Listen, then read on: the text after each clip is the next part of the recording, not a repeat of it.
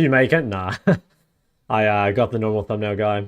So the new Ari build feels so good to be healthy, despite feels like it comes way later. Yeah, like I said in the video, like I kind of think it's like you should be forced into going the build rather than like wanting to go it every game, you know?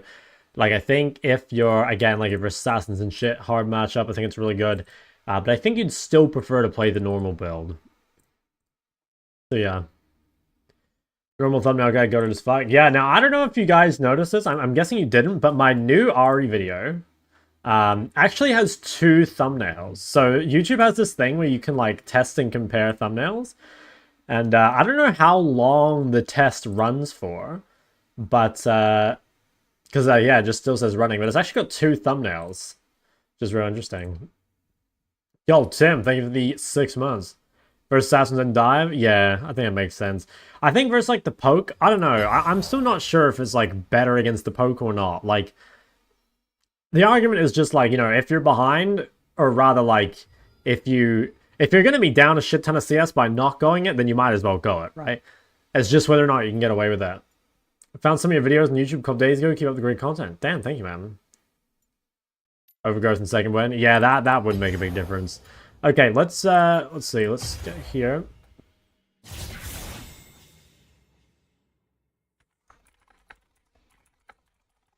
Let me just here, we'll do a little warm-up real quick while we wait for the queue.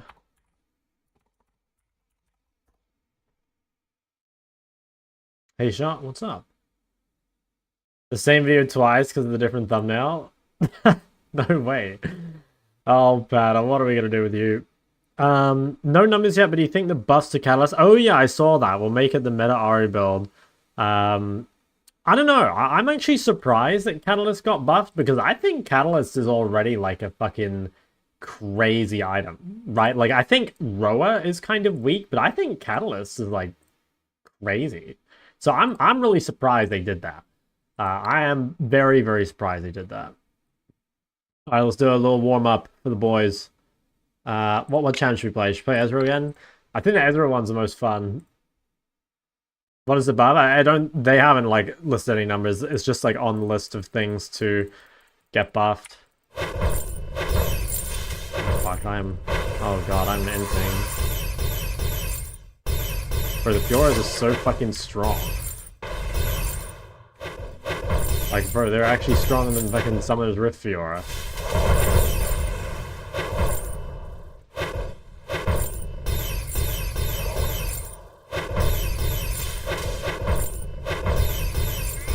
Oh, fuck me. This is why you have to warm up. Oh my god, melee range is there out? Yo!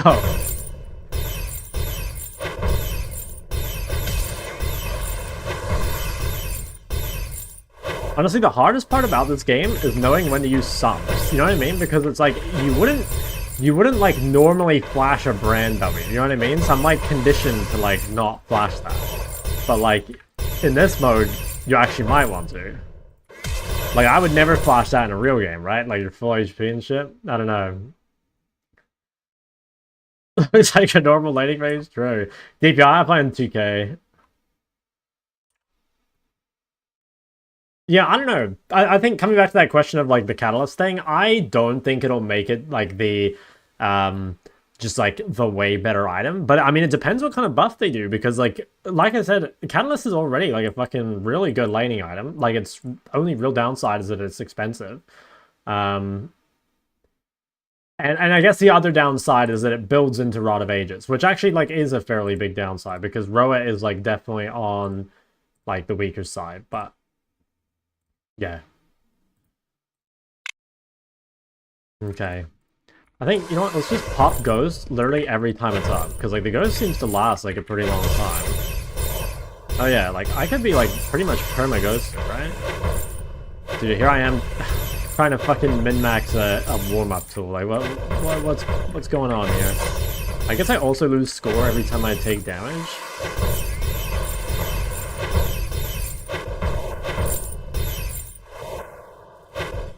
Oh, that guy. Dude, I swear, is the ult even worth casting? Maybe if there's like a bunch of creeps in the way.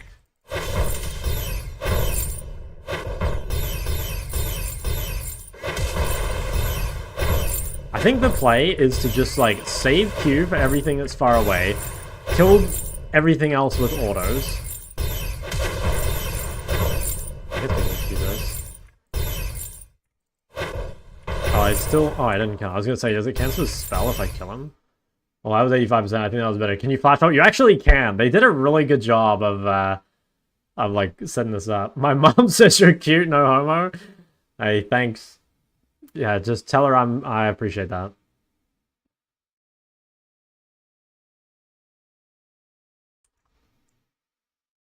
Wait, do I even have music on? I don't even have music on, Penny. You're fucking hallucinating.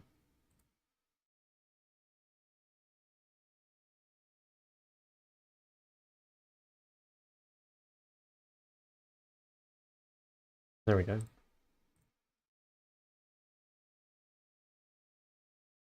Oh, the R1? Well, like, if you... I mean, the easiest way to check that is to go... Like, if you just go pro build stats and you go Ari, I think there's, like, quite a lot of the... You know, like, okay, here there's, like, a fair amount of Roa and stuff, but, like, there's plenty of, like, Malignants and shit, you know? Now, it could be that those guys, like, aren't up to date. It could be that, like, there's more Roa because people are trying it, you know? Like...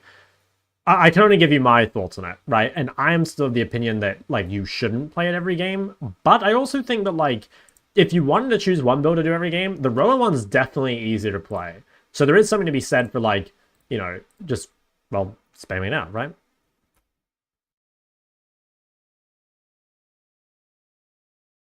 Spamming it out, like, being more used to it, and, like, it's just, like, a better one-size-fits-all thing. Okay, anyway, let me focus on the...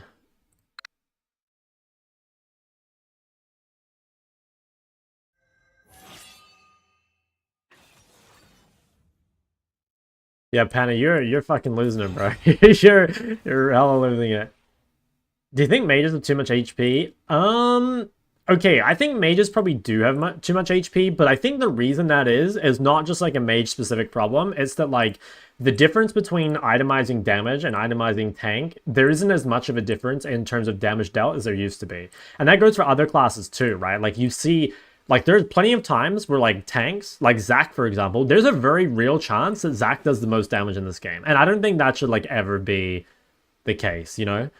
Like, tank items do too much damage. And I think if you found, or, like, if they made it so tank items did, or just, like, there was a bigger reward for itemizing full damage, I think you would see mages tend towards just, like, building more damage. But honestly, it's just, like, why would you? Because at the moment...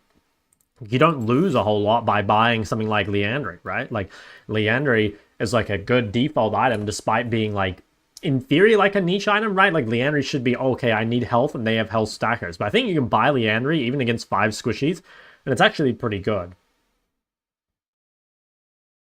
What is your opinion on Nemesis always going full scale option in pretty much every lane? I think it's probably suboptimal sometimes, but I also think it's, like, going to be good sometimes. I'm kind of, like... I don't really like the always thing. You know what I mean? I think things should be situational. I was about to say always situational, but I think things should be situational in the sense that, like, you know, there should be times where you play full scaling. There should be times where you shouldn't play full scaling or whatever, you know? All right, we could drop a Syndra game here. It's good versus Heimer. It's pretty good against Zac as well because you can knock him away. So we'll go for this.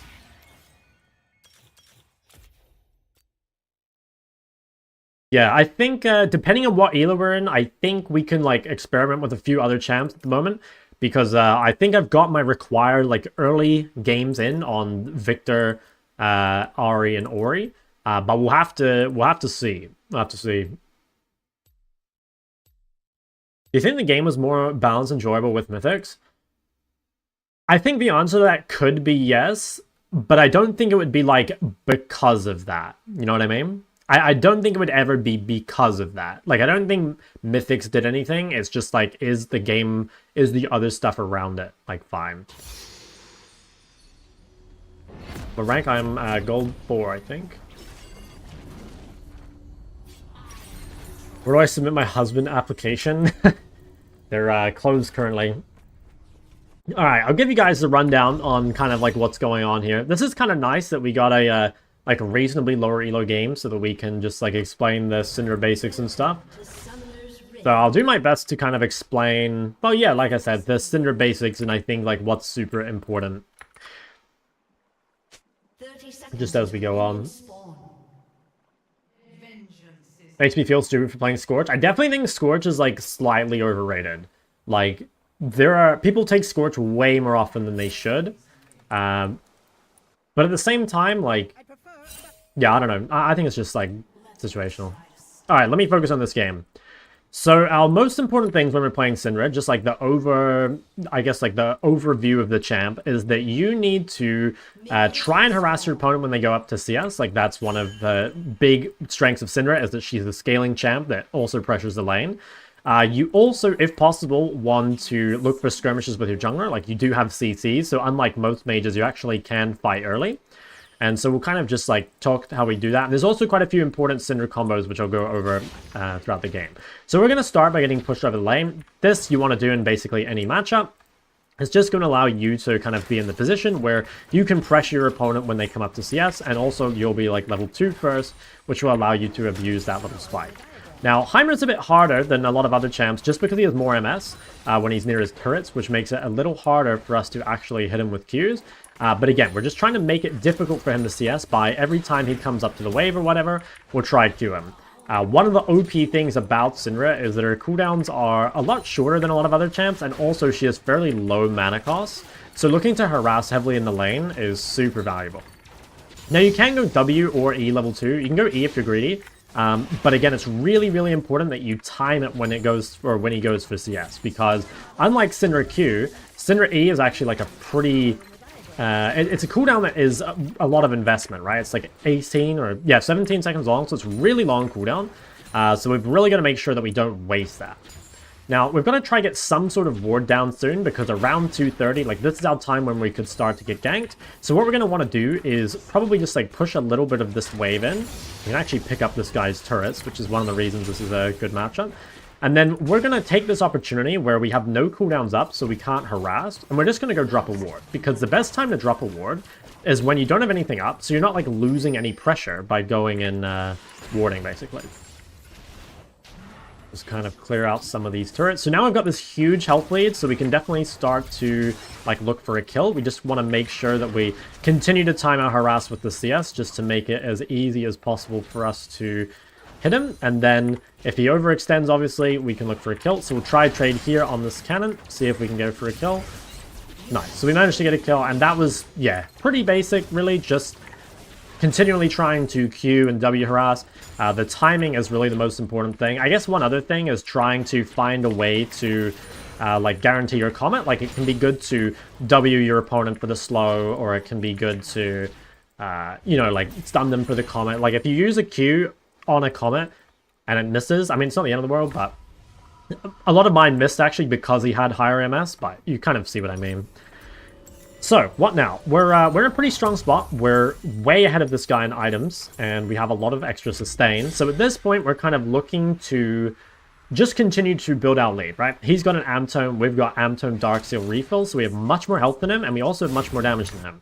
On top of that, we know Zac is bot, so now we really, really want to try and force trades. And I'm going to try and start them with W in order to get the slow first, and then follow up with the combo.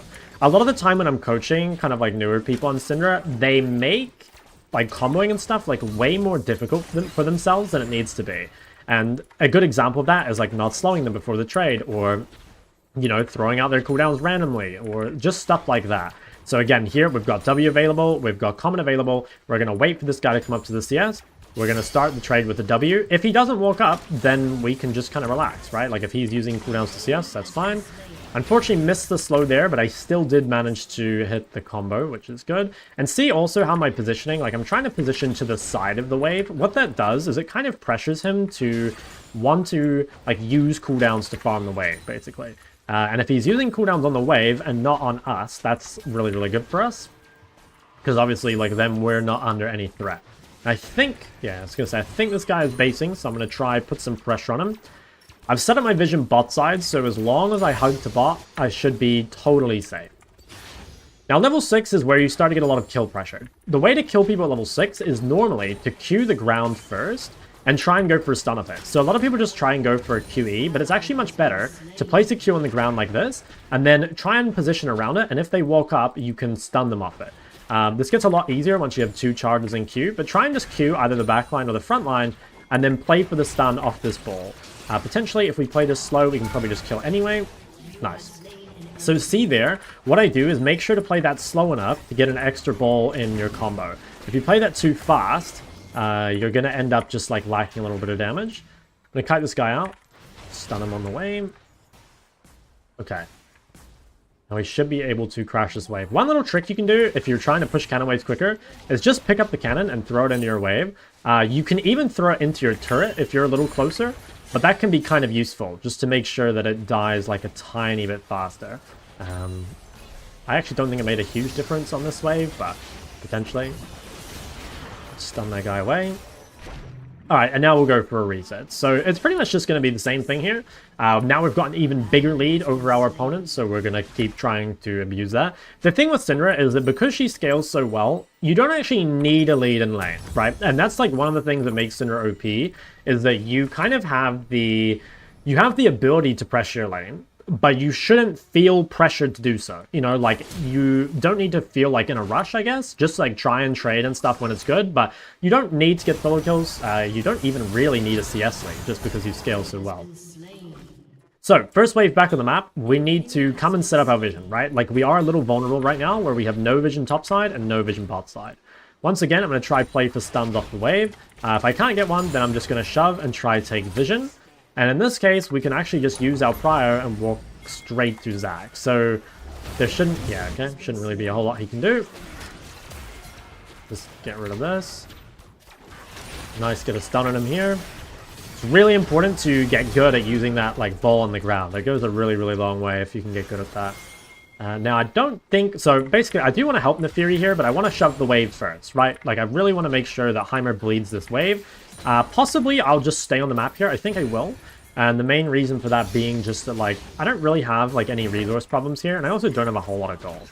So now this wave's under, I can rotate to this. I wouldn't have rotated before shoving the wave. I probably should have waited that, honestly, so that I could get the cannon. That was a little misplay by me, but it should be fine. I want to ult the cannon here, I think. Okay, or we can ult the Zac. I mean, he's pretty much melee range. Okay, can stun again off the ground. Nice, we get that kill, and I think we can all get out here. Nice, so that was a pretty good skirmish for us.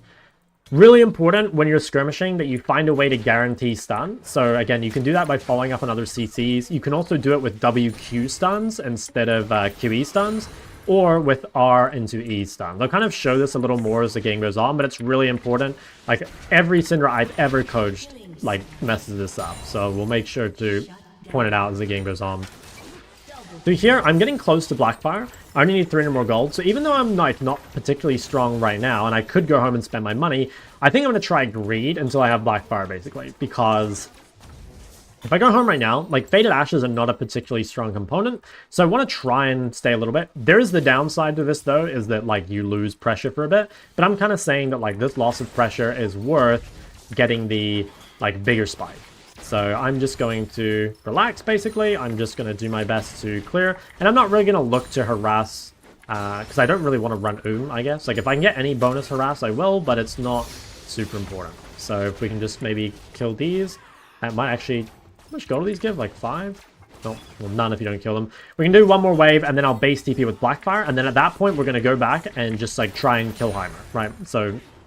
kind of taking this small window where we're like weaker because like we're staying on the map, that's totally fine. So we're going to go home, we're going to reset up our vision, and then we're going to trade over and over because there just should be no way for Heimer to actually keep up with like how much damage we're going to do.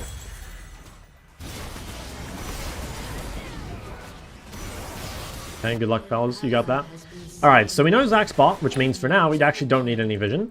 What we're going to do is, again, bowl on the ground first, wait for 2 charges, and then go for the stun. So if we get the stun, we can WQ, and then we can Q again, and then ult. So see there how I managed to get a 6-ball ultimate? That's really, really key. So you want to place that bowl early, and then you want to kind of like extend the timer on it by holding it with your W. and then you can get 2 Qs in before ulting, and that is going to allow you to get extra damage. Now, here's what I mean with the WQ stun. So drop a ball early again, and play for a WQ stun. So rather than going for just a regular QE stun, you want to, again, place 2 balls on the ground. Like, you don't need to make it so hard for yourselves, and that's what I mean, where, to me, so often I see you guys just going for these singular stuns, and like, Syndra is just more OP than that, you know? You're not really meant to get singular stunned. And the reason, like, or at least a large reason people play the CDR build is because, like, Syndra stun is such a strong ability. So I'll show you more examples of that as it goes on, or you can refer to the combo section of my Syndra guide, but that's really, really key. So we can kind of do the same thing here. Again, we'll keep dropping balls on the ground. We can look for a stun off it, maybe here, and then just go for a quick WQ trade. We could even get another Q, maybe. Yeah. So I could go home and spend my money, but again, we see Zac bot, so for now I actually should be fine to pressure as long as I hug the top side. See again how I kind of don't want to go for like just regular QE stuns. I want to try and make it more guaranteed. So like here, for example, I can do a WQ stun, right? See how I throw at 2 different angles? Now obviously I missed, but that's kind of like, that's how you make them higher percentage. It's much harder to miss when the angle is much bigger. So we could probably just flash out this guy. Now, to be honest, it might not even be worth it because, you know, I really value having my flash against Zac Leona. But I could, if I really wanted to. I think I'm just going to quickly reset. So what I'm going to do is I'm going to place this ward. And most likely, Neferia will get this without me having to do anything. But potentially, if she got contested, I could maybe cancel the base. But I think it's safer just to reset, walk back on the map, basically, and then be fine. Okay, so things are looking great. Yeah, so unfortunately Kennen got there after we reset. Not a whole lot we can do about this. If she can get out, then we're in a pretty good spot. Like, I think we're happy with that. What we're going to do is we're just going to quickly shove this wave and then try and get to this fight. So I can take a look here. Okay, again, pick up the ball early and play for like... No, this... Okay, I can't actually get past this turret. I have to kill this first. That's super annoying. Okay, so here what I'm going to do is... kind of awkward fight. I mean, I wanted to get a double stun, but unfortunately I had to spend so much damage just, you know, getting rid of the turrets. Now, one thing I did there, it is okay to use stun or use E without a ball, right? Like, it is sometimes fine, literally just to use E for the knockback. I see people underrate that a little bit, but it's quite valuable. Now, here we should be able to get a big stun. So again, 2 balls on the ground, potentially play for this. Okay, I think we can just kill Kennen. Alright, again, not actually the best example, but just really important to kind of play around with your balls. You should kind of think them as, like, they're not exactly Caitlyn traps, right? But that's kind of, like, how you want to think about them. They're, like, something that you actively want to change the way you're playing team fights around, right? Like, you can stand behind them to guarantee, like, stuns or whatever. Obviously, placing them before the fight and getting them set up in chokes and stuff is, like, really, really valuable. The Heimer did make it a pretty weird dynamic, though. Okay, so again, we'll just drop a ball on the wave. If this guy walks up, we're going to look to stun him. So just keep dropping balls on the back line. Then if he walks up, we get the stun. Here, we can just WQR. Actually, okay, yeah, we didn't even need it all. He is very, very squishy. Yeah. Alright, so we'll probably just reset. I'm a bit too low, I think, to hit this turret, and I'm a bit too vulnerable to getting killed by something. Actually, I mean, Zac went top. I might have been able to shove there. I didn't notice Zac was top. So we'll start building the Cosmic Drive. You could probably go Medjai's here if you think you're really safe. And you could even go Banshee here just because they have like triple AP topside. But I think I'm strong enough that I don't need these things. So I'm just kind of greeting. But you could do that if you really wanted to. So these guys can get out. Okay, so we're back on the map. We know Zac is topside, so as long as we hug bot, we should be fine. We could look for this bot roam, but we need to shove a wave first. Because we always want to make sure that we're pushing waves before moving. And like, if those guys are low, like I said, I do want to go to them, but I have to shove this wave first. So now I can start looking bot if they cancel. I think Callista... Ooh, okay, she's actually still there. I could have maybe roamed bot. I could still pressure a little bit, so what I'm going to do is just kind of fake that I'm going into the fog. But I'm not actually going to go because I think it's unlikely for me to get there in time. Although, maybe I would have. They keep canceling. Hard to say, though. They might be canceling because they see me. But okay, I mean, we have this huge item lead over the Heimer. We've spotted the Zac bot. If we hit a stun again, he should just instantly die. So it's, again, WQ, drop one more Q, and then ult. So another 6-ball ultimate. And that's just like getting the absolute max damage in the combo every time. As you get more CDR, you can actually get even more balls in the ult, and that means either more damage or a bigger stun. But it is, you know, early game, like a 6-ball ultimate's pretty good. Now, I'm actually going to drop, yeah, I was going to say, okay, I kind of fucked this up a little bit. I was going to say drop a ball on the ground early so that I can stun Zac if he comes. Unfortunately, I didn't get the stun. In fact, I might even have to flash. I think I'm fine. We'll just look for a QE here. I should be dead. Cool. Alright, now we're insanely strong. We do want to go home, and unfortunately we can't quite buy Cosmic Drive because Cosmic Drive has pretty weak components. So even though we're extremely strong, we do have this like little power truck right now where we kind of have to wait until we have bigger items. Time is balanced. I mean, Heimerdinger against melees is pretty crazy. Heads up, you have a typo in the YouTube thumbnail. Okay, I'll go look at it after. Thank you, though. Alright, so we're going to come to this fight. See, again, I drop a ball before the fight starts, and then I'm going to pick it up with W, and this is going to allow me to either go for a QW stun or a really big ulti. Totally fine just to drop balls on the ground. Again, like, see what I'm doing here? Kind of placing them like Caitlyn traps, and then if they walk up, obviously I can get a much bigger stun. Okay, maybe this fight's happening again. Just looking back at this just because, like, maybe I want to be here. Okay, again, let's see if we can go for the double stun. This just makes it, like, much higher percentage, so we'll, like, W here, Q here. Yeah, so see there, it's like I have a much higher chance of hitting Kalista if I use my abilities in that way, as opposed to just going for the regular QE stun. Dude, the owner is actually invincible. That's crazy. Alright, so I'm going to walk mid here. And then we're just going to shove this wave in. I could come back to this fight, but I'm pretty low and I have a lot of gold and I have no ult. So it's probably better for me just to be spending this time shoving, basically. Because fights are sort of low percentage for me when I'm missing all this stuff. So I'm just going to kind of ignore all this and focus on taking the mid turret. So I get that. And now we can go home and spend our money. And like I said, like Cosmic Drive is sort of weak until you complete it. So getting off these components as quickly as you can is very, very valuable for you. We should be pretty strong now.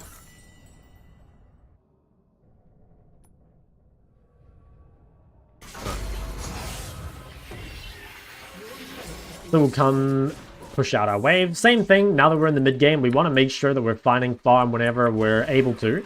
And for the most part, that'll be in the side lane. But currently, if Lucian is bot, we'll just focus on shoving mid. And remember that we want to push mid first and then like push out the side lane. So in this case, we'll just focus on killing the wave as quickly as possible, basically. And then we'll see what sort of play we want to make. So we could go top. He is low, but it's kind of better if we can play to our jungler's side. So I think the best thing to do will be to play to like pressure bot, basically. So I'm going to move my pink up here. And maybe I could cheese these people as they come in, or I could kill Kalista on the mid wave. So what I'm going to do, again, drop a ball early to make sure that we have 2 Q charges. Worst case, I can pick this up with W. Do the same thing again. Drop a Q on the wave. Wait for my 2 Q charges. Now I can probably go for a stun. Okay, we miss it, but that's fine. We have so many balls on the ground that she might just immediately die. She's very, very low. Nice, so we get that kill. Just wait for my stun, and again, try stun with all the extra balls on the ground. So see there how I got the double stun on both the Zac and the Leona. That's just really because you've got to like always be paying attention to like where the balls are and trying to be getting those like bigger stuns, basically. So again, same thing there. There was 2 balls on the ground. Actually, I think the other one didn't connect, but you can kind of see what I mean, right? Like, I think in a lot of ways, Syndra's stun is actually more important than Syndra ult. So be much more concerned about your stun usage rather than your ult. So, drop a ball before heading to the fight here. We'll pick it up with W. Although I don't even think we have to use it. Yeah, well, I was going to double stun, but it doesn't really look like we have to do anything. I'm just going to reset here. You might wonder, you know, why not hit this turret? One of the most important things is spreading out as soon as possible after, like, you win fights. Although, I guess I might have to cancel here and just kill this guy. Yeah, you do want to spread out and make sure you're farming because they don't really need me in order to secure the objective. But obviously, if Kalista overextends, like, we'll just take the quick kill. But it's not really, yeah, it's not really like a priority for you. You don't need to think about it too much. But let's walk on the map. I was going to say bot side, but I think actually let's go mid. So if Yone's farming bot, we want to be mid or top. Looks like Lucian's going to farm mid. So unfortunately, we kind of have nothing to farm right now. We could maybe do Summon the Fury's camps, but she's on them. So I guess we'll walk top here eventually. You just want to make sure you're going somewhere where you can get farm without sharing with someone. So in this case, like if Lucian takes mid and Yone takes bot, our only real option is to go top. And if this is like confusing for you, you might want to watch my side laning guide. I mean, I'll do my best to explain it, but there is more details there. So we'll just quickly set up some vision to allow ourselves to push, like maybe a ward here or something, should keep us safe. And we do need to be a little careful because we don't see anyone on the map right now. So yeah, we need to relax a little bit. Like, see how we don't see anyone? Like, no one's showing in the mid wave. Okay, now I see Zac bot. The moment I see Zac bot, I can push top. And I don't TP into this because my Neferi's in base, basically. So even though I could TP to that fight, I know it's going to be at a numbers disadvantage anyway. So these guys are kind of just dying for free. Now, they could go Atacon. I can TP to this if we want, but it's going to be a difficult fight. It's probably better just to give and take top turret. So by being in the side lane here, you give yourself options, right? Like, you have the option to still TP to this Atacon if you want, or you might be able to bring someone away from the Atacon, right? Like, see how Kennen is recalling here? Because he has to match me on the inhib.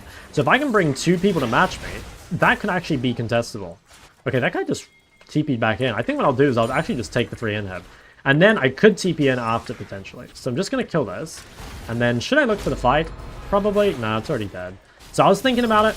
I still could. They have no cannon ult. Well, okay, we're double TPing. I think I'll go for it. So by split pushing, I've managed to bring Heimer top, which means that there's just naturally like 1 less person in this fight. And my main goal here is just to, again, get a big stun. So we got 3 balls on the ground. We get a triple stun. I'll just ult Kalista to be sure. And these guys should all be dead. I think I have enough MS. Oh, I might have to flash. Okay, we just kite these guys out. So there, the most important thing to like that whole macro sequence is realizing that like if you have TP, you kind of need to be in the side lane. Because like if you're in the side lane, you give yourself options, right? Like the reason we won that Atacon, despite those guys, despite my team getting picked, is because we made Heimer show top.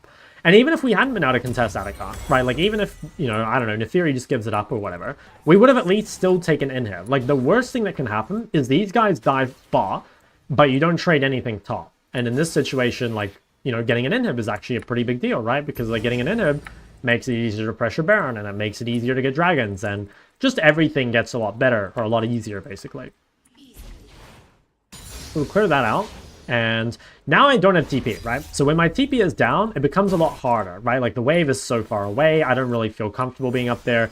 And without TP, it's difficult to do what I did before, because if my team does get into a fight, I can't really get there in time.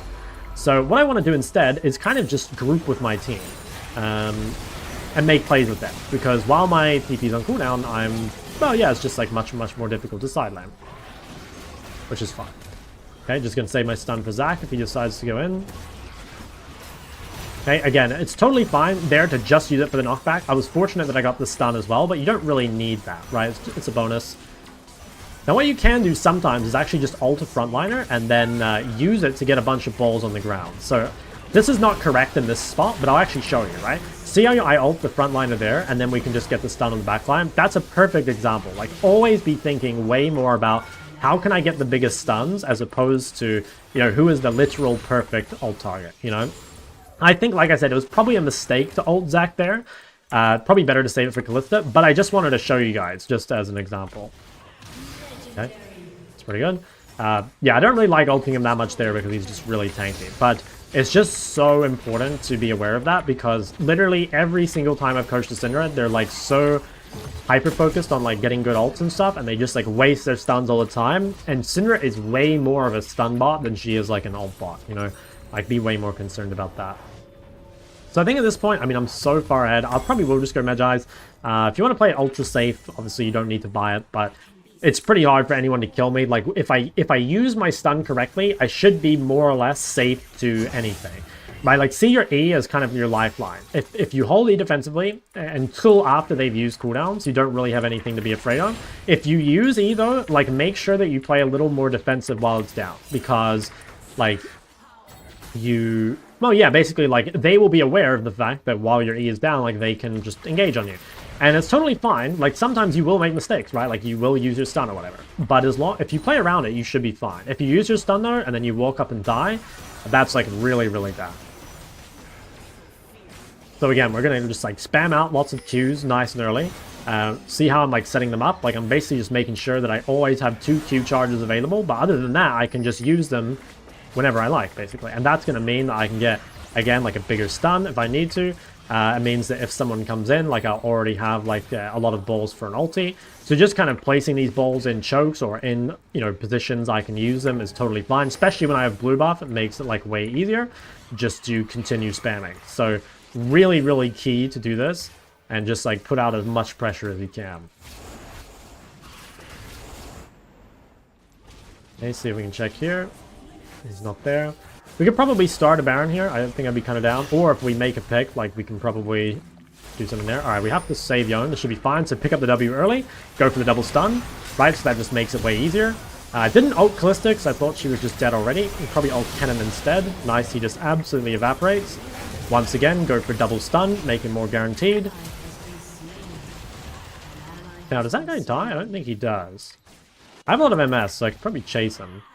Question is, like, which bush did he go to? Yeah, I don't know for sure. He might have just gone out. I'm not sure where he went. Oh, found him. Yeah, I think we can chase this guy. I have so much MS and so low cooldowns that I can basically just spam this all the time. We should be able to do Baron here, I think. Should be pretty free. Probably just go and do this. Yo, Sailor Moon, thanks for the prime. Alright, so we can come and do this, and I think this should be GG. I mean, it's kind of been GG for a while, but actually securing the Baron is normally what wins you the game. Like, I always say that it's Dragons and Barons that actually win you guys the game. So, like, if you find yourselves, like, getting fed, but not actually closing out the games, normally it's going to be that you're mismanaging your side lane in the mid-game, or you're playing the Baron and Dragon fights kind of incorrectly. And, like I said, that's extremely common for Syndra players. I think team fighting and, like, consistently harassing in lane is, like, probably your guys' biggest weaknesses. Now, I do have TP up, so I would like to go side lane, probably bot lane here. At the same time, like, I just need to be a little careful. We don't want to play too many lanes with Baron. You generally just want to play 2 lanes instead of 3, because if you play 3 lanes, there's a really high chance someone gets engaged on and dies. And I need to be a little careful here, because currently my teammates are a little far away, although I have Nefiri coming. Okay, got the stun on that guy. Alright, they're going to try chase, maybe. Alright, that guy's dead. I think that guy's dead as well. Okay, cool. And then I think we should just be able to end off that. Like, we can just shove this wave all the way in. And then it should just be an easy... Yeah, okay, GG. So, this was a super good example of, like, how to play Syndra, especially, like, the basics. And, yeah, I think particularly pay attention to how I play the laning phase. Just, like, harassing on CS and, like, trying to place balls on the back line and stuff. And then how I kind of, like, use my stuns in team fights, I think, were the main things. Two of my favorite furry, I didn't realize that. What is your opinion on playing Quinn mid? Is it valid? Yeah, I think it's actually pretty good. I mean, currently with how strong the symbiotic souls are, I think you can play her into basically anything. I think before it was definitely a counter, but yeah, now it's a little different. What runes do you like Syndra ball? I would say just play Phase Rush or, like, First Strike. I think Comet and Ari is, like, only really good bot if you have, like, double ranged. But yeah. Okay, let me really quick fix these YouTube thumbnails, because apparently, I mean, I didn't make these, but apparently they have a apparently they have a slight error.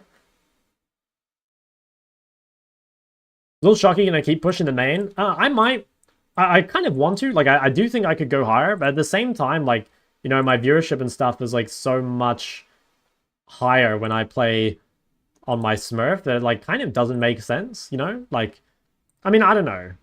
It depends what my goals are, I suppose. Actually, you know what? I'll just fix the fucking typo after the stream. I mean, no one's gonna notice, man. It's fine. Okay, yeah, that was really good. I'm really glad we got the game.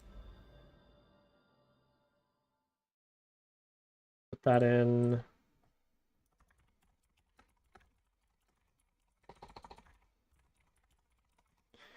Alright. Somebody getting nerfed. Yeah, they haven't put the numbers out yet, right? But I did see that it was, like, specifically aimed at mid. Like, I think they were trying to nuke it for mid lane. I wonder what they'll do to, like, skew it towards mid rather than support. Like, my guess is they'll do it something like... They'll, I don't know, make the recall timer, like, 1 second longer, but then, like, I don't know, increase the movement speed on it or some shit? I don't really know.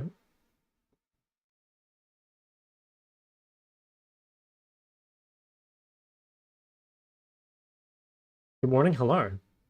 Alright guys, I did put the OPGG channel point reward to 2k, so I'm down to review some OPGGs if you guys want. But just do it with the channel point reward. I try to make it fairly cheap so it's easy to access, but just so it's like easier for me to actually like prioritize people rather than like choosing them randomly.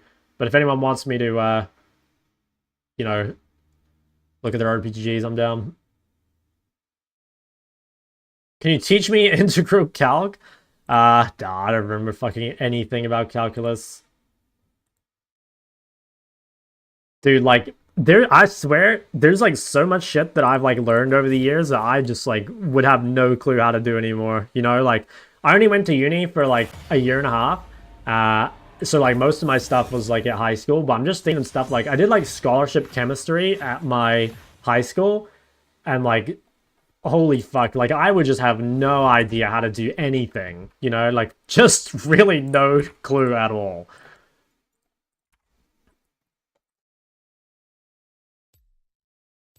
Like I can't even believe like I did that, you know what I mean? Like I feel like an imposter almost. I mean it was like a long time ago now, but still. Okay, let's take a look at this. Look at mine. I made it 2k channel point reward because I just wasn't able to get through them all. So if you have 2k channel points, I might even make it lower at some point, but yeah, we'll see. Anyway, let me look at this one first. Azir Cassio, kind of like your pool. Like you got a counter, you got a blind. Builds are looking pretty solid. Yeah, I mean overall this is looking really good. I think you could probably prioritize Darkseal a little more. Like it seems your Darkseal, you maybe don't buy it enough, or I don't know. It's kind of hard to say. I didn't actually look that far, but maybe prioritize Darkseal a bit higher. You should have it every game. And you do need to look into how you're dying so much, because Azir, like, you definitely shouldn't be dying so much, so maybe you're, like, dashing in at bad times, or, I don't know, maybe you, like, greed your itemization too much or something. You know, like, for example, well, yeah, like, Mercs are actually really good here. I'm surprised you died so much this game, but definitely look into your deaths, because your CS looks good, your builds for the most part look good, I like your champ pool. I think just, like, yeah, less deaths, basically. Play with you in Brazil? I don't have a Brazil account, I'm afraid. I can do it on most servers, but no, I don't have a Brazil account. Is this like hashtag OC? Yeah, there we go. They changed it to just OC instead of OC. I don't know why they did that.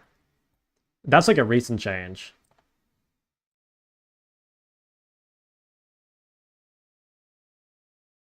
How often do I look at your minimap? Kind of depends on like the time of game. I get that question a lot. Like, okay, I don't know if I'm trolling or if you're trolling, but there's just like no games here. What's the deal with this? Like, I think throughout the mid-game, I look at my mini-map, like, the whole time. I'm literally, like, staring at it. But, like, other than that, I try and just, like, look at the mini-map, I guess, like, when I think I'm vulnerable. You know what I mean? Like, if I'm pushing up in the lane, I'm more likely to look at the mini-map. If I'm looking to roam and I need to check, like, the lane and stuff, I look at the mini-map. So it's, like, less you want to look at it every 5 seconds or whatever, and more, you need to kind of understand, like, when you need to look at it. That's the like best way I can describe it. Okay, Pantheon. I think this is Pantheon mid.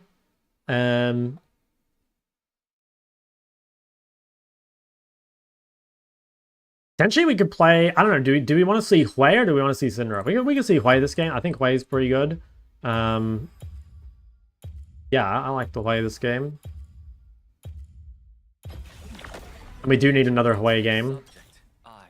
Actually, I guess I'll go this. Could be Panth top, I suppose. Talking Cass. Cass too easy. So we go back further? Oh, you're all good. You're all good. At least doesn't cost a lot now. I didn't scam you for your points. I want to get high low and I have old accounts at a gold 2 and bronze 38. Which one do you think I should choose? I would just choose like your higher one. I think it's just starting with higher MMR is better. Oh yeah, I just read that on YouTube chat. I want to go to high low and have old accounts that give gold 27 and bronze 38. Yeah, just start with the higher one. I think it's easier. Or you could start with bronze to like warm up if you don't think you're gold level anymore, but otherwise I've seen no reason not to start with the higher one.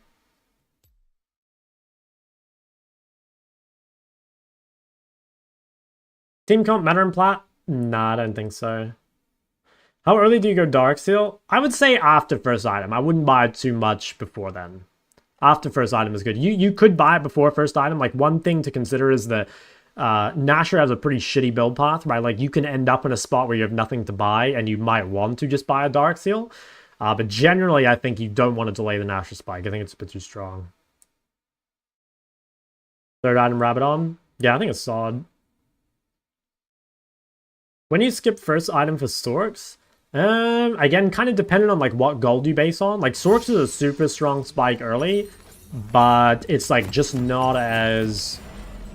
I mean, like, it delays the one item spike, right? Which is the downside. So it depends a little bit on like how much do you value that Stork spike versus your item, and that's like a little champ dependent. I would say for the most part, it'll be easier if you just complete your first item. But maybe if you're like higher low and you really know what to do, like you could go Stork sometimes. But I'd say for the most part, just complete your first item. I think it's easier.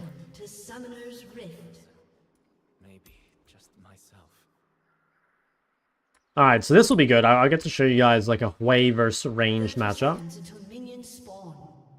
I'll do my best to tell you guys what's going on.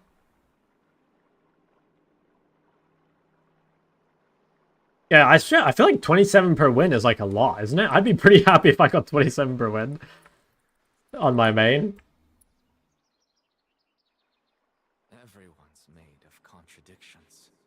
Okay, so this match, we've got Hwei versus Syndra. Now, one of the most important things of Hwei in ranged matchups is abusing your level 1.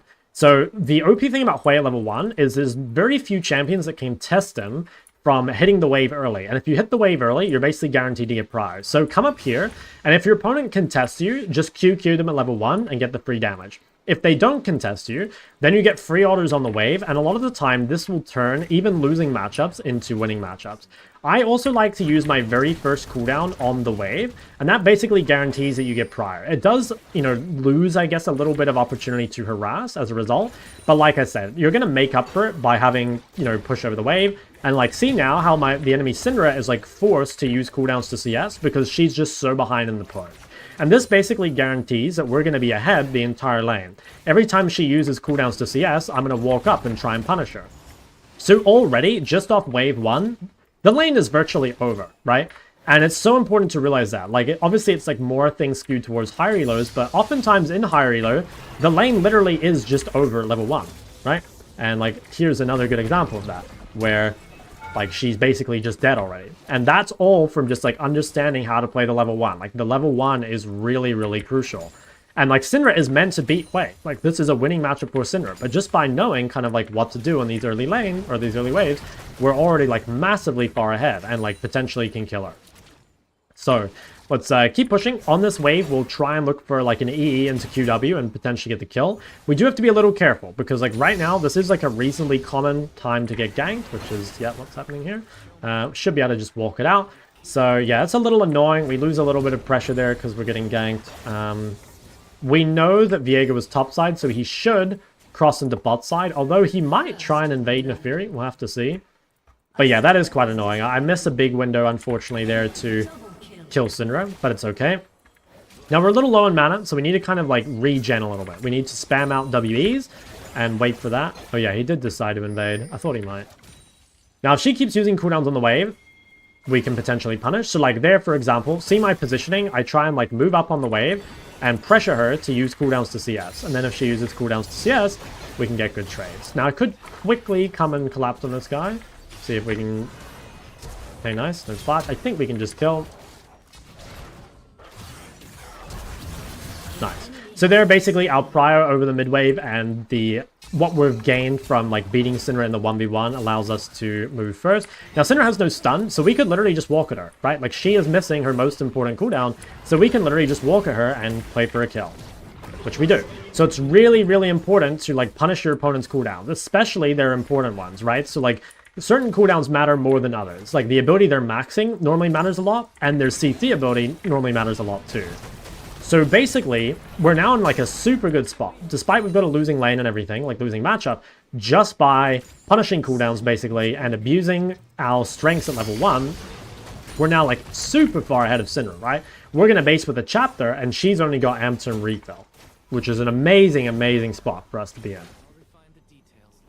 I hope this guy doesn't cancel me. Don't do it, man. Thank you. Okay, so what are we looking for now? Well, like, we pretty much just want to abuse our item advantage. Same as, like, any other game. Like, once we find ourselves at some sort of lead, we want to continue to extend it.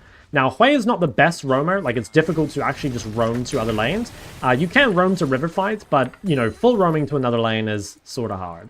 So, we're just going to focus first on, like, regaining prior over the wave, which is, yeah. So, we want to get away from the turret, basically, and, you know, get under her turret and start harassing her. It's a bit annoying to, like, break yourself out of this little situation where you're, like, pinned under turret, but now it looks like we've done it. So, she wasted cooldowns, she kind of made some mistakes, and now we're the one in control of the wave. And if we can get past the wave, it's very, very difficult for Syndra to do anything, because we just have too much control. So first, I'll quickly go and set up vision, just to make sure that we don't get ganked anytime soon. As long as we hug the top now, we should be safe. And we can look to start punishing her. We're actually going to lock her under the turret. So what we can do is QE the wave very early. And as you can see, like, most of this wave is dead before she even gets to touch it, right? Now, potentially, we can go for an EE. Ooh, if I hit that EE, I think it would have killed her. Alright, so Leona comes mid. I think I'm actually just going to ult this guy. Let's see if we can get the snipe. He's very low. I think if I'd hit that EE immediately, I would have killed her. But ultimately, this is, like, not too bad. So because we're hugging topside, we were able to live the Leona gank. And now we're in a pretty reasonable spot where, like, she's forced to back. And just, again, as long as we hug to topside, we should be completely safe from any sort of gank. And if we can push this wave in time, it's going to make sure that the Syndra, like, loses something here, right? Because obviously, like, getting the chunk is one thing, but then you've got to actually turn it into something, which in this case is CS denied. So, what now? We're going to go home. We're going to grab our boots. We're going to grab our Dark Seal. These are good items to get, especially after you have your chapter. And we'll just look to keep trading. So here, again, we have, like, a huge item advantage still. Importantly as well, like, she's gone Faded Ashes, which is a very weak component. So even though this is like 900 gold, it's actually worth less than that. So our item lead here is really, really big because she's kind of invested gold into bad components. Like Glowing Mote's pretty weak for lane. Faded Ashes is kind of a bad component. So basically we just stat check her probably even more than like our stats suggest, because like we've bought a bunch of good items basically, and she's bought kind of like mediocre items. So I'm just going to quickly replace my ward just because it just expired and I'm a little scared. We'll place that. Now, it's a little difficult for me to trade with Syndra right now because my ult is down and hers is up. So I'm just going to try and play my range, focus on clearing the wave first, and then when the wave's gone, then I can look to harass her. Especially her not having boots here is pretty spooky. You know, like, it's really, really easy for me to just hit skill shots because she has no extra movement speed. So in skill shot matchups like this, having at least tier 1 boots goes a really, really long way. And so if you can get that either before chapter or after, it's pretty valuable. Once again, we'll shove mid.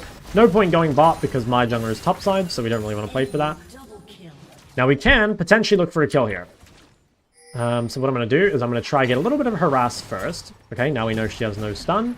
I think if we hit an EE, she is just dead. Alright, that should be a kill. We can just walk away, wait till this is max slow, and then get the kill.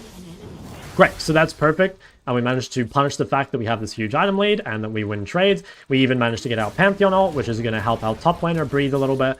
And for now, we're just going to be a little safe, right? Because we just used everything. We did really well to get the Syndra kill, but now we're sitting on a lot of gold and we don't have ults, and, you know, it's kind of just spooky to actually do anything. We want to instead just go home and base.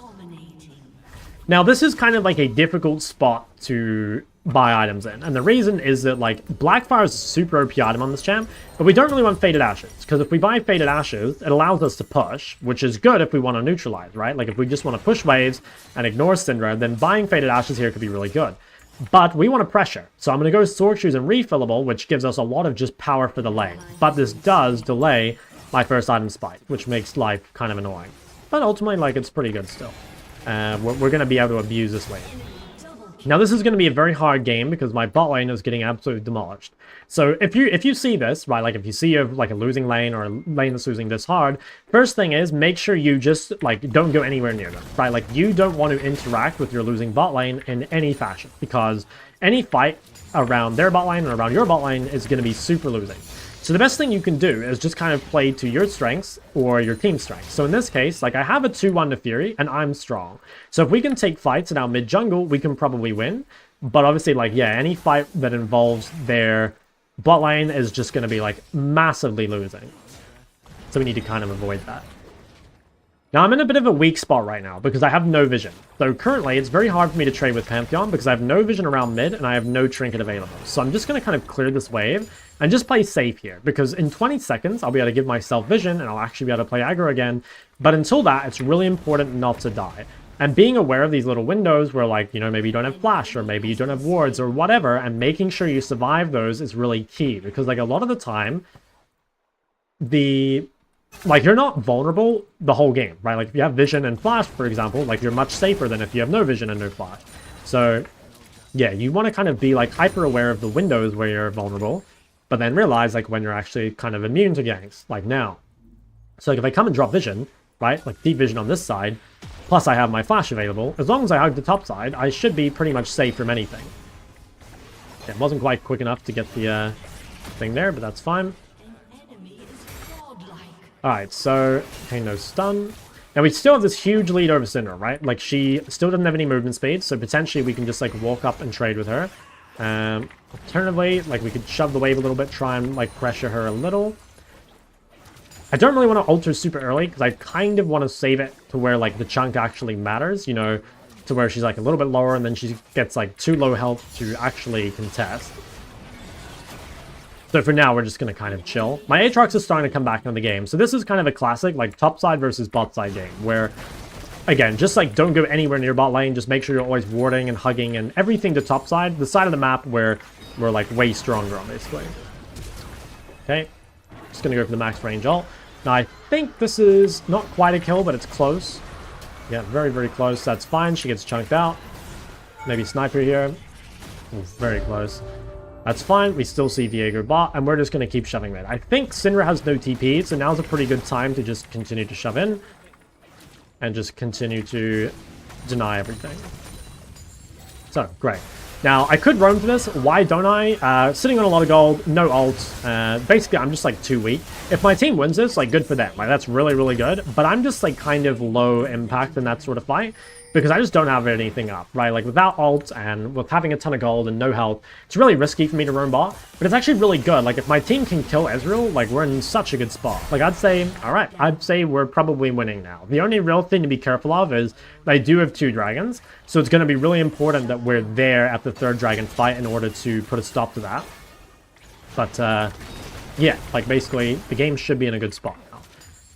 Do need to be a tiny bit careful here, just because I'm on Faded Ashes, right? So currently my power is a lot weaker than it looks. And if you notice, like, see how her Faded Ashes, she bought this on her first base, and it's only done 138 damage. So unless the wave clear is, like, super valuable for you, it's kind of just a bad component to buy. Now, sometimes the wave clear is good, right?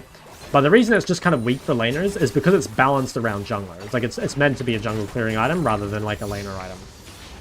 Now, this is good. I'm going to go home, I'm going to buy my Blackfire, and then I'll be really strong. Potentially, I could TP bot here, because I'm actually, like, really spiked, right? So what I might do is quickly just TP behind them and see if I can clean anything up here.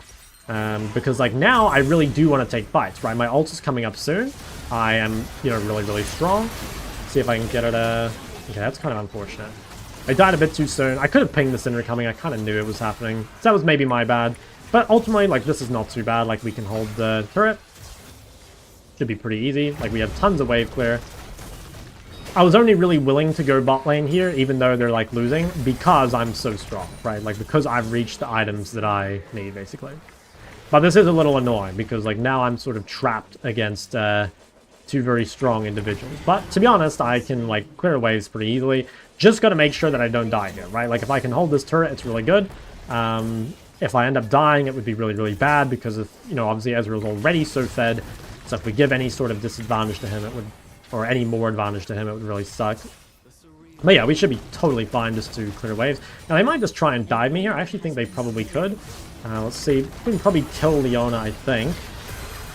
Ooh, I'm going to try to shield myself. I think Ezreal's dead here. Nice. So just by shielding myself there, using the WW, I was able to live.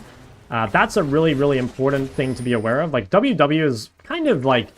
it's not bad, but you don't use it that often, but, like, for turret dives or for, you know, all-ins where they need to jump on you or whatever, it can be, like, a really, really valuable tool. Now, if I'm really greedy, I could probably take this turret, and I think I'm gonna try and do it. Yeah, I think I should be fine, like, as long as I have my center with me, Maybe need to carry Ezreal out of base. Although, yeah, it's a little dicey. I think we can get this wave in and reset. And then we should be in a pretty good spot. Yeah, nice. Okay.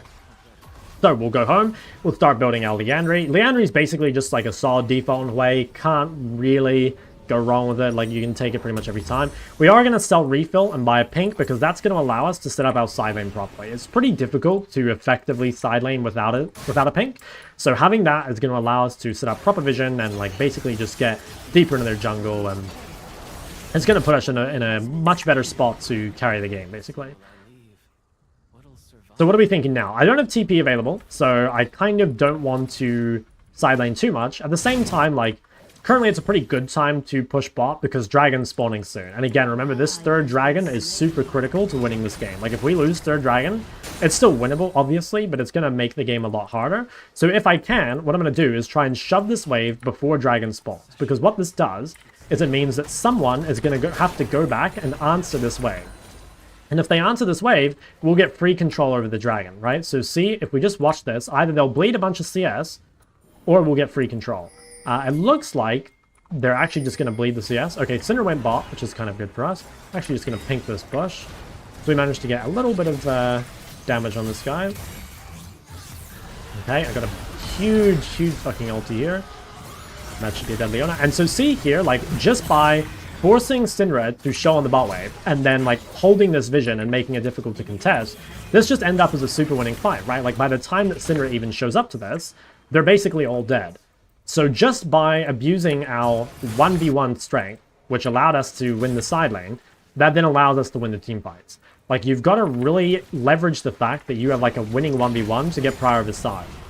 I think it's like a really common misconception, and it always comes up when I'm coaching people, that they think like, oh, like, I'm really strong, so I need to be grouped to make sure that my team wins the fight. But it's kind of the opposite. Like, if you're really strong and your team's really weak, you need to, again, leverage that 1v1 lead to make the fights better by getting the prior first. Like, if you just show up and play a 5v5 as opposed to shoving first to make it a 5v4, that's just overall, like, not as good for you, you know? You've really got to abuse that 1v1 lead, like I said. Champs played today. I played Syndra and Hwei so far. Alright, so same thing again. This dragon's already secured. If the dragon's secured, like, they can't contest, you might as well just go shove waves. Obviously, if they're contesting, I would be in position to probably, like, poke them as they come in. But it's really important to realize, again, like, it's not really ever your job to hit objectives as a mid. You just want to, like, push waves, hold vision, you know, hold chokes, make picks, but don't hit the objective. It's kind of a waste of time. Now, actually, I'm going to cancel my base, and the reason is, if they're all going mid, I can quickly shove a bot wave. So I don't want to look for this fight mid. I never want to TP into this because I have 1700 gold. So it's a really bad time for me to look to TP because I'm so weak currently. But what we can do is abuse the fact that these guys are all showing mid and actually pressure the bot turret. If I had recalled earlier and I had spent my gold, I would have TP'd to this. But it's super important to realize that I'm in like a massive power trough right now because I'm sitting on so much gold. And the worst thing you can do there is recall and then not TP. Because, like, if you're, you know, if... Wait, hold on. We got a fraud to deal with. Oh my god, you have so much MS. Do you have Swifties? Nope. Okay. I could have killed him. I disrespect the MS. But yeah, the worst thing you can do, basically, is for your team to die and for you not to trade anything. If you TP early with your gold spent, that's fine. If you don't TP at all and you take bot turret, that's also fine. But if you just recall and do nothing, that's, like, the worst case scenario. But in that case, we used the fact that they all, like, showed mid off tempo, basically, so that we could just take the bot turret for free. Now, again, I could TP here, but there's no real objective to get. Even if we kill these guys, neither of them have bounties. There's no dragons up. There's no barons up. Basically, like, these kills are just kind of irrelevant. So I don't want to use my TP here, because by using my TP, it'll make side laning much more difficult. Now, something happened there that made Aatrox angry.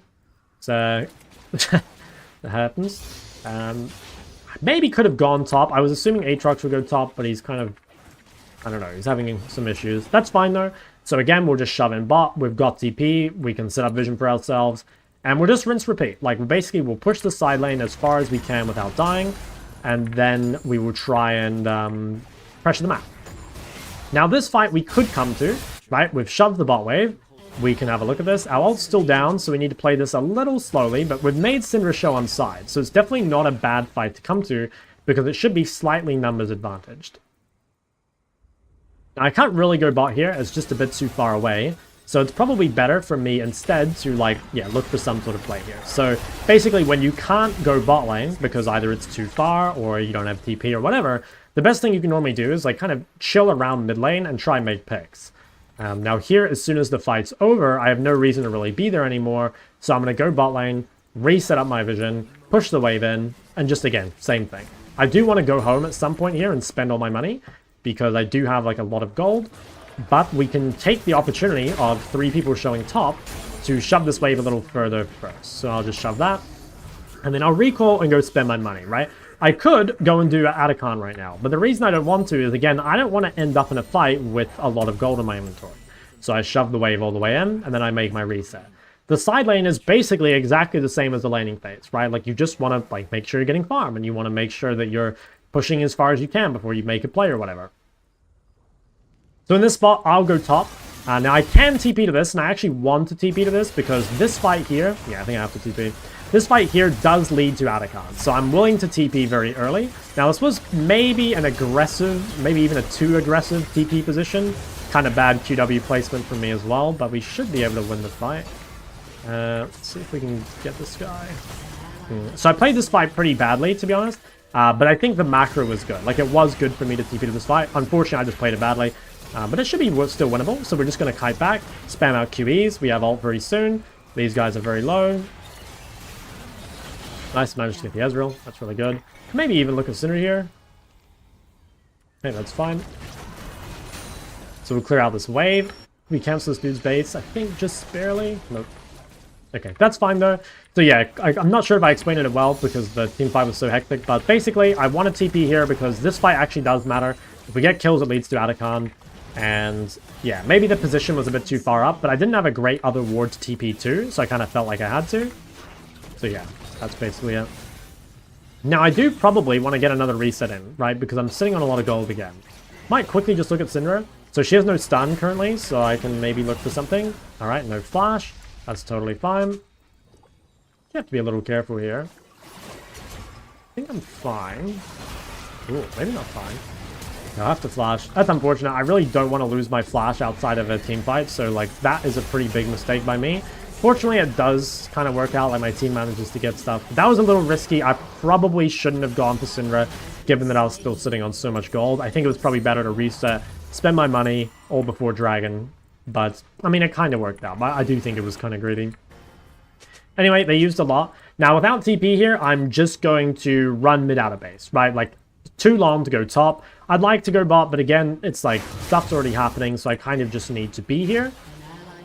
Yeah, so Neferi dies. To be honest, this death is kind of my fault. Like, because I greeted my base before, and I wasn't here set up on Dragon early, it's, like, really likely that my team gets caught and die. And you could say that, like, okay, you know what, like, Neferi shouldn't do that, and, like, that's correct. But ultimately, you need to take, like, as much agency in solo queue as you can. And, oh my god. Oh my god, I killed Viega?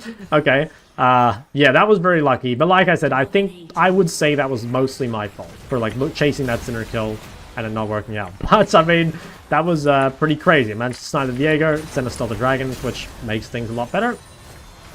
Now, really quick, I want to farm this Death Cap before I recall. So, even though I kind of want to reset right now, I need just, like, a little bit more gold. Like, I'm going to be massively spiked.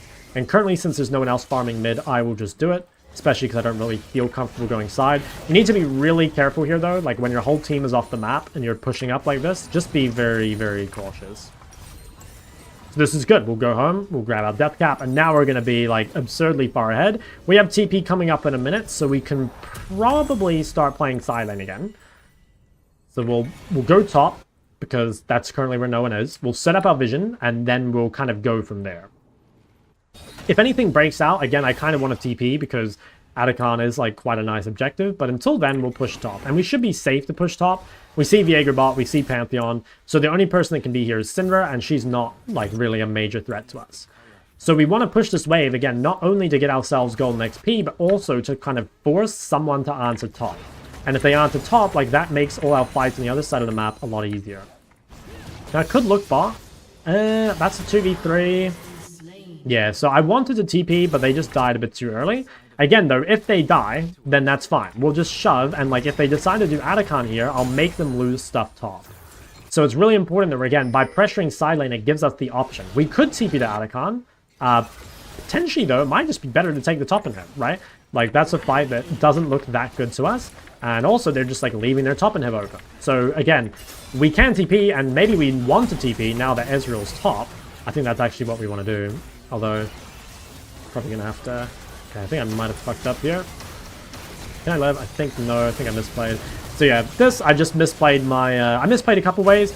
I pushed up just slightly too far, and that made me a bit vulnerable, and obviously I missed my EQ there at the start. But again, by bringing people top, we secured Atacon, right? Like, they would have never come top if I weren't pushing top. So really leveraging that 1v1 advantage is, you know, super key. I'm going to start going Void here. Actually, maybe go Bloodletter. Might be better to go Bloodletter just because I haven't... Well, sometimes it's good to go Bloodletter if you have double AP, but to be honest, I think it might be better to go Void. It just has a better build path, so I might go for it. But that's really good. Like, even though we died in the side lane, slight misexecution, it still works out really well. Like, we get Atacon, and I kept my TP, which is good, because that means we can keep doing this if we want, right? Like, we can keep bringing people to us. The next step would be to make someone show bot and then start Baron. Now, Aatrox is going bot, which is kind of a mistake. He doesn't have TP, so that makes my life really difficult because I can't really go top, right? Like, right now, top wave's too far away. So even though I have TP, it's like I can't go bot, I can't really go top, so I kind of have no choice but to group mid, which it's not good to share golden XP, but it's just I have no other option right now. Just kind of have to group. Now, potentially, if this wave comes closer, we could try and shove it, but we kind of have to wait for that first. Yeah, I'm not sure I feel super safe doing that. But we can take away some jungle camps instead. Like, if you have nothing to do, killing jungle camps can be good. Okay, I think I will go top now. Again, I've got TP if I need to get into the fight. Just going to check this bush. Okay, no one in there. I kind of want to ping Baron because I have a feeling they're going to send people to Aatrox. Like, yeah, so see how they showed two people bot here? That's unfortunate. That would have been a good time to do Baron, but unfortunately, like, we died mid as well. So we've got to be really careful here. They're going to try and do Baron because we have two people dead. If we can stay alive, we can probably stop this because, like, a champ like Hwei has so much poke and so much control. And I have basically everything available here to make sure I can control this. So what I'm going to do is I need to make sure I play around the key threats. The key threats being Leona ult and Syndra stun. If I can avoid these, then probably I can stop them from doing anything. If I die, though, obviously things get really bad really quick. So surprisingly, they didn't even try to Baron. Maybe because we have so much poke. This guy's doing a really good job of dodging my shit, to be honest. Okay, I'm trying to poke that guy on the way out. Just, again, really respect Leona, right? Making sure that I play her away from her. She's doing a really good job of zoning me, actually. Like, it's very hard for me to get into the fight. But if we can get Leona out of the way, now we can do basically whatever we want, right? Like, now there's not a whole lot of threat to us. See if we can get the Syndra. Not quite. Maybe can chase one more. Okay. Nice. Grab that guy. Okay, so now we'll just go home, spend our money. So it's just very, very kind of, I guess, like, one really important thing in solo queue is stopping chain inting. And what I mean by that is that, like, a lot of the time in solo queue, if one person makes a mistake, it's not too bad, right? But what often happens is someone makes a mistake and then other people, like, don't respect, and then suddenly, like, 2 people die, and then 3 people die, and then that's how you end up losing the game, right? So there, I was super aware of, like, okay, like, my Aatrox died, that sucks. My team got caught on mid, that also sucks. But as long as I live and don't give them Baron, I'll be in a pretty, like, we should be in a stable spot. Like, they didn't end up getting anything actually noteworthy. But if you're unaware that, like, your job there is just to live, basically, then you could easily, like, overextend, you know, maybe you get caught by Leona or whatever, and then suddenly the game is, like, pretty spooky. Yo, Goblin, thanks for the raid, big man. Hope you had a good stream. I'm trying my best to be as educational as possible. Alright, so we should be able to start this Baron, or this Dragon, I mean. I need to make sure that I'm holding the vision. Like, I don't really want to DPS this. I'm only really DPSing this because no one else is at the moment. But ideally, someone else hits this, and I come and hold the chokes, just in case they try and contest. Now, it's possible they try and do Baron if these guys are real goblins, shall we say. I don't think they'll do it, though. Yeah, probably not. So, at this point, we're kind of in a lull state. There's not a whole lot we can do. Split pushing and side laning at this stage of the game is kind of hard because the fights are just, like, over so quickly. So, yeah, just being, like, grouped around mid a lot of the time is better. Does this hit? Okay. Alright, Leona ult's gone. Oh my god. Okay, so unfortunately I had to flash away. They have used... Oh, Jesus. Okay, we can kill this guy out. They have used a lot of cooldowns for us, and I think we can live. So we probably just need to reset and then TP back into this fight. But that's a lot of, like, really big cooldowns used, which we're quite happy with. This game is still losable, maybe. I just keep forgetting they have this, like, 20-kill Ezreal. So I'm just going to TP on the map here, swap to blue trinket. At this point in the game, I'm kind of saying, like, I don't care about side laning too much anymore. I just want to be, like, grouped and, like, stop them doing Baron or anything. So I'm just going to trinket that. Yeah, it's difficult to side lane because the fights just end so quickly. So if I go side and, like, my team dies without me, like, we could immediately lose the game. And I've kind of got all my important items by this point anyway. Like, once you've got Void and Death Cap, like, you're in a pretty good spot to more or less just ARAM. Now, we need to be a tiny bit careful because Neferi is still really far away from us here. So the enemy team's going to want to engage because, like, well, maybe they don't know Neferi's not here, but basically we've just got to be careful because we don't have everyone with us yet. So we're just going to play really far back, make sure that we're, like, behind our front line, right? Like, one of the best things about Hwei is you have so much range, so you can still deal plenty of damage while being, like, behind people. So, like, not putting ourselves in a vulnerable position. And as long as we're away from Leona, we basically have, like, nothing to be scared of, right? Like, that's the only real person that can get on us and then, like, lock us down. So if we just position away from Leona, we make sure we have, like, you know, one dude in front of us at all times, it should be fine. So, like, I'm not confident to hit this because I have no one with me. And without flash, like, I am extremely vulnerable to Leona. We're going down here. We probably could have gone Baron here. I think I probably could have called it. I didn't ping it, though, which is kind of my bad. Nice. Okay, so cool, we get a kill. I think we should do Baron off that. Like, the enemy jungler is dead. It would be much better for us to go Baron rather than to keep sieging. Yeah, so I don't really like this. Ultimately, you kind of do have to play around, like, what your team is doing. So, like, in this spot, you know, I ping Baron, we should do it, but if no one's listening, then I guess I just play with them. I try Siege. Same thing again, just be super aware of Leona. That's the only person we need to be careful of, really. If we have Aatrox in front of us, it makes the fight super, super easy. Like, we don't really have anything to be... Oh, shit. Okay, so this was definitely a big misplay by me. I disrespected... Yeah, I think I'm dead. So see there, just, like, one of the hardest parts about playing mobile mages is if you make one mistake, like you overextend a little bit, you just immediately die. And so, like, that situation there, I greeted too much for the play onto Syndra, and then I just get caught by Leona with no flash. I just instantly die. And I always say in solo queue, like, it's a lot easier in general just to play champions that are, like, tankier or that have mobility because, like, of stuff like that, basically, right? Like, you have to be very, very careful. And so there, I made a pretty big misplay, and I get caught. Now, luckily, my team traded back pretty well, so it doesn't look like they can get anything.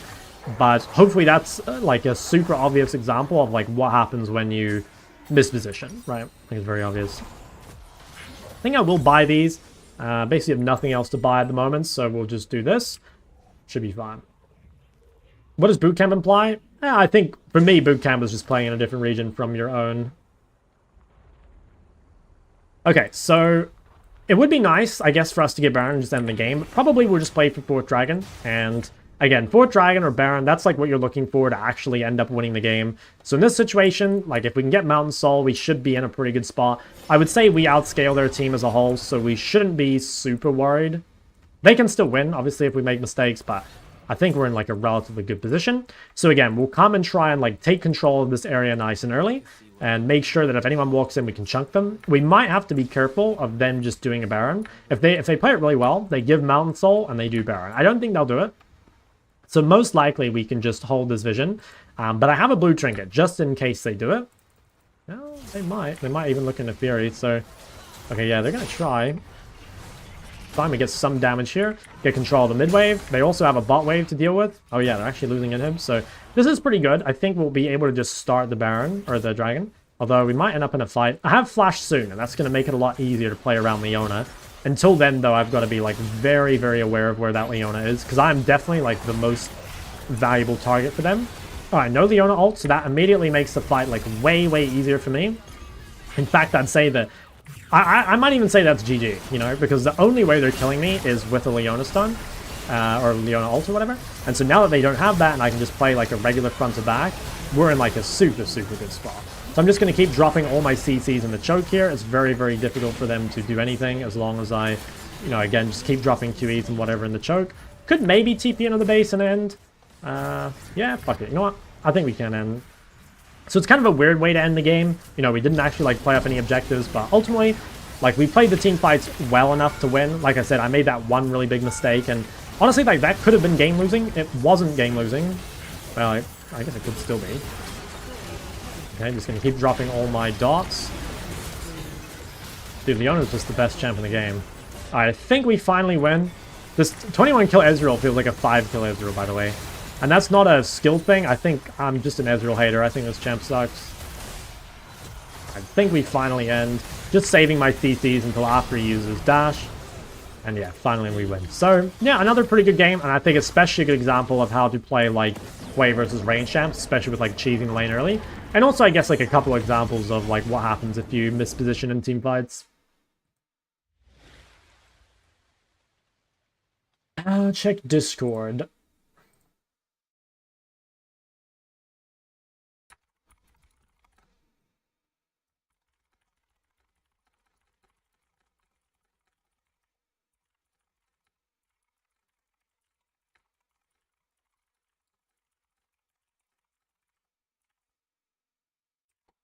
Okay. I mean, I think those guys did pretty well.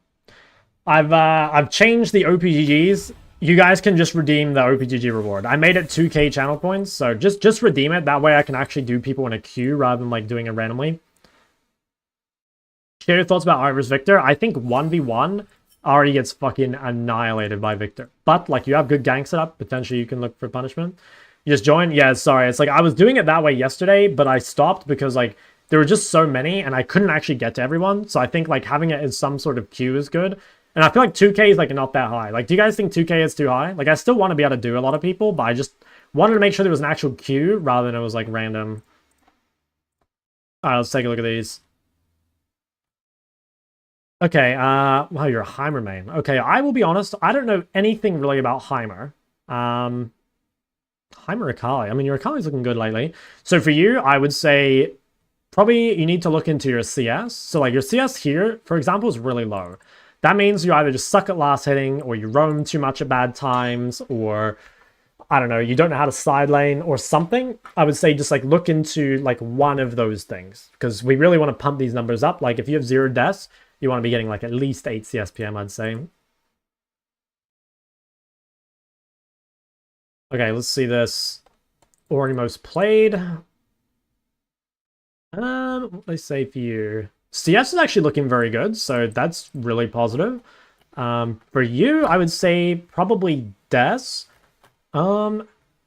Yeah, so that some of these games, I'd say your itemization is a little greedy. Like, I think Merc Treads is pretty good against, like, Annie, Ashe, LeBlanc. Not often do you need to go Merc Treads, but that could be a good example.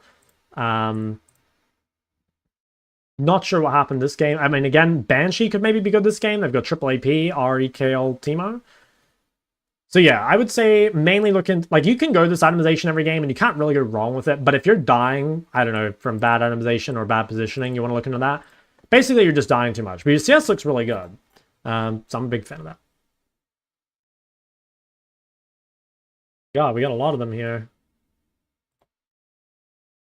Hold on, I'll open these all up. Which one? Okay, open that one. That was not a redeem. That one is a redeem. Only one's redeem per stream, so that people can't just like redeem 20 of them in a row, you know? Be too annoying.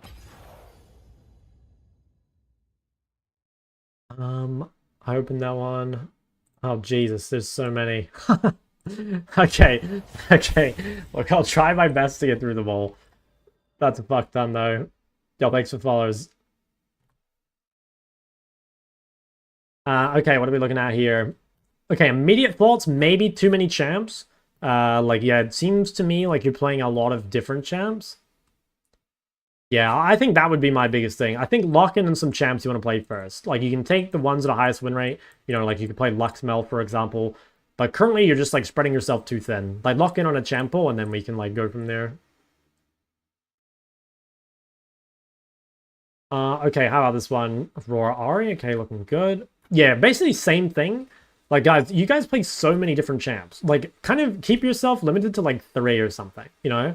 So, like, here, we could just spam, like, Aurora Ari or whatever. You know, drop the list, drop the Vlad, the Akshan, just like get your champ pool smaller. I guess like specific advice, I mean, just the classics like Death CS, whatever, but you know, again, champion pool is the biggest thing. You're just playing too many champs.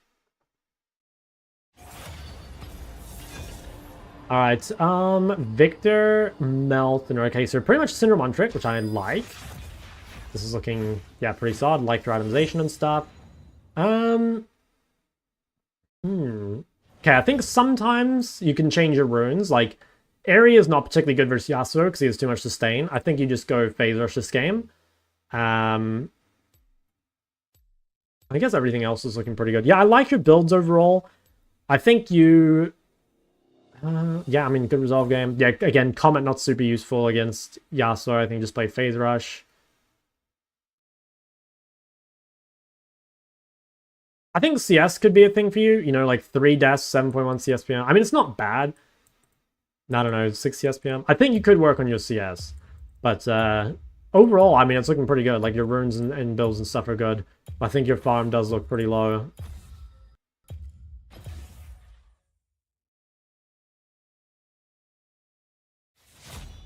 Let's see.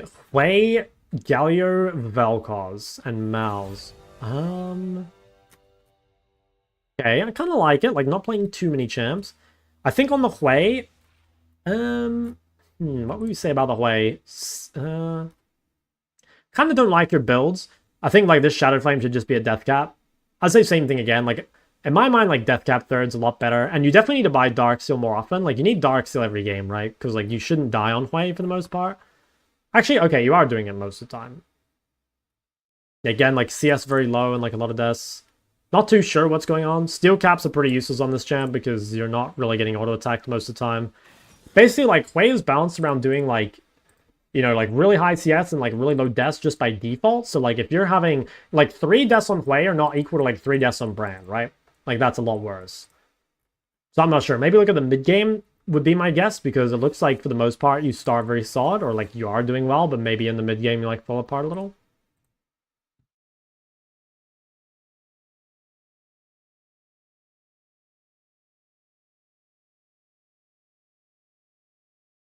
And the Fury's banned. Hold on, what other champs? What did I just play? I played another Hwei versus Syndra game. I need to get in another Syndra game, probably.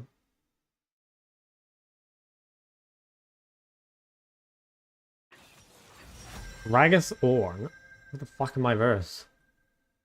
Okay, I'll probably just play another Syndra game, because we need to get another one in. Yeah, I think it should be fine. I'll see what I'm against. Do you ever go Seraphs? I do sometimes. I played like Seraphs Leandri when I was against Sakali just because I wanted all the health. Alright, let's look at these. I probably won't do any more in this queue. I'll just try and get through all of these. Let's see. So what have we got? Akshan, Evelyn. Hold on, what am I against? I'm against Yasuo. Okay, so this is a good example. Like, if you are against something like this, you might as well just go full scaling, because you can never kill them anyway. You can either play First Strike, or you can play Phase Rush. I prefer Phase Rush, but it's up to you. Anyway, what are we going on with here? I mean, it looks like you're doing really well lately. CS is good. Builds are looking pretty good. Be careful going Zhonya on Aurora. A lot of the time, you don't need it. It's just, like, making up for bad positioning. Like, you have a lot of tools to deal with it anyway. Like, you know, being overextended and stuff. I mean, this is looking really good. I would say just, like, keep going. Like, at least recently, you were popping off. So just, like, keep doing what you're doing. Okay, this is our first plat... Yeah, I guess it's, like, plat emerald? Okay. To put, I need to start tagging these games so I remember what elos they're in. Alright, for everyone else that I have open, like, OPGG right now, I'll get to your guys' one after the game. I'll go through in order. If you don't end up, like, watching it live, you can just go back to the YouTube VOD later. But, yeah, sorry, I wasn't quick enough. But I'll get to them after the game.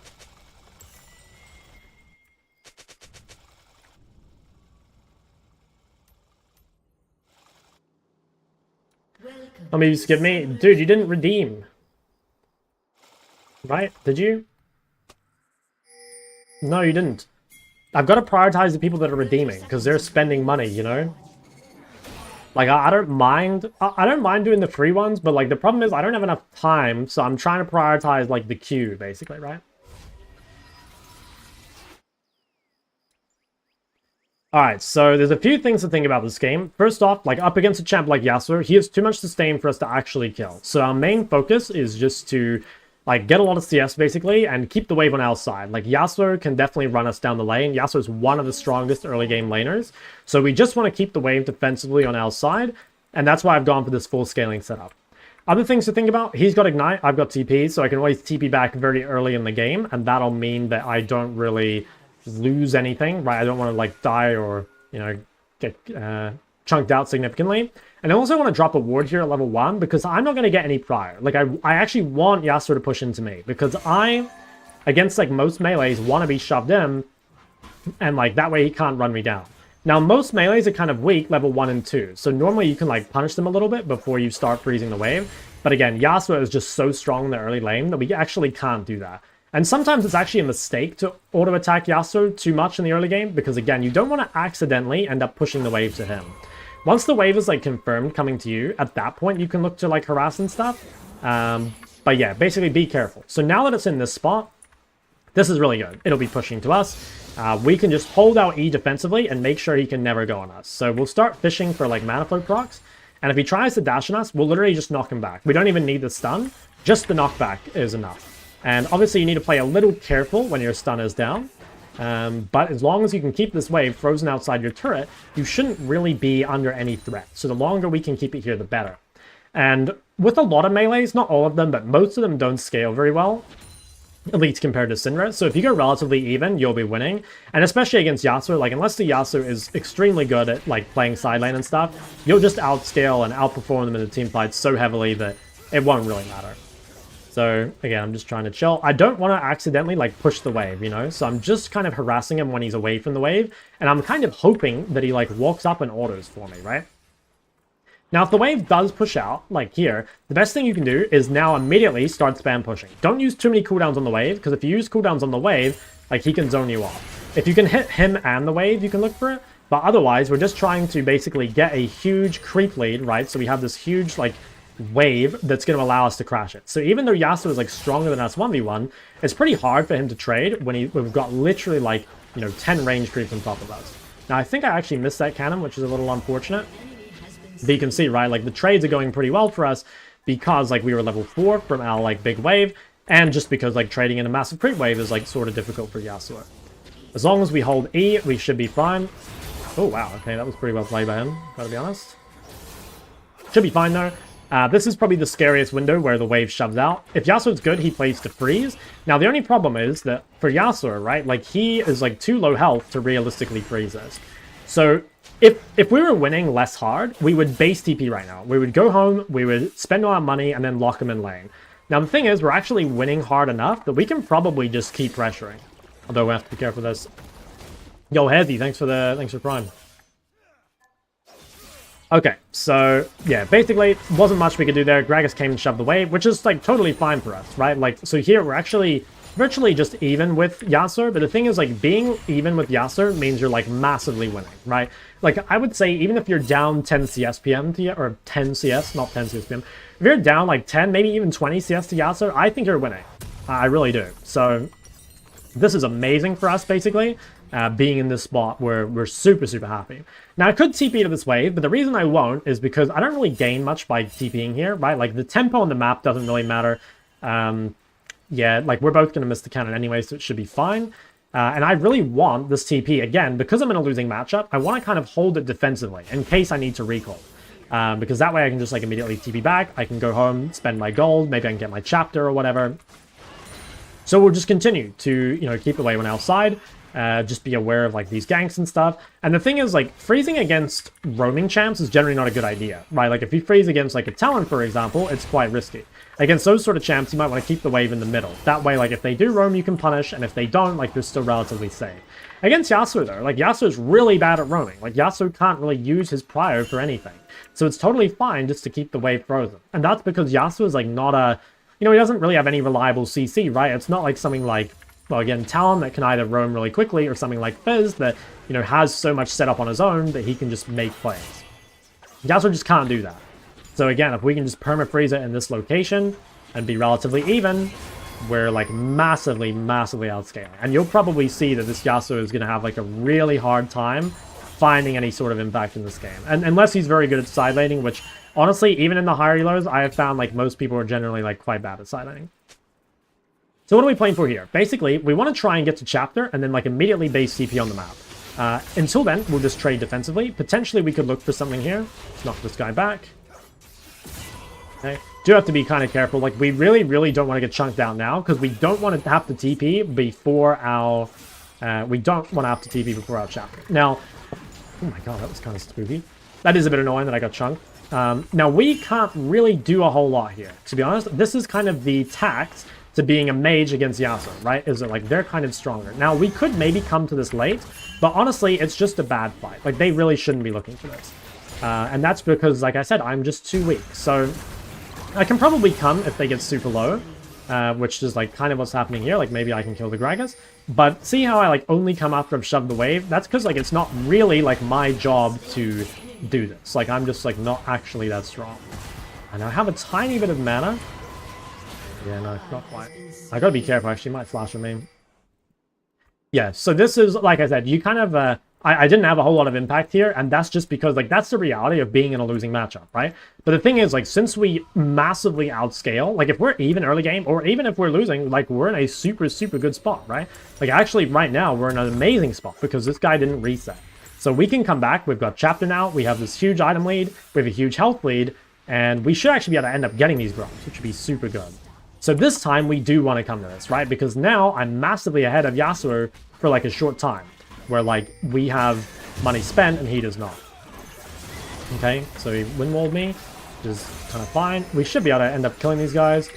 Maybe focus the Gragas. Fuck, I missed. Okay, very good. And kill this guy too.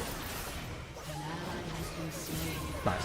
So the big mistake here that Yasuo made is he didn't reset after making that play, right? Like, Yasuo got a kill, and he, you know, ended up strong, but because he stayed on the map and didn't reset, he was stuck there with, like, a lot of gold and, like, half HP. If Yasuo had immediately reset and gone home, spent his money, maybe got to the objective, like, ever so slightly later than me, he would have been way stronger than me, right? Like, because I would be so weak compared to a Yasuo with that much gold. But because he didn't spend, we're actually able to win. Now, this is annoying. Not much we can do about this. Just kind of got to let it happen. I'm going to go for Faded Ashes. The reason I go Faded Ashes here is because I just want to rush out Blackfire, basically. Like, Sword Shoes or something doesn't really help me much here. So just rushing out my item is what I prefer. But yeah, like, now we're 3-0 in a losing matchup and we outscale, so the game is, like, more or less over. Like, unless we, you know, die or give over some huge shutdowns, like, we're in just, like, an amazing, amazing spot.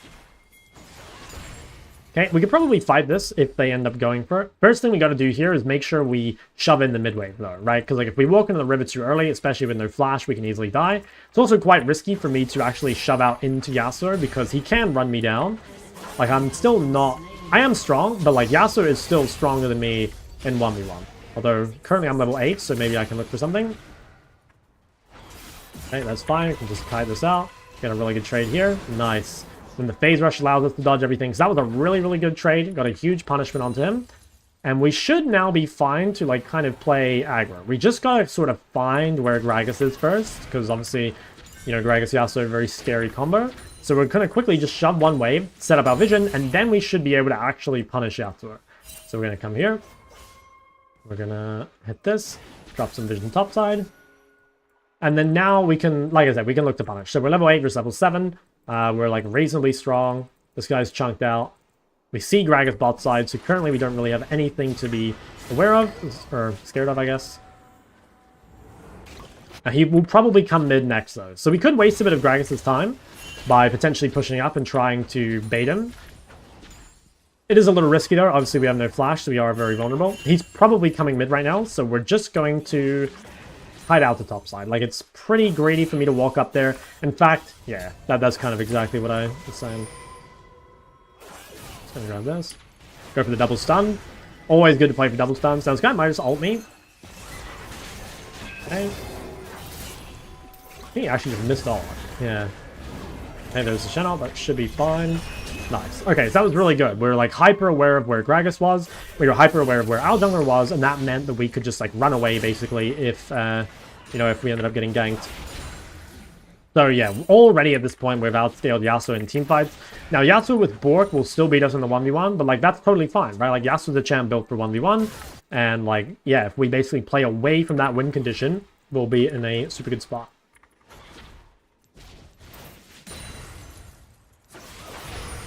Okay, just punish this, kite away without phase rush. Okay, I think he's, I mean, he doesn't have... We have pretty good vision, so we should be fine here. Just gotta be careful because I don't have AE, but I see Gragas top, so we can probably just keep punishing. Could walk to this, but I don't have ult. I think better just to shove mid. Like, I really want to make sure that Yasuo gets punished here. What I can do is shove and then walk. So this way, we've made it so Yasuo loses the wave no matter what. Now we can walk without, like, really losing anything. And we're still in time to pick this up, which is really, really key. Oh, is this guy a fucking magician? Oh, I could do something crazy fancy here. Actually, I don't even think I can reach him. Alright, I'll just reset. Oh, no, we've missed everything. Alright, wait, what if I'm a genius and I reset in time to kill him on the other side? Okay, never mind. That didn't work out too badly, though. Like, I was able to punish that. Yeah, that's kind of annoying. That should be fine. Alright, so we could walk straight here out of base. I think that's probably the play. So I do want to get to this mid wave, but it looks like Shem's like in our jungle already. So we can probably just walk here immediately and look for some sort of play. Would be good to go mid, though. I probably do want to go mid. Okay, we should be able to clean this up. Like, I have a massive spike right now, right? So again, drop the ball nice and early. Play for our double stun. There we go. It's just all Yasuo is the main target. Goes down. So yeah, all that really went into that is, like, we knew we're insanely spiked. We got the double stun just to make sure that we couldn't miss it, really. And also we managed to get Shen as well. And, like, yeah, now the game, I think, is pretty much over. Like, we've scaled so insanely hard. We've got, like, Syndra Jinx Lilia. Unless we die 1v1 a Yasuo, it should be fine. Like, even now, I think we still lose 1v1 a Yasuo. If we play it well, as in, like, we cut around our phase rush and we play our range and shit, we'd probably win, but we do want to be, like, a little careful of that.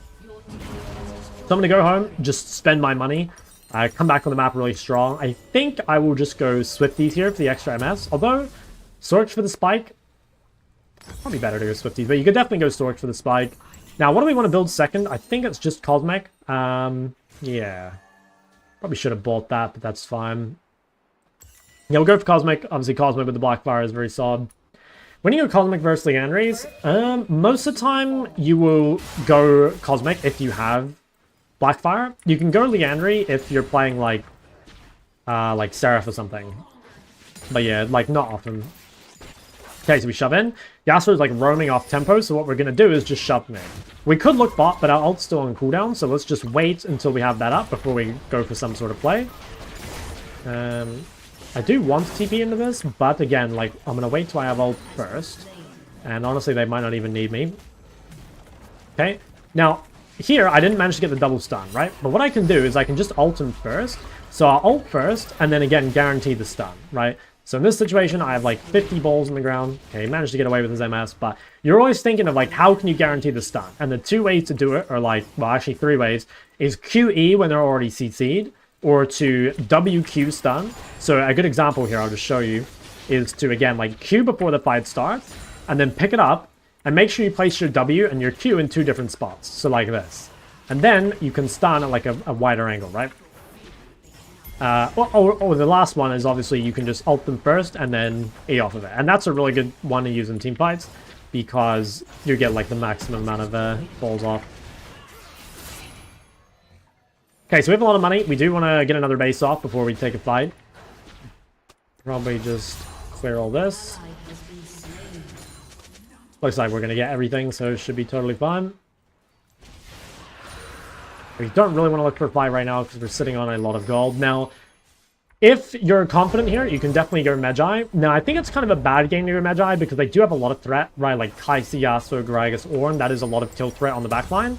So I probably won't go up. Although, again, like if you think you can position around it, you could. And I could probably do it just because I'm like smurfing here. But I think the safer play and like the correct play is not to buy it. But that's fine. So we'll come mid here with Jinx clearing bot. We again are just making sure we can get farm like wherever we can, and in this case it happens to be on mid. Just going to keep making sure I drop balls nice and early, and then I can potentially double stun the Kai'Sa. That also gives us an extra ball in our combo. Nice. So unfortunately I wasn't able to kill, but you can kind of see there that like by dropping the ball early, we not only get more damage, but we also just get like higher percentage chance to get a kill. Fine. Okay, I definitely agreed with that. I kind of knew that was dumb when I walked up to him, but I was kind of hoping I could get away with it. Unfortunately, I could not. That's okay though, so I'm actually just going to go bot here. My main reason is like right now I actually really don't want to fight, right? So I just use ult, I also have no flash, and I'm sitting on like kind of weak components. When I complete Cosmic, I'll be really strong, but for now I actually want to avoid fights. I just want to kind of play away. But if I can just stall for like 400 gold, I'll get my Cosmic, I'll get my ulti, and then I'll be in a much better spot. Until then though, I'm just going to kind of play side lane. I want to avoid like really doing anything with the team. So we'll just come out and yeah, play the side lane here pretty much. If we can just greed a little more, make sure we get our Cosmic before the next dragon, that would be great. And I don't think we're too scared of this guy. Again, as long as we play around our phase rush, and as long as we play around our stun, it should be fine. So you see here, I'm actually not stunning aggressively. That's because I just want to save it defensively, right? Like, I know that if I use stun, he can potentially run me down. But if I just trade stun with him here, and then get my phase rush, I should be in like an okay spot. Now, normally I would reset and go home and buy Cosmic, but my team is still pressuring. So if my team is still pressuring, I want to try pressure as well to like bring people away from it. Looks like it's over now though, like they're backing away, so it should be fine for me to go home and base as well. Buy this. And now we're really strong. Now we want to like try and fight. Do you ever Ludens instead of Blackfire? Pretty much never. You can go Ludens Blackfire, or sorry, Ludens Shadowflame if you're like solo AP and they're all squishies. But Blackfire is a much better item. Or rather, it's more that like Ludens is just a bad item, so you don't buy it very often. Alright, so what are we thinking now? We've got TP, we can always TP to top. We do have to be a little careful, so we're weak-sided right now, right? Like Gragas is bot, Lilia's top. So our main goal is just to survive this window. If we can do anything extra, that's great. But like I said, our main goal is just to live, because we're getting so much topside. And in the meantime, we just need to survive. Now, since I just showed 3 top, I'm actually going to now push because it turns out they're all top. I could TP to this, and if they keep extending, I probably will. Okay, yep, so they're overextending. I'm going to TP behind, and we should be able to get, like, flanks and kills. Okay. It's not too much to it. See if we can play to kill the Shen. Again, I'm just going to drop all my balls early. I'm going to ult first, and then play for the stun. And that way, it's just guaranteed. And then we'll shove this. Now that the fight's over, we're actually going to immediately reset because we're not really needed to take any objectives here. So it's probably better if we just go somewhere else. In this case, I think the best case or the best place to get farm is probably the bot Krugs. Yeah, like there's nothing else really to farm right now. So probably we just come bot side and try and get back to bot wave and take some camps in the meantime.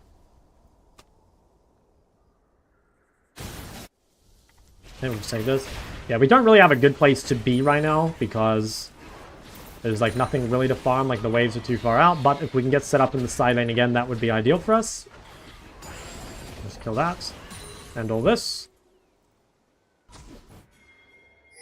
Yeah.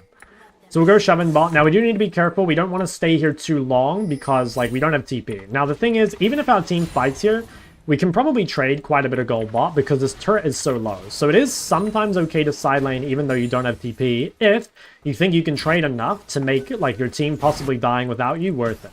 In this case, like they realized that I could trade too much gold, so they actually send someone to me, which again brings them away from this fight, right? Which is super good for us. An enemy has been slain. I do want to keep pressuring this if I can, but it is a little greedy right now. Okay, Gragas is mid, so he should be fine if Gragas is mid. Like I said, it's scary to do this with Lilia top, but because we see Gragas and because we have such good top or bot side vision, we should be fine. But it's really important that you're like constantly looking at the map, like constantly looking where your teammates are, where their team is, and playing around your vision. Because if you die on side lane, it's really bad. Not only do you give over your stacks, your bounty, but also, like, and most importantly, it just takes a full minute or so to get, like, reset up on the side lane, which is a huge amount of time in the mid-game. But that's really good. Like, once you get a side lane turret, the game opens up a whole bunch. You know, like it's way easier to like do objectives and you get a huge amount of gold. Everything's looking really nice. Okay, so this game I think is, I mean, it's been over for a while, but I think now it's actually going to end. Like, we have a Herald. I'll just keep pushing bot, try and make them answer me, or if they don't, then, like, I can take the bot through it. Just really important that, like, because our team is pressuring, we want to be pressuring as well, so we really don't want to reset here, even though we have a lot of gold, because, like, I need to be pressuring if Yorick's pressuring, and if Jinx is pressuring, and, you know, basically, you really want to sync your tempo or sync your pressure with, like, what your teammates are doing in the mid-game. I think we can just end. I mean, we've already got triple ended. Okay, we're just playing our range here. Play for double stuns. Wow, I had 3 balls and I somehow missed all. Could flash this to be ultra safe, but I probably don't need to. But yeah, if you wanted to, you could. Kill this guy. I want to ult someone else and then immediately stun off of it. Or alternatively, we can look for double stuns again, so just like this. Right, you get a higher chance of hitting people if you play for double stuns. Okay. I don't actually have a whole lot of mana. I think we have enough to ult this guy, though. Could flash for him. Nah, it looks like we end anyway. Okay. Alright, that's GG. So that was a really good example, I think, of how you want to play Syndra into melees. Like, really understanding, like, what Yasuo's win cons are and what yours are. Because, like, yeah, if you go relatively even against Yasuo, you'll be in an amazing spot. As you can see, like, the team fights are just so much easier for you.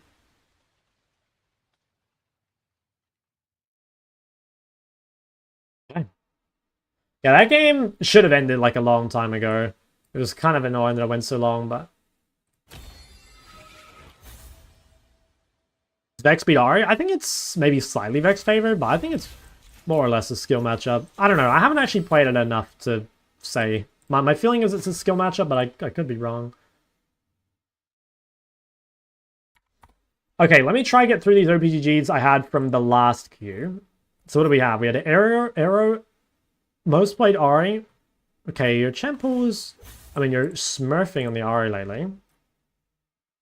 Okay, I think you definitely need to... I would say start using Talia as a counter pick, because like you're playing some really, really AIDS matchups. You know, like Talia versus Xerath is really hard. Talia versus like LeBlanc is really hard. Talia versus Yasuo is like hard early. If you know how to play around him, it's really good in the team fights, but like, you know... Yeah, I think like when I see like Talia versus... Where was I? I saw LeBlanc somewhere. Am I trolling? Did I not see it? Well, anyway, I think just... Oh, yeah, there it was. Like, be really careful because you're making these, like, way harder for yourself than it needs to be. I think just blind the Ari, especially because, like, you're having so much success in it lately. And just, like, move Talia to your counter. You also die, like, way too much, just in general, like, on every champ. So you gotta look into that. See, like, how you're dying. What are you looking at here? 55% on the Casio. Syndra, Talia. Okay, so 4 champs, I think. That's pretty good. I think we can keep it like that. Play some Caitlyn or whatever when you're off-rolled. Wow, 25 kills in the Pantheon. Beast. Okay, so to me, this looks like you do really well when you get ahead. Like, it looks like your CS is good. Looks like you really know how to snowball. Maybe you need to work on your early game and just see where, like, you know, where you're falling behind. Like, maybe you fall behind when you die to ganks, or maybe you fall behind, like, in matchups that you don't know how to play. Just kind of, like, getting through that, you know? Because, like I said, it looks like you know how to play from ahead really well. And it looks like you don't play well from behind. But to be honest, it's much better to just, like, consistently get ahead than it is to figure out how to play from behind. Like, I think you just got to see, like, you know, what is stopping us from getting ahead in these games. My guess is, like, death to jungle, but I don't know for sure. Let me look at this. Okay, another Smurf. Guys, you guys just show up your RPGs? I mean, yeah, you're a fucking beast, man. Look at that. Darius, Elise. This was like an Agron clone. Nice, though. Keep it up. Alright, you again. Alright, if you guys want to link OPGGs, I made it a channel point reward so that I can prioritize people. So if you guys can redeem it, it's only 2k. That way I can like go in order. And if you're in YouTube chat, if you can, like come over to Twitch just so I can again like prioritize people.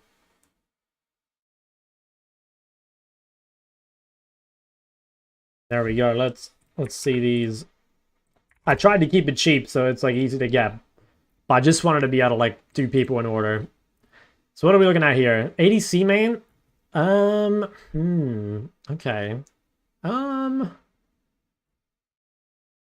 definitely the wrong person to ask about this. My guess would be, again, that, like, similar to that guy I just reviewed, it looks like you do really well when you're ahead, but, like, maybe games where, like, you struggle early, like, you have issues, so that could be that you need to, like, make sure you're picking better matchups, or maybe, like, figure out why you're falling behind, right? Like, do you fall behind because you die to a 3-minute jungle gank, or do you fall behind because you mess up a base or whatever? Like, I think that's where you want to look, but I can't really tell what the exact issue is from here, and I don't know enough about ADC optimization to give you, like, really good thing. How do you get more channel points? You just get it by watching. Like, you can just leave the stream open.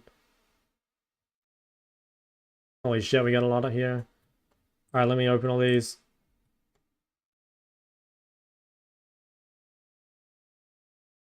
Horse driver. Bro, I love that name. Did I miss one here? Hold on. Open that one. Open that one. Oh, I missed this one. And this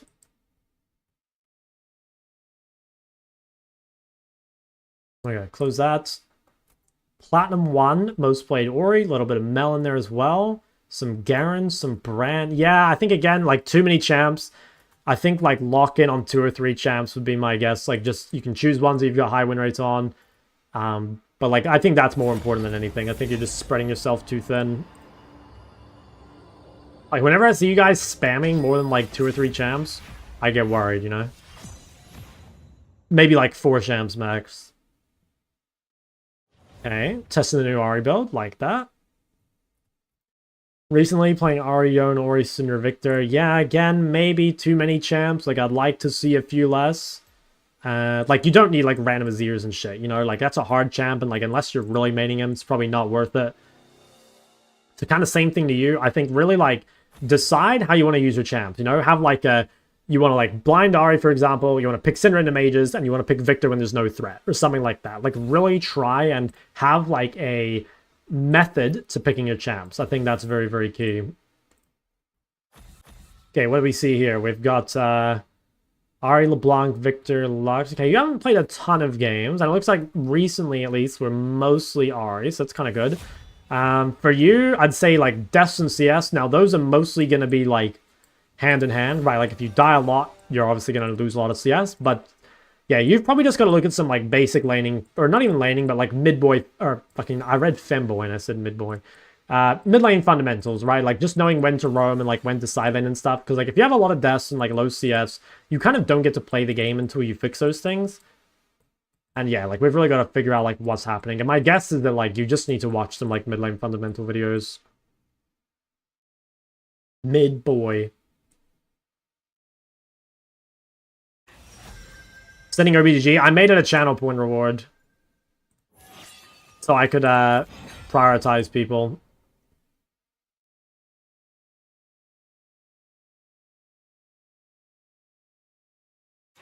What do we got here? Molly Wop. Okay, Yone most played. Bronze 2. Alright, if you're gonna keep playing Yone, you really need to, like, kind of understand, like, when Yone is strong and weak, right? Like, Yone is very, like, specific strengths and weaknesses. If you go back and watch the 2 Yone games that I've played so far in this journey, it would be really helpful for you. Like, just really understanding, like, what time of the game you're strong and, like, what time of the game you're weak and stuff like that, I think is super key. Because, like, if you have 30% win rate on Yone, my guess is that, like, you just don't really understand, like, when the champ's strong and, like, when he's not. Okay, now, ideally I want to be an AD champ here, but I actually didn't really buy enough AD champs. I don't really have any tanks. What could I play? What else is in my pool? That I'm trying to, like, test. I could play a Victor game, even though it's not a great Victor game. What else do I need to play more of? I have a list. Yeah, I guess, like, more Victor games. It's definitely not a great Victor. Oh, wait, no, am I versus any? Actually, okay, it's better than I thought. Yeah, we need to get more Victor games in. I don't want to play too many different champs because, like, I'm trying to do the thing where we, like, make these into unranked to master videos on YouTube later.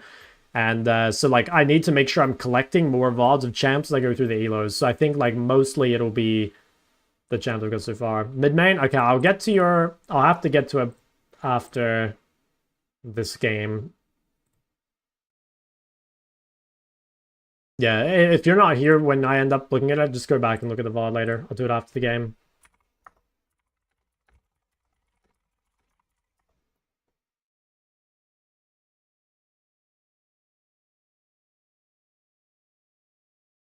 Got anything Talia related coming up? Not yet. Did anyone see the Elo? It looked like I saw an emerald.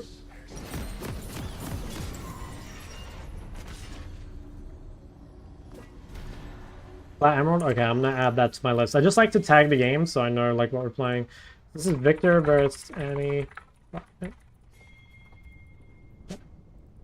Yeah, because like later on I want to make a...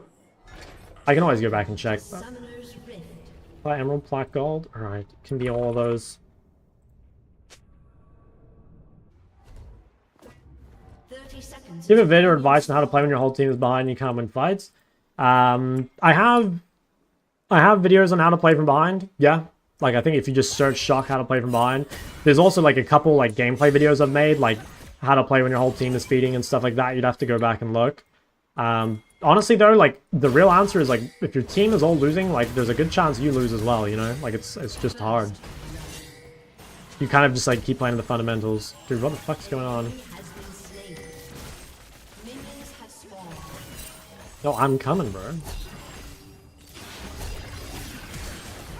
has been slain. I don't know where else Sedge went. That's fine. Yeah, that was really troll. Alright, let's talk about this game. So we've got Victor versus Annie. This is a really good 1v1 matchup, but the thing is they have a Shaker, right? So when the enemy team has like a super heavy ganking jungler like this, especially when you're playing something that's like very immobile like Victor, you've got to be really careful with like the times you play aggro. So it's okay for us to play aggro in the first few levels because Shaker can't gank this early in the game, right? But we want to make sure that we get some deep vision and then like something to hug to kind of early in the game because we really, again, like don't want to get ganked. Now we had some like level 1 weirdness this game where this guy got a kill, which we won't worry about too much because it's not actually super relevant. But yeah, we're just going to abuse the fact that like we're stronger than Annie early. Whenever she comes at CS, we're going to look for Qs or Q autos. Even if you don't get the auto, it's still nice just to get the Q. I actually should have played Ari in this lane, but I forgot to swap. Normally you play Combat against like a really long range champs, but if you're against something shorter range, it's normally better to go Ari, but I forgot.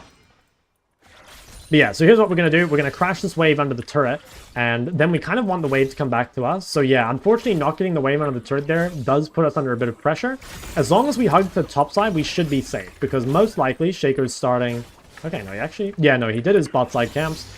So yeah, that should be okay. Actually, I think he did Sedge's top side camps. Yeah, he did. Okay, so that's weird. Okay, well that actually kind of makes things easier. So Shaco started our top side, which means as long as we hug bot side, we should be fine, and we want to just continue to pressure Annie as much as possible.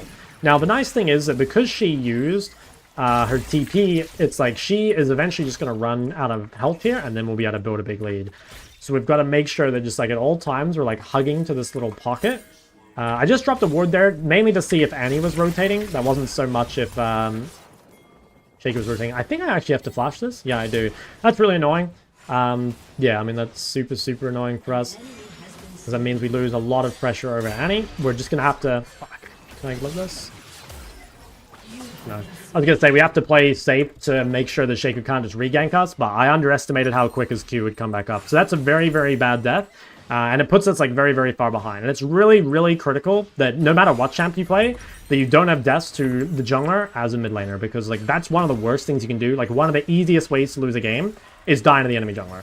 Because junglers just snowball like incredibly hard. So our chances of winning this game, they're not high, right? Like we can still win, we can still outscale and stuff. But you can't really afford to go even on Victor, right? In the sense that like, well, I don't know, you can because you outscale, but like you really shouldn't. Like so much of your champion's strength comes from being able to bully the lane. So like in this spot here, like we're doing really well, but like just that tiny little overextension gives Annie like now a free base, and it's going to make life really difficult because we lost flash and we died. So it's basically worst possible case scenario for like starting the game. What I'm going to do is just quickly place some vision top side to hug through. I probably should have placed this bot because, well, I was thinking Sedge might path top side, but I actually think all her camps are gone. So she's probably never pathing top. So what are we thinking now? Basically, we're still going to try harass, but we're going to have to do it in a much safer fashion. Like, we're going to have to position really far back. we've got to be really careful playing aggro when our Sedge is ganking another lane, because that means that Shaco knows there's no counter gank. Okay, Shaco shows top, so that's pretty good for us. That actually means that now we can play aggro. So we're going to use that, like, window, I guess, of Shaco pathing top to try and punish our lane. But it is difficult, because we're actually down items, right? So the only thing we're really punishing with is the fact that we have, like, more items than our opponent. Or, sorry, we have just, like, we're a stronger champ, but she has more items. So, yeah, we're just going to freeze this Waven outside. It's really good if we can freeze when we don't have flash, because, like, we don't really want to get involved in fights anyway, and we've got to be extremely careful, again, of Shaker ganks. But if we can keep the wave here, it's pretty good. Now, I think the problem is that she probably has TP back up, in which case, like, she can just come back and heal. So, yeah, it's a really, really annoying start. Okay, Shaco's still top, which actually means we can, again, like, look to trade. Now, we're about to hit 6, and potentially we could get a kill. So, what I'm going to do is if she walks up, I will W her, and then if I get the W slow, I will immediately ult her. I'm actually going to push here to try and make her stay. I don't think she will, and I think she can just TP back, but by pushing, I can kind of keep her here, and maybe I can end up getting a kill. Okay, so she hit 6. We have still managed to leverage our champion strength, which is good. Like, even though we're down items, we're still just using the fact that, like, Victor is, like, a really, really strong laner.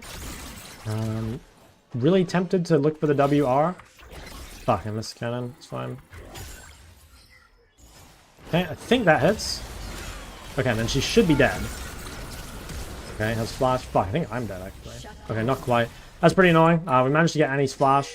I lived on very low health. Now, this is really dicey. I've got to kind of shove this because I don't want to lose this whole wave for free. But she has TP, and if Shaker comes mid, I just die. So this is kind of just like, yeah, we're just taking the risk, basically. Like, we need to take risks because we're losing extremely hard right now as a team.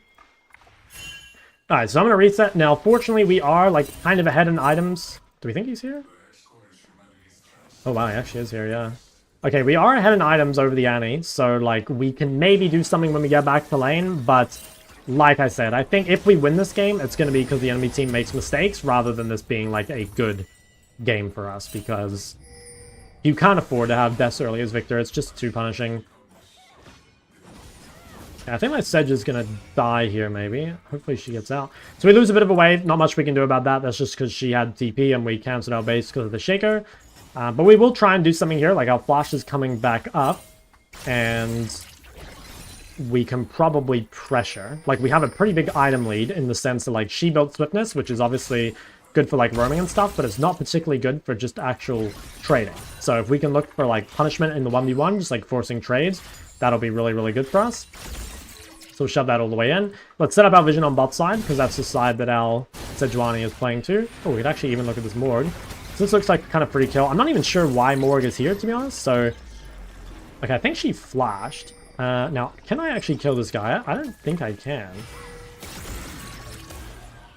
I mean, I don't think she can execute. This is kind of annoying that Sedge didn't come with me. I think I just go over the wall here. Okay, nice. Did manage to get that guy. That's pretty good. That's a nice little freebie. Kind of gets us back in the game.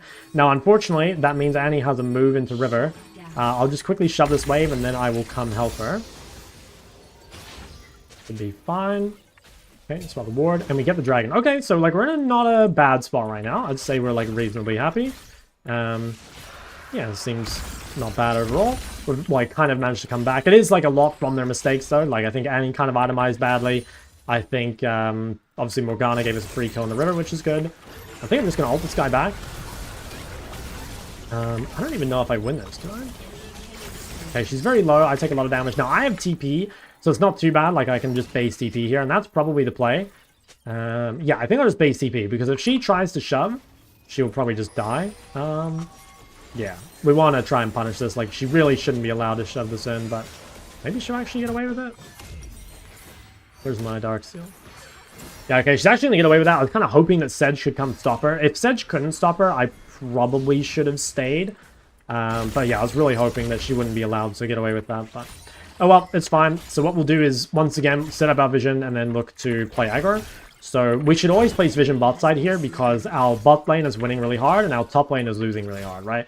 So it's much easier to, like, lean to bot or to roam to bot or to protect our vision bot So just everything needs to be bot side right now, even though normally you want to ward to your jungler. It's just better if we can like place it bot basically. So this is pretty good. Like we definitely have stuff to hug to. And we should be able to punish this Annie pretty heavily. Like we've managed to get ourselves to a reasonable spot. We do need to be a little careful. Like we kind of need to... Okay, I was going to say figure out where Shaco is. But now that we know where Shaco is, we can just continue to pressure mid like super hard basically. Annie might be running here to top. Nope, okay. I could maybe rotate to this. I don't really like fights around top, but I do have a lot of prio over Annie. So we could quickly look. Okay, no, that fight's lost. Now, the nice thing is, by walking to this, we made Annie lose that mid lane, right? Which is quite good. Yo, V9, thanks for the, tier 1. Okay, that's fine. So, again, we'll just, like, continue to shove. We do want to avoid fights on top. Like, there really just isn't much we can do there. But we are pulling pretty far ahead mid, which is good. We can just keep pressuring this. Especially on cannon waves. Like, if we can get a lot of damage on the turret, it's really, really good. I don't think Shaco can be here yet, so we should be fine to keep pushing. Basically, I'm saying that, like, because Shaco made that play in the top river, I don't think he could be here. I could be wrong, but I don't think he is. Let's see if we can trade back. Okay, he is here. So, yeah, that was... Unfortunately, I was wrong. I assumed that he was going to be, like, here, but it looks like he just immediately reset. So, yeah, it sucks, but it's not... That death is not as bad as the one early. I would say it's not as bad. Yo, hi, I'm Ruiz. Thank you for the prime as well, and the bits as well. Appreciate it, V9. My boy Caleb. Okay, so that was, like I said, it was not the best. It's unfortunate that I died to Shaco, but we kind of, at least we didn't die for free, right? Like this time they actually had to invest cooldowns, whereas the previous one they didn't, right? The previous death that I died, it was like they didn't really use anything. They didn't use any flashes. They didn't use like any ults or whatever. At least this time they used stuff. And partially, this is just like the difficulty of playing in a mobile mage into something like Shaco, right? Like you really would prefer to play something with mobility because like you really do need to like pressure the laning phase. So it's not okay to just like be sitting there even, you know? Now maybe I could walk bot here. Like I said, roams to bot side are kind of good because my bot side is so strong. Now I'm not actually sure I can catch this guy. Actually looks like we can. Maybe look at this guy instead. Okay, so it's kind of bad of me to roam without pushing mid, but I was kind of just saying that it looks to me like they're just too far up in the lane. So I'll just kind of go for that. Unfortunately, that means that like my Sedge dies on top side because I can't keep Annie from moving to that. That was, again, kind of like a desperation thing for me. Like, probably you'd prefer to just like shove out mid, but like I said, I'm feeling very desperate because we are like losing pretty hard. But fortunately, like, bot side's really big, right? So, like, if we can just play around bot lane, potentially we can win. Potentially we can win. Like, we should outscale the enemy team really heavily, so... should be okay. Now, Shaco's bot, so we have a window again where we can, like, pressure mid in, like, a reasonable spot. This guy walks forward. I think we can ult now. Can we actually kill him? I think not quite. We don't have TP up either. That's a bit difficult for us. It'd be really nice if we could get a gank mid. Okay, Shaco's mid. I just saw... I think I'm dead. I have to flash. Yeah. I saw him on the map too late. I did have vision, but I just wasn't looking at the map. So that's really bad. Like, that flash is probably a guaranteed death later on. And yeah, like a really, really big mistake for me. So shove that. Let's go home. Let's go buy our Blackfire. So we will be pretty strong when we complete this. Hopefully my Sedge doesn't get into too much trouble here. And yeah, we'll just go home. Grab our pink. Now, I could maybe walk top out of base. Depends what goes on here. I kind of don't want to fight. I mean, I kind of do and I kind of don't. Like, I have item, but I also don't have ult. And I'm also no flash. So, like, not that strong. But if they get dived, I could maybe stop it. Okay. Oh, yeah. I think our goal in this game now is basically just to neutralize. Like, we've kind of missed our window to punish Annie because we just got ganked too much. And I died to them. But like I said, like, you know, Kai'Sa currently is turbo 1v9. So if we can just play around that, I think we can win. Shaco is like literally just running in our base. Can I hit this? I mean, I think so. Don't think there can be anyone here right now. Although we probably can't pressure anymore because Shaco is going to come mid. So that's fine. I mean, if we just play to our vision here, we should be okay. It should be really difficult for them to actually contest this because Kai'Sa is so strong and also like we currently hold all the bot side vision. So if we can kind of play in this choke, make Morgana's life difficult. In fact, I think this guy might be dead. Okay, no flash. That's really good. So again, you can see there my main job when fighting objectives is like never to DPS, it's always to like shove waves or hold chokes or just do something useful basically.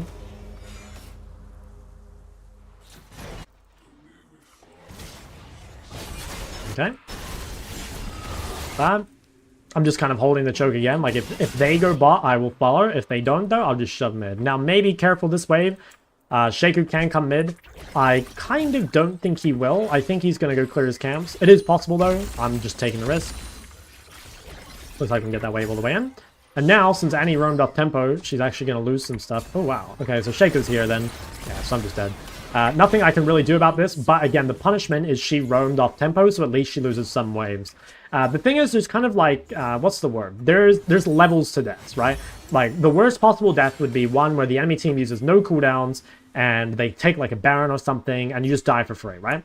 In this case, though, it's like I still die. It's still not a good death, but at the very least, like, Annie used ult, which was good, and Annie lost the wave on mid, so it wasn't totally free, right? It's, yeah, it's like slightly less bad, basically. And that's really key. Like, obviously, even high elo players do make mistakes, right? Like, it happens. But it's like rare that they're making mistakes that are so, like, big, I guess. Like, a lot of the time it'll be like sort of more minor mistakes or mistakes that just like aren't quite as punishing. Now, I TP'd here to try save Kai'Sa. Unfortunately, I was a bit too late. I do need to be quite careful because this Yone is an absolute demon right now. Potentially could win this. I think this is winnable, although me getting rooted sucked. I think he dies. Yeah, okay, so not bad. Sucks that I got rooted there at the end, but yeah, I mean, that does really suck. Wow, I actually killed him. Okay. Well, again, like, so it wasn't good. I mean, I died, but at least we traded stuff top, right? Like, at the very least, we brought Yone into this fight. I probably mispositioned a little bit at the end, but it was okay. So what am I thinking of buying now? I think probably... I don't even know what I buy. I don't want to buy Zhonya. I don't really care about buying at this point. Liandry doesn't seem that good. I could go Blackfire. I think what I'll do is I'll just buy another Amp Tome, and then we'll kind of think about, like, what we want to buy from here. Because we just don't like really have like great options. So yeah, I think double Amp Tome, and we'll just like leave it. We'll leave our options open pretty much. You got 5 gifted from Caleb. Thank you, my friend. Okay, so what are we thinking now? Like, we really want to avoid fights. Like, currently we're kind of weak, but what we can do is play for the side lane. So one of the best things you can do, both when you're ahead, but also when you're behind, is split push, right? When you're ahead, it like makes people answer you. And like you can take more gold and stuff, but it's actually the same when you're behind, right? Like currently, if we can split away someone useful, that's really good. Like if we can get, say, Yone to match us, or if we can bring 2 people bot to like the 1-4 victor, like this is quite good, right? I would say this is pretty good. Obviously, you don't want to die while doing this. Like it's definitely a mistake that I've like overextended. But like, yeah, again, if we can bring 2 people bot, especially people that are much stronger than me, that's really, really good. So we will probably group at like the key times, as in like, we will try and group for 3rd dragon, but for the most part, we just want to rage split, like get as much gold as we can, and bring useful people away from the fights. I still don't really know what I'm buying. Yeah, I actually have no clue, so I'm just not going to buy anything. I still don't really know what the best buy is. We kind of see what I base on next. So yeah, not really any way I can be here. I think that's Yone's TP. No, that was Annie's TP, okay.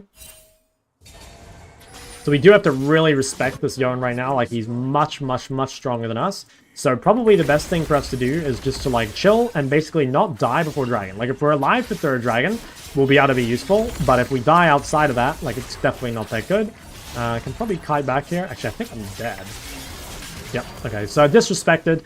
I kind of thought that, like, with the slow I would be okay, but unfortunately I just, like, walked a little bit too far up. That's a really, really bad death, because it means that, like, I won't be on the map early for Dragon, and also because Yone didn't have to use any cooldown. So this is exactly what I mean, where, like, this is one of the worst deaths you could possibly have, because they didn't use anything. It's an off-tempo death. Like, they're going to get free setup on the Dragon and everything.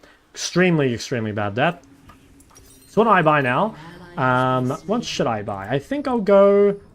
maybe Cosmic. I mean, I'm going to be fucking useless, like, pretty much no matter what I buy, so at this point, I'll just buy, like, some power for this dragon fight and just try be sort of useful. I actually do reasonable damage, so, like, if I'm fighting behind Rel or something, like, it should be fine. But yeah, it's, I'm kind of like leeching my way back in the game, I guess. So this is like, we do want to be grouped for this dragon, because if we can threaten the dragon soul, then like things are really good. I think Sedge definitely like delayed her base a bit too much, but it should be kind of fine. Now, are they on dragon? Because I really don't want to give it. Okay, yeah, we should be able to get this. I think if we get third dragon, I would say we probably win. I think the game is like probably over. This is really bad, obviously. So the main reason this happened is like Sedge delayed her reset so long. I can probably save the Kai'Sa. See if we can slow this guy on the way out. Okay. See if we can get the ulti there. Shaco's gonna go on me. Just have to flash. Maybe I can cut away. Yeah, it's really, really bad that Sedge wasn't there. Now, hopefully I get saved. Okay, nice. Managed to even get up kill. Alright, so not bad. I could probably base TP here to Dragon. I think that's probably... Oh, you motherfucker. Super annoying. So we'll just reset. We'll go home, buy our... actually, it should be okay. Like, I think we'll be on the map same time as Yone, and Yone doesn't have TP. So I think we're going to get this Dragon. And like I said, I think if we get third Dragon, we pretty much win the game off that. In fact, the game might already be over, because they really don't have a good way of killing Sedge. And, like, Sedge outscales Shaco in a huge way. So I think we'll be fine. Okay, and he just missed ult. These guys, like, fighting without their Kai'Sa is definitely bad. Like, if we wait for Kai'Sa, she'll kill everything. But dying before Kai'Sa gets there is, like, really, really bad, obviously. Yeah, so this is a huge misplay. Now, I can TP in. The question is, like, do we win anyway? Not sure. But the big mistake there from our team was just, like, you know, we have a 16 kill Kai'Sa, like, let's just play around there. Okay. Nice. Good picks. Now we're just going to make sure this guy can't steal. I think this guy's going to be in here. Okay, that's got to be the real one, right? Okay, nice. So that should be it. Although, I mean, maybe Yone could stop it still. Just try and kill it. Okay, great. So I think we've won the game there. I feel like we should be pretty difficult to beat at this point. Don't know why this guy TP'd. I guess he wants to TP Radicon, but I think that was a really troll TP. Because, like, now I have to reset and go top. Like, we're going to get Radicon anyway, so, like, kind of just inefficient macro, I guess. No, I'm not staying there. Oh, now she's going top? Okay, these guys are kind of, like, fucking me really hard macro-wise. Okay, I don't know. The macro here is, like, really bad for my team, so it's very difficult for me to decide what to do. Because, like, yeah, now I should have probably stayed and hit mid, but everything's fucked up, which is fine, I guess. Anyway, we'll shove mid, and then we'll try come down to this Radicon.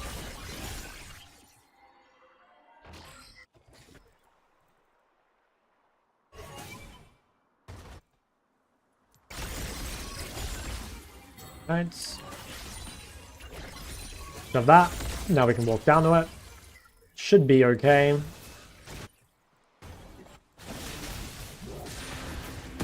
Okay, looks like we still got it, which is good. Can we chase? I mean, maybe. That's kind of low. I think as long as we get all the flowers, it's good.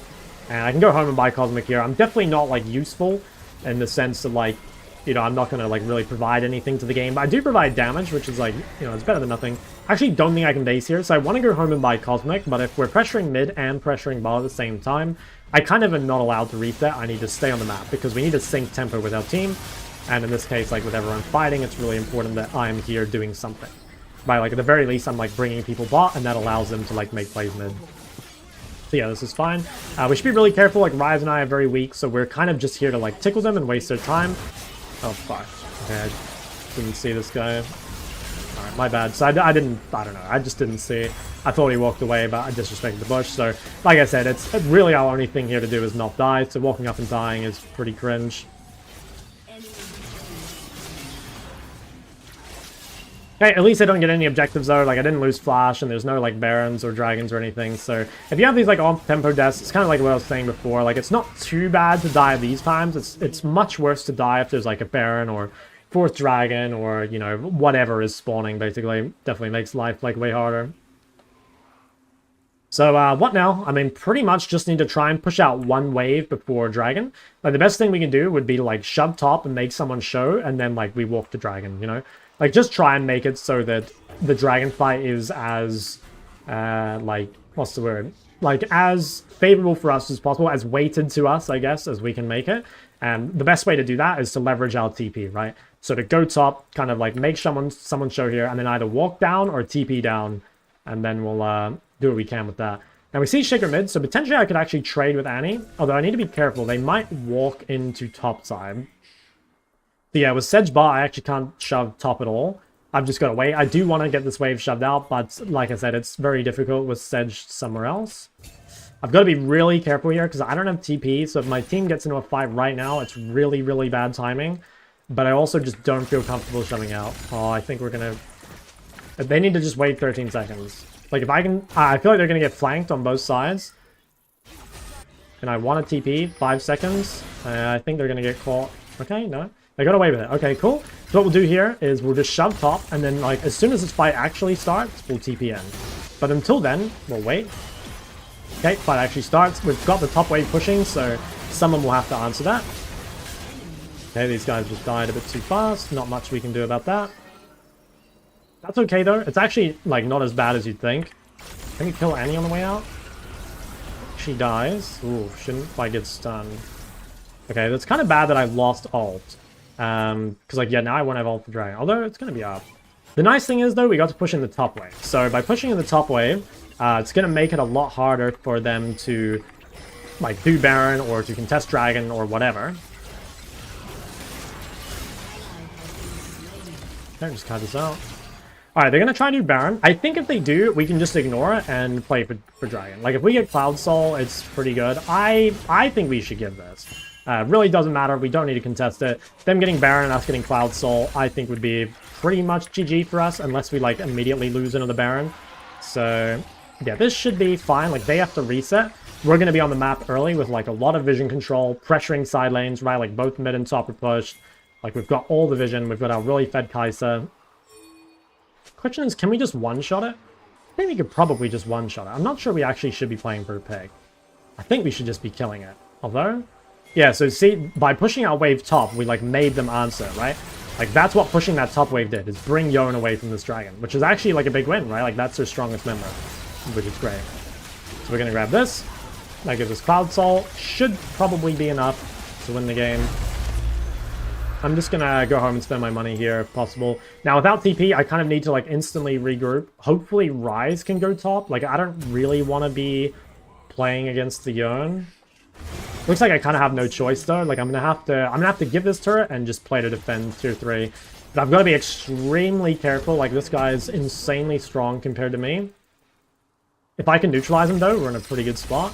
Okay, that's super good. So we managed to live his ult, and that should allow us to just like neutralize this. He'll probably actually recall. I could maybe even chase him here. See if I can. Okay. Yeah, I don't think I can do anything more to stop his base or whatever. That's probably enough, though. Now, I might just start walking mid just because, like... Well, should I push top? Depends if my team is ending. If my team is ending, I want to be here. If we're not, then I should push top. I think we're going to end those, so I'm just going to run mid out of base.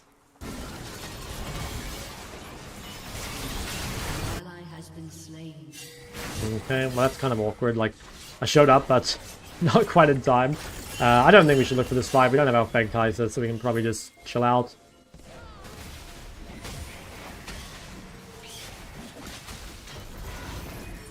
I don't really have anything to do right now. Like, it takes me too long to get top. Probably just reset then, so I just don't have a whole lot to do. I'll just reset. Basically want to sync my tempo with Kai'Sa here. Just realizing that, like, I can't really do anything until Kai'Sa's back on the map.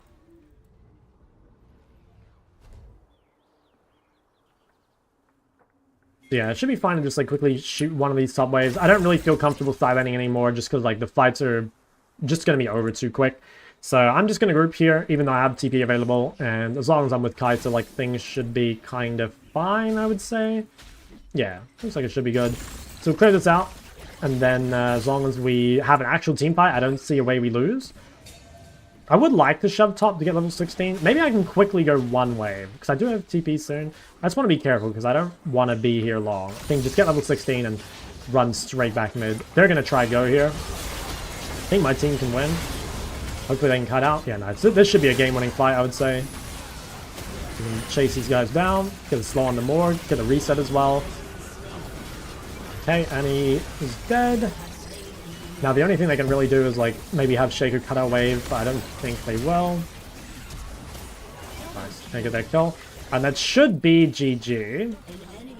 Yeah, nice, that should be GG. So there's like a few things you guys should take away from this game. The first is like, you guys always ask me how to play from behind, and the reality is it's like 10 times harder to play the game from behind than it is to prevent falling behind in the first place. So like, you can see here that like, if I make a mistake and I die to the jungler in the early game, the game becomes like extremely hard, right? Like the Shaco got insanely fed, and I'm the one that gave him the first kill, I'm pretty sure, right?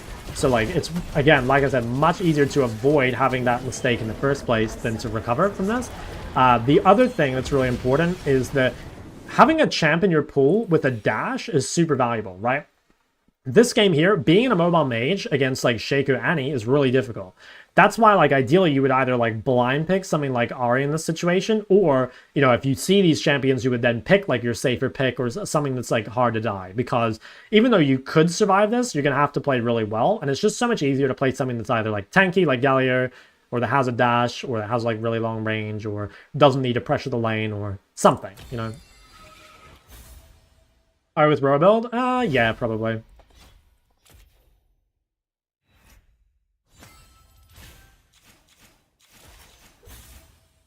That was nice, just got carried. What's to do an enemy jungler ganking mid from your tower after invading jungle? Probably just need to make sure you're hugging to the river.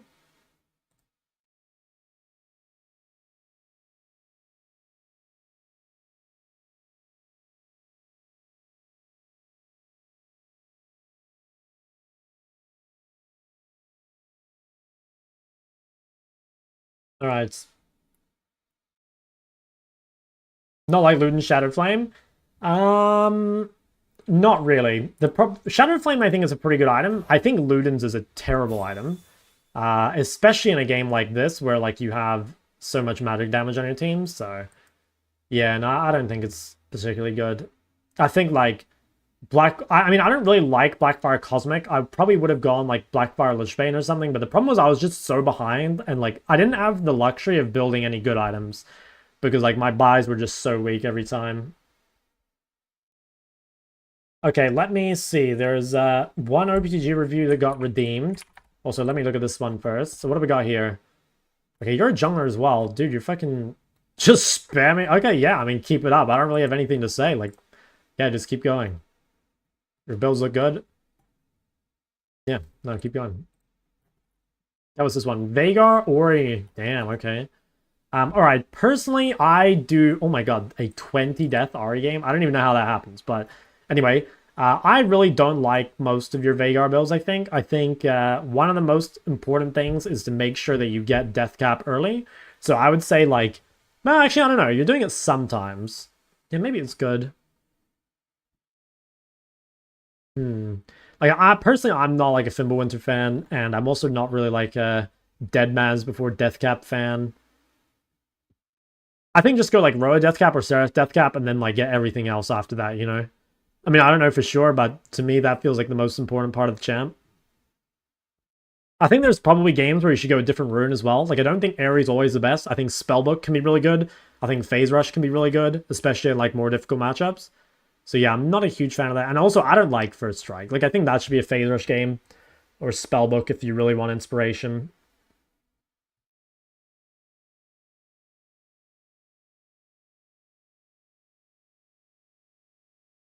If you guys can redeem the OPGG, that's better. That way I can actually do them, like, in an order.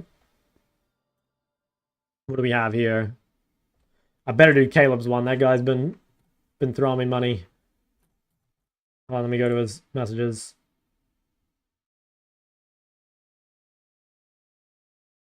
What? What happened?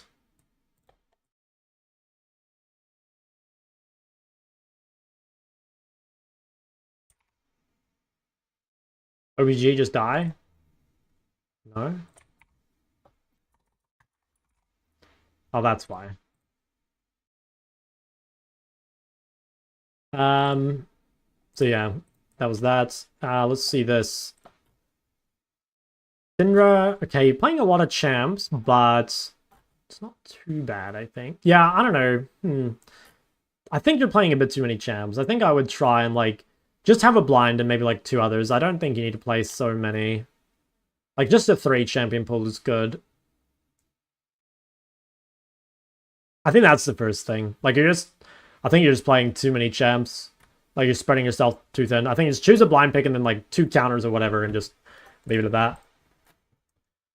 Okay, I like this. Like small champion pool, kind of succeeding on the Hwei lately. Okay, a lot of deaths on the Ari. Definitely need to look at that because like, you know, you're not really allowed to have deaths on Ari. My guess is like this. Oh wait, this was bot lane, was it? Oh yeah, okay, well, yeah. Hwei bot is like way better than Ari bot. I'm not sure if... Oh no, you do play Hwei bot. Okay, I'm not sure what prompted the Ari bot, but yeah. Okay, I mean, for the most part, it's looking pretty good. I do think your deaths are too high. Like, Hwei has a lot of range and Ari has a lot of mobility, so you really shouldn't be dying so much. And I think that's leading your CS to be lower. Although it could be that you're bad at side laning as well. I think your builds look good. I am a fan of your builds. You could maybe buy Darkseal more. Like, it seems like you don't buy much on Hwei, but... Yeah, no, for the most part, it's, like, kind of good.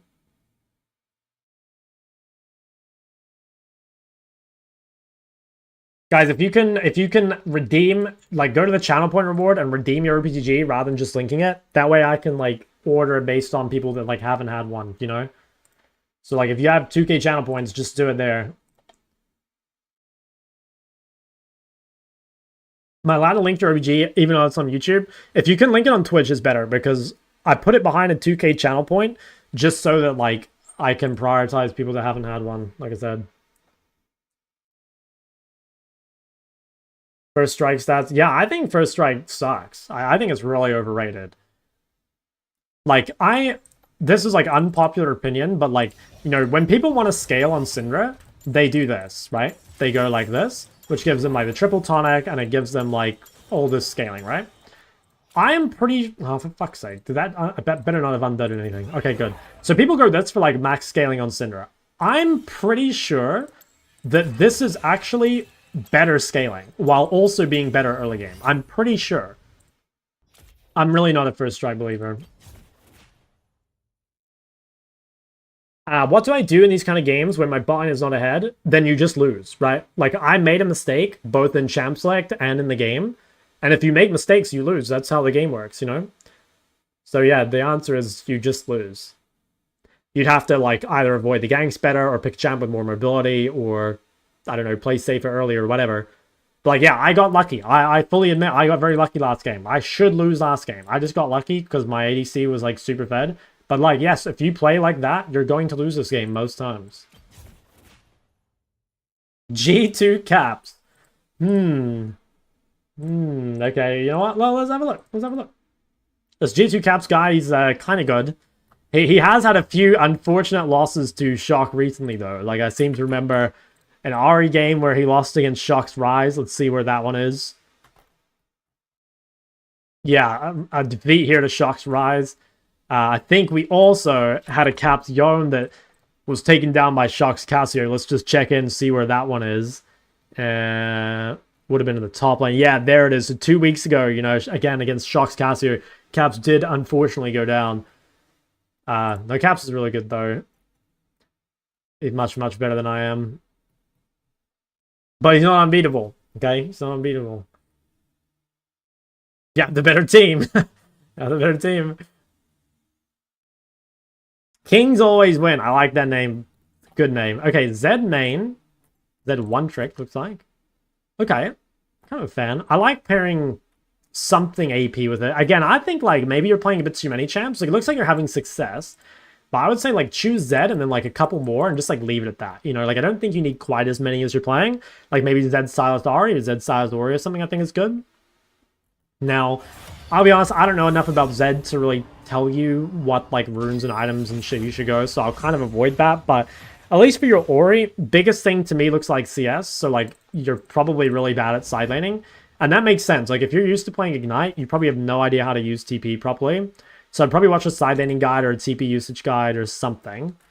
Yeah, to me, this looks like you don't know how to side lane. That's my biggest thing. You also probably don't know how to lane as a mage, because, I mean, you play Zed, right? So maybe watch some, like, laning videos. I think, because, like, Ori vs. Hwei, obviously, is, like, quite winning. Not sure what happened in the game. Like, again, Ori vs. TF, like, pretty good matchup.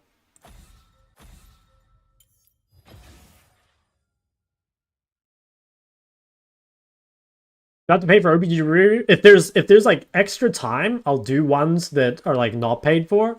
But like I find that like I don't have enough time to do all of them anyways. So like you can guarantee it with a redeem, you know. I don't know if EUS is down. I mean, I'm on EUS, and I seem to be fine. So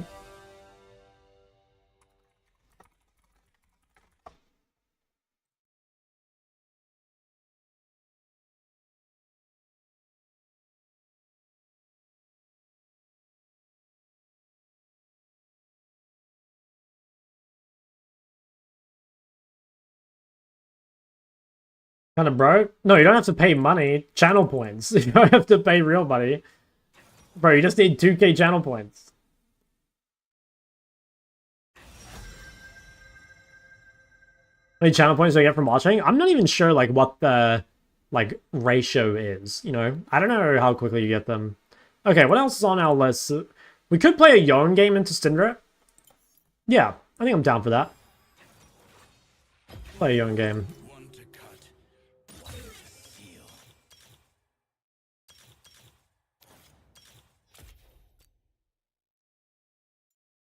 I think grinding with mid is harder than grinding with other lanes. Like climbing? I would say it depends a little bit on like what champ you're playing. Because like there are certain champs mid that are really hard to climb with, right? Like if you play something like, what's a good example? Well, like something like Aurelia, right? Something that's gankable, needs to get stuff done, doesn't really scale. Like yeah, fuck yeah, it's super hard to climb as mid. But if you play something like Lux, for example, or like Cho'Gath, like, it's going to be 10 times easier, you know? Have a guide on farming and side baiting? Yes, I actually have guides on both. So if you go to my YouTube, my farming guide's kind of old and kind of outdated, to be honest. Or not outdated, but like it is old. My side baiting guide, though, I made 6 days ago, and I think it's really good. Is mid the safest role? Hell no. I think mid is the most vulnerable role. Like, mid you can be ganked from anywhere, basically any time. Like, I've played the other roles in Challenger, and I think, like, you get ganked mid so much more than you do on other roles. Like, it's so easy to avoid ganks top and bot compared to mid. It's not even close.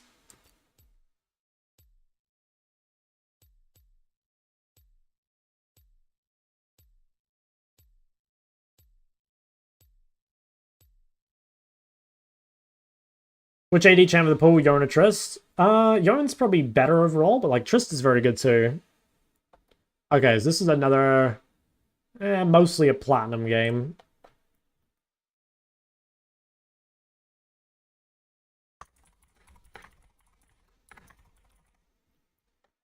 Emerald, Syndra though.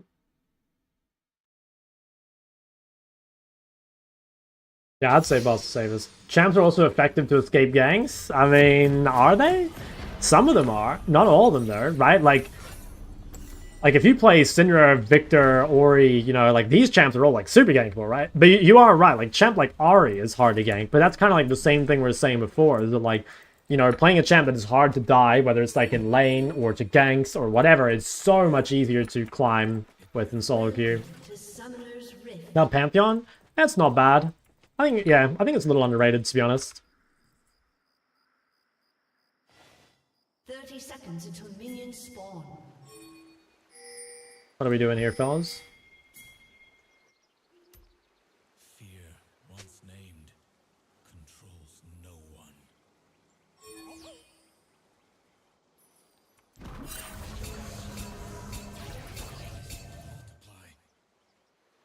It's bad to Joey Boss? Oh, really? A zero stream when? Yeah, probably... I don't know. I want to try and get through, like, all the champs. You know, like, that ultimately is my goal. I'm not sure when I'll get to all of them, but, like... Yeah, I think we're doing, like, roughly 5 this time, which is, like, Syndra, Ori, Ari, Victor, Yone. That seems to be, like, our 5 for now. Okay, so let's talk about this game. So, we're playing Yone vs Syndra, which I'm of the opinion is a good matchup. A lot of people seem to think this is a bad matchup because you kind of lose the 1v1 early. That doesn't necessarily mean it's a bad matchup, though. Like, Yone's quite good against Syndra because you win the side lane and you have really, really good gank setup. So your main goal as Yone in the early game is just to kind of, like, get to your sustain as quickly as possible and abuse, like, your sustain and MS advantages, as well as, like, your gank setup. So you're not really expecting to be up CS to Syndra early. If you can, it's really good, obviously. But for the most part, we're just going to kind of like neutralize, avoid taking damage, and, you know, again, we can look to like set up ganks with Gwen or whatever. But yeah, we don't really need anything to happen here in the early game. Maybe go for a quick trade here. The thing is, I don't want to accidentally push the wave out, so I kind of want to just keep the wave here, and if we can keep it here, it like puts a lot of pressure onto her. Now we could maybe go E level 2 here. I'm kind of tempted to do it. Yeah, so she has no stun. I think I'm actually going to go E level 2 and maybe just like surprise her. Let's see if she walks up. Yeah, so she currently has no stun, so it's really good if we can get on her. I probably should have held the point until I was ready to use it. Yeah, she did a good job of respecting, to be honest. That's fine though. Like I said, like if nothing happens early game, I think we're like reasonably happy. Okay, no stun again. Probably go for a quick trade here. Nice, and get some trades on the way out. Use our fleet movement speed. Huge. That's a pretty good punish. We're really happy with that. And the wave's still in a really good spot. The longer we can keep the wave in this spot, the better it is. Because this makes her vulnerable and it also makes us safe. Maybe go for a quick little Q forward there. Yeah, this is totally fine. We know the jungler started top because of the... Actually, no, he started bot because of the ward we placed. Maybe have a window here again to go forward. Go forward with the fleet movement speed. Just get a few autos. Okay, accidentally like extended it a bit too far, but... Oof, missed the cannon. Definitely wasn't that good because I missed the cannon, but otherwise it would have been fine. Like, you're totally fine to kind of trade at a small deficit because you have so much more sustain. And see how we're like kind of abusing that right now? Like, we're really trying to basically just use our movement speed to dodge abilities and like, you know, keep the wave in a good spot so that we can run her down. And like try Punisher's stun cooldown as well. So we really want this wave to come out to us. Like in this current position, we can't really pressure her at all. But the wave will push to us unless we like kind of fuck it up, right? So we're totally fine just to let this come to us. She has no stun now, so she has to be quite careful, right? Like the wave is going to be on our side very soon. Nice. See there with like aggro positioning, I'm able to like make her use cooldowns to CS. Now we can probably use our prior here and just kill the Amumu. Okay, I think I'm just going to flash for this just to make sure we get it. It's a very important kill for our team. Nice. That's pretty good. Now, do I help her here? I think she's out. I really want to go back mid and make sure that this wave doesn't crash, right? Like, I've got to keep this wave in this state against Syndra to be, like, pressuring. We're going to try and hold this off the turret. Now, she is pretty low mana, so if we can just, like, E forward, it's going to be really, really good for us, even if she has stun available. Okay, let's go for the trade. We've got the red buff as well, so we can actually... Okay, great. We get her stun, which is huge. And now, I was going to say, I kind of want to push to, like, stop her from resetting. Because, like, we could maybe dive her here. So we're going to try and push. And let's see if we can keep her here. If we can, it's obviously really good. I think she'll probably play it safe and recall, but we'll see. There's Bard with her. It is, like, a little hard to actually dive. I think if we stack Q3, we probably can. I don't want to kill the creeps too quickly here. I think I'm actually not going to have Q3. Oh, okay, just barely. Okay. Nice, we get the kill. That's really, really good. That was kind of opportunistic. Like, that was definitely... wouldn't say lucky, but, like, not often are you going to get the kill there. But the thing is, again, you don't need the kill, right? Like, you definitely don't need the kill to be ahead. If you're even, I would say you're... even first base, I'd say you're winning. So this is pretty good. We're going to get our Berserkers. And having this extra MS is going to be super nice. We can also get our recurve bow. So we're going to be in basically an amazing spot. Like, we have this huge MS advantage to abuse over our opponent. We can chase her down super easily. And because we have more items, like, we should be winning trades at, like, basically any time. So here's what we're going to do. Like, if you look now, she has mana, but she doesn't have MS. So if we can get on her, especially when she has no stun... that's going to be really good. Now, if we can get her to use stuns for free, that would be really, really valuable.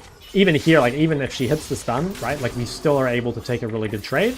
We're just going to push this and then get the wave back into a position where we can actually punish her. Because currently, again, like, her wave state is just a bit too safe.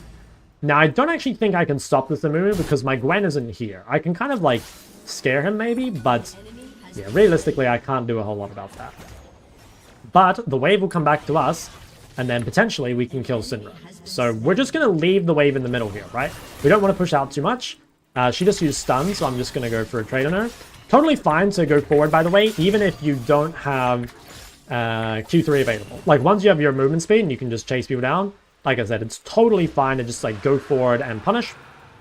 And remember that, like, because you have more sustain, it doesn't really matter too much if you take damage. Obviously, you don't want to, like, just run it down, right? But if you take a little bit of chip damage here and there, there's really nothing wrong with that.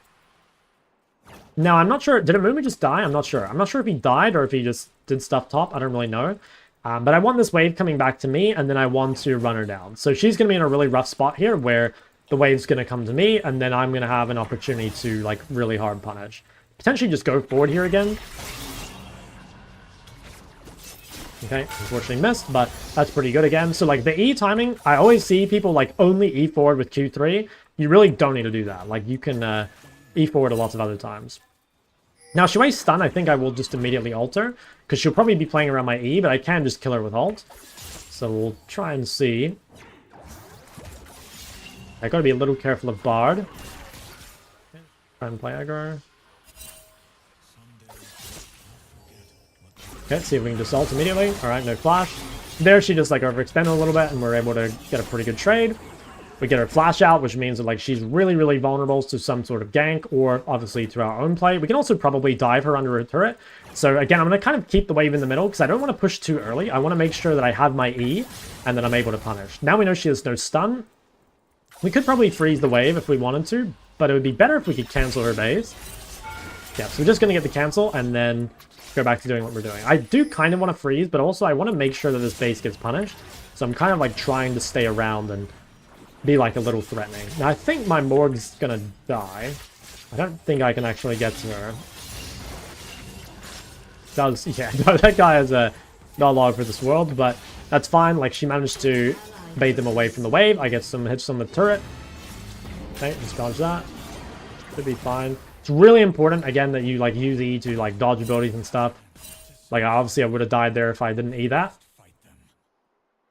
Okay, so Syndra should be recalling. Don't think I can cancel, but we can just shove the wave in one more time before we reset. So let's just shove this. Okay, she TPs. That's fine. We could probably... Oh, shit. Okay. Well, that sucks. I think I can get out here. Okay. I better flash. Okay, it's a bit annoying. The Avengers show up. It's fine. I did lose flash, which is definitely not ideal. But it's okay. It's still okay. So we're going to be really strong. Now, I have the choice between Pickaxe or Vamp. I think it's better to go Vamp Scepter, just because the sustain is like better in the matchup. So we're just going to walk out back on the map immediately. Be a little careful, I think, of like big skirmishes, you know, like a 3v3 or something in River. Now, to be honest, we're probably strong enough as a team. Like we're currently winning every lane and jungle that we could take them. But normally you want to be a little careful of this time as Yone, where like, you know, other champions are getting like their big ults and stuff, and you're not like extremely strong yet. Like you're extremely strong on your Bork, but you're still not insane at this point. So let's reset up our vision on the top side. We know Syndra currently has no stun. So if she misplays, we can just immediately ult onto her. I kind of want to... I think I'm just going. Yeah, so here, like, she has no stun. We're just going to try to chase her down. Okay, her stun actually came up a lot sooner than I thought. She probably just has a lot of CDR. Maybe I also waited a little too long. But that's still really good, right? Like, we got a massive chunk. We have, like, basically infinite sustain. Like, she can't contest any objective or anything. Oh, shit. Okay, I think I'm dead. Can I live this? No. Okay, so to be honest, I just wasn't expecting that at all. Like, normally this sort of vision setup is, you know, safe against, like, just about every jungler. I don't play against Amumu too often, so I wasn't really suspecting or thinking about this sort of gank over that. But obviously that's very avoidable if you're aware of it. And it doesn't really matter, though. You know, like, Syndra getting the kill isn't going to make her start winning the lane. It's not going to make her start winning the side lane, so I don't think it actually matters. It shouldn't really matter. That's fine. I think Syndra's flash is still down for a little bit. I didn't time it, which is kind of bad. It is good if you can time it because you want to try punish while it's down. But, yeah. Okay, the wave will push to us. She's going to have her item here, so she actually will be quite strong. We probably have, like, a small deficit here, or a small, like, power drop until we complete Bork. Like, if she has items and we don't have Bork, we do need to be, like, a tiny bit careful. Like, yeah, I think current items, she's probably, like, favored over us. But if we keep the wave here, we can definitely chase her down, especially if she, again, like, wastes her stun or whatever. Now, this is pretty greedy pathing by her. Want to try and, like, bait her into using stun if possible. Try and keep the wave in the middle as often as I can. Okay, no stun. Just go for the quick trade here. Totally fine to do that, by the way. Like, you don't always have to go for extremely long trades. Like, those sort of trades are very, very difficult for mages to do anything about. Like, a lot of the time, they won't be able to punish your E cooldown in time, and they really chip away at their health bar, and you can afford to lose health, and they definitely cannot. Okay, no stun again. Let's try and look to play aggro. Okay, that's fine. Nice, another really good chunk. Yone movement speed is, like, one of the best things about him. So, like, against skill shot champions like this, it's quite nice. Alright, so we're close to Bork, and this guy also is, like, feeling the pressure. Like, we can probably kill him on the next go if we manage to hit him with anything. He probably has to recall here, and if he does, like, we can, you know, take a plate, go home, get Bork. Could maybe just threaten that we're going to cancel his base. Don't actually have to go forward here, right? Don't have to go forward, just need to threaten him. Like, I was never intending to Q3 there. I just want to, like, fake that I'm going to do something. I don't have the best vision here, so I might need to be a little safe. Yeah, I think the way he's playing right now kind of makes me think Amumu's around, because he seems to be, like, getting kind of aggro. What I'm going to do is I'm just going to pull the wave a little closer, just so I don't have to, like, go so far up to kill it. I think I should be careful Eing forward on this wave. I have a feeling Amumu's here with the way he's playing. Maybe I can just immediately... Yeah, let's just E-ult him. I think he's just dead. Okay, so it was Bard that was here, not Amumu. Oh, Amumu was here. Yeah, so sometimes, like, the way people play on the wave can, like, tell you, like, who's around, right? Like, that Syndra was getting very aggro, like, seemingly for no reason, which probably means, like, Amumu's next to her. So I'm going to recall here. I'm going to grab Bork. At this point, you can kill anything, basically. You still want to be careful taking really big fights. Like, you can take 3v3s, 2v2s. I probably wouldn't take a 5v5. Mostly, you still want to leverage your, like, 1v1, you know? But, like, small fights are okay. It's just a really big fight when there's too much CC. You can definitely just die really quick. So, yeah, like, this fight here, we should be pretty careful. Maybe I have a look at Vayne. Yeah, can't quite do anything there. I'm just not quite strong enough. I didn't have ult. It's when you get shield bow, that's when you really want to look for those. But with Bork, like, you can kill people in lane basically instantly. Like, people really do not respect the Bork spike. And honestly, like, fair enough, because, like, this item is, like, disgusting. You know, like, the fact that it's so strong is kind of nuts.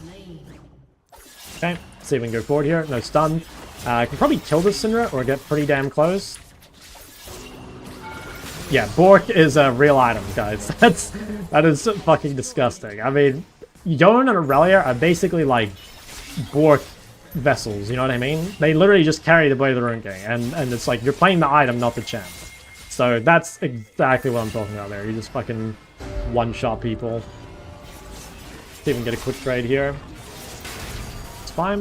We should probably go recall. I think we should go home and spend our money. It's probably better to buy Crit Cloak. Yeah, I think it is. Is it? I mean, it must be, right? Get double crit. I'm actually not sure, but let's assume it is. So we go home, buy this. What are we thinking now? Basically, again, continue to abuse our 1v1 lead. And then we kind of want to get into the side lane as quick as we can, because that's when we get to really take over, right? Is when we get into a longer lane. But we can continue to punish Syndra, obviously. Like, we just want to make sure that we, again, stay away from, like, really big team fights. We take little skirmishes, especially if we have Friar, but just don't get caught in some sort of 5v5 before you have shield bow. It's very important. I don't know where... Okay, there he is. Bard's coming mid, so we might have to be a tiny bit careful. Yeah, I'm a little hesitant to queue forward with the Bard being next to me. Like, I can probably win anyway, but just, like, for safety purposes. Because, like, all I need to do is not die, right? Like, these guys are cheesing bots, so, like, in theory, I just need to live. Okay, that's fine. Oh my god, is this guy just fucking going? I guess. Alright, that's a pretty good gank. Okay, well that's really good. I'd say from now, like, the game seems pretty much GG'd. Like, we can just take this turret, we'll be super accelerated, we can get in the side lane, and then things will look amazing. Let's just finish taking this. Like, we have nothing really to be scared of right now. Bard's dead, Amu's dead. Pretty much showing top. We just quickly shove one more before we get our base. We'll just kill this.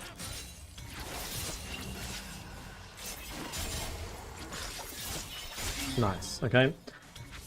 So now recall, and you could ward here, by the way. The reason I won't is because I kind of want to save ward for side lane to make sure that I can really play aggro. Like, I want to be able to push all the way to the tier 2. I kind of want Yone, or not Yone, I want Lucian, yeah, there. I wanted him not to go bot. Like, if Lucian goes bot, I'll go mid, but much, much better if I can go side. Like, Syndra cannot side lane against me at all. And this is why I think, at least, that Yone is good against Syndra, because this stage of the game is so unplayable. But the lane is actually not too bad. But, like, if you know how to play the side lane, it's going to be, like, absolutely miserable for Syndra. Nice, managed to get a knockup. Can probably go forward. I think she's just dead. Yeah, I mean, Bork is just too strong. So we kill her. And what we'll do is we'll now just shove in all the way and take as much, like, vision and camps as possible and potentially pressure the turret. We're still not really looking for huge fights before we complete our shield bow. But before then, it's still totally fine to look for stuff, and we should beat Tryndamere pretty handily. Like, we are up a lot of gold. Of course, we have Bork. Okay. Okay, that's fine.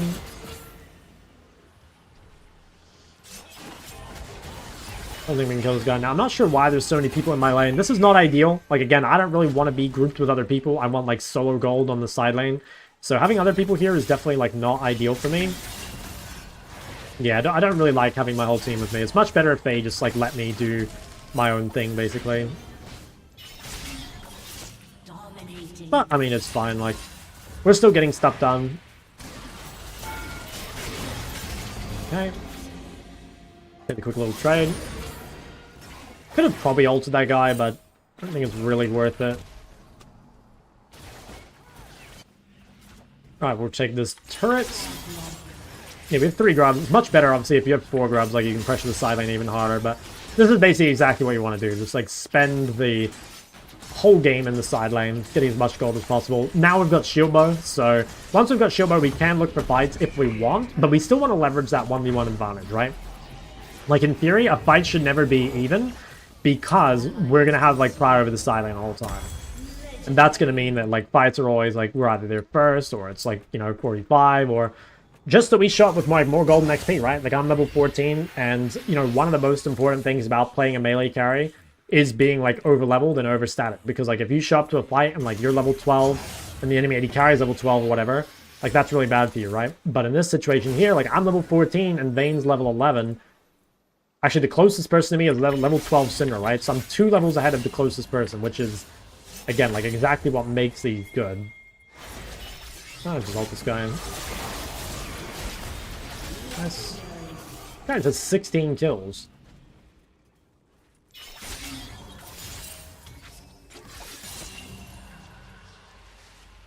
What now? I should be a little careful. I don't actually see anyone. I don't really have great vision. I'll definitely kill this Vayne. I might not get a stack. Oh, Gwen's pushing top. I guess we can just push bot. Wait, let's just stack out Q3. Try and take a quick trade on the Vayne. Maybe not, I got people near us. All we have to do is, like, play this kind of slow, you know? Not die too early.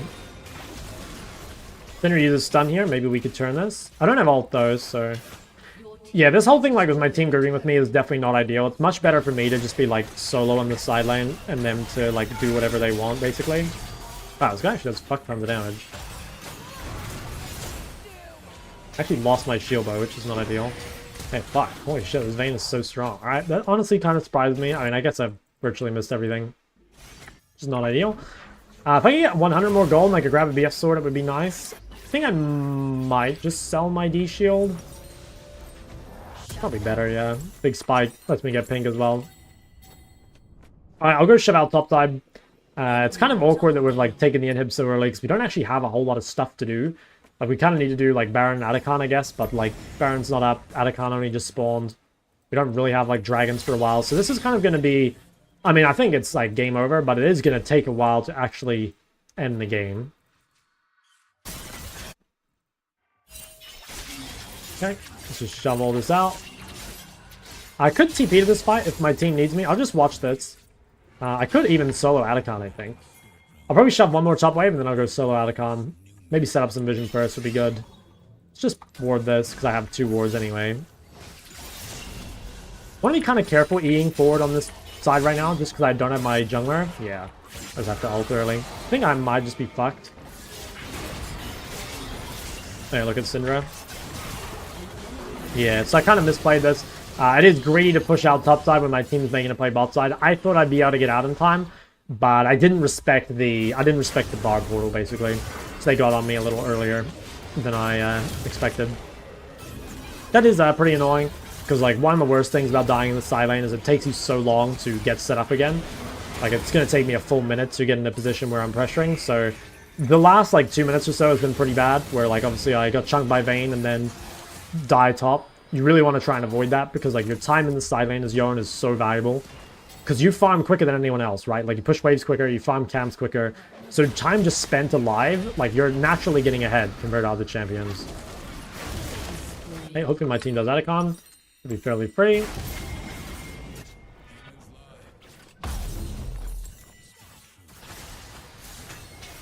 An ally has been slain. Okay, I do have TP, so I kind of want to be bot. And at the same time, no, I'll ping that I have TP. I don't really want to do this camp, to be honest. I want to, like, get bot wave shoved in. I want to, like, make someone respond bot to give us Atacon, you know? It looks like they're going bot anyway, so I think we're going to get it, but... that looks fun. Okay, so we should be careful bot. You know, like, I've made people show. All I really need to do right now is just not die. So, yeah, I should just be a little careful of Bard here. Yeah, we get Atacon, which is super good for us. I do beat Tryndamere, I'm pretty sure. Maybe not when he's full rage, we'll have to see. Pretty sure I win, actually, anyway. I could maybe get one more stack here and then just cancel him. Nah, I'm just gonna fucking do it. Yeah, I just win anyway. Pretty sure I just do too much damage. Yeah. Okay, that was pretty unfair. Yone is so broken on side lane. It's actually disgusting. Alright, well that's easy. We'll just shove this all the way in. There's still no Baron, so we can't really do that yet, but pretty much at this point we're just waiting, right? Like, we can't quite end yet because they're too safe and we don't have enough to do, but like as soon as Baron spawns, I think the game just ends.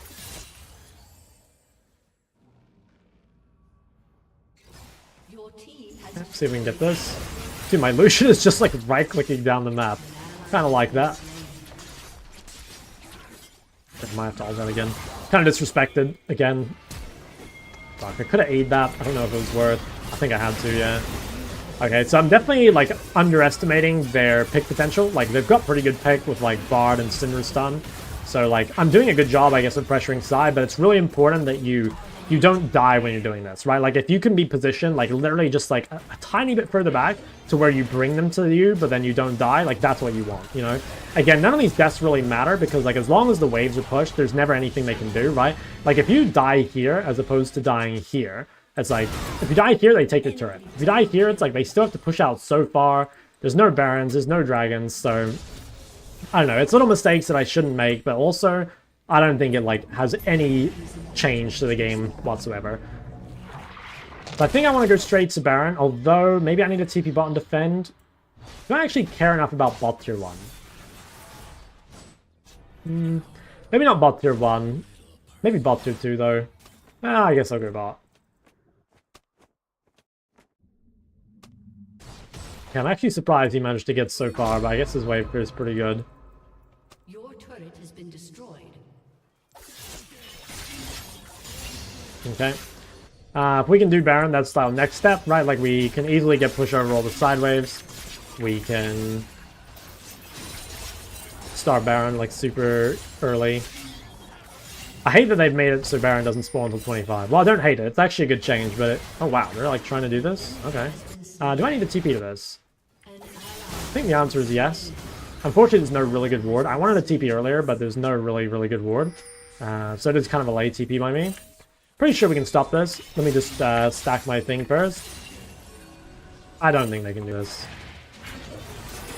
Okay, see if we can just do damage here. Maybe just flash all the Vayne.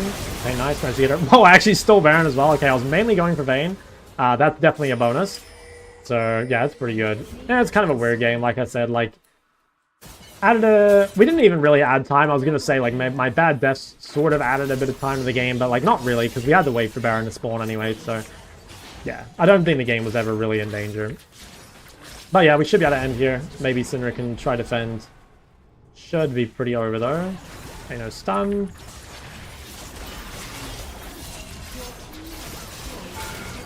Right.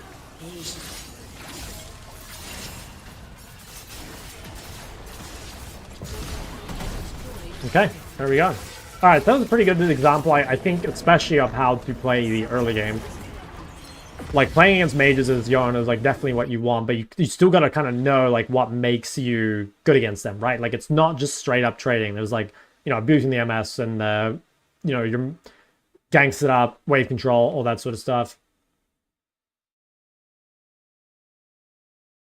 Why do you think Yone has not played more as a top laner if you want to side split with him all game? I don't know enough about Yone top to say for sure, but my guess would just be that, like, Yone probably has much harder matchups top than mid. You know, like, I have a pretty good matchup into Syndra, but I would suspect that Yone against, like, Fiora or Jax or Camille or Renekton or whatever is, like, nowhere near as easy as playing against Syndra. That would be my guess. But like I said, I don't know the top lane matchups well enough to say that.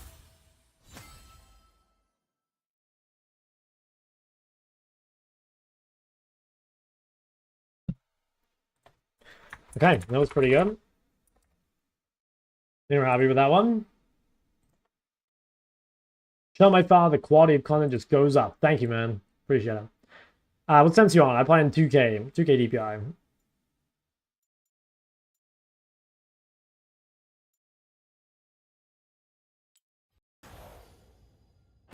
Right.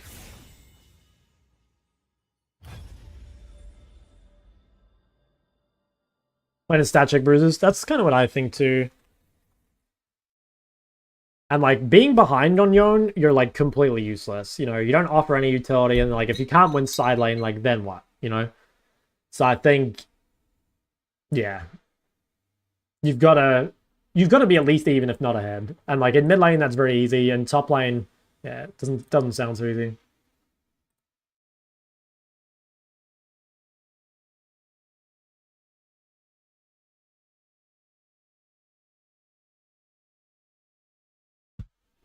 Okay. What else do we need games on? We've got a pretty good mix so far. I think we probably do need better games on Victor. I feel like overall the Victor games have been pretty, like, mediocre. So maybe we put some more games on that. But overall, like, I think we're looking pretty good. Azir, nah, I probably won't get to it this time because I need to make sure that I have, like, 2 games of each champ and each healer. And now I'm getting into, like, kind of higher healers. I need to, like, start putting more games back on the Ari and Ori, like, things that I did early on. Alright, let's open up some of these. Possible to do Diana? Again, not this time, but I am planning on doing every mid-champion. I am planning on doing every mid-champion. But I won't get Diana this time, I don't think. I'm probably going to stick to Ari, Ori, Syndra, Victor. Wait. Ari, Ori, Victor, Syndra, Hwei. Is that right? Maybe some Yone in there? Yeah. Something like that. Anyway, I can't remember. I have a list. Let's open up Word Swan. Let's open up the Swan. Do you use ultra low latency mode on your NVIDIA? No idea. Okay, let's see this. Okay, I definitely think CS could be better. Like, you probably need to work on either your last hitting or your side laning, or maybe you roam too much. Like, if you have 0 deaths and only 7 CSPM, that's, like, pretty low-hanging fruit. Not a huge fan of your builds either. Like, I don't know, Luden's Shadowflame is fine, but I think playing, like... Personally, I think Seraph's... Even Seraph's Shadowflame is better. Like, I just think Seraph's is a way better item than Luden's. But yeah, you're doing pretty well lately. I think, probably drop the champs you have, like, low win rates on. Like, I'd probably drop the TF, unless, like, you really love him. I'd probably drop the Zed as well. I just play the champ you're succeeding on, right? Like, it's looking really good lately on these champs. So probably just, like, commit more to them. I don't know. Or if you're going to keep TF, like, maybe use them as a counter rather than a blind. Like, just so you're playing, like, slightly easier matchups. Something like that. You know, like, playing TF versus Yasuo or TF versus Vel'Koz is really, really tough.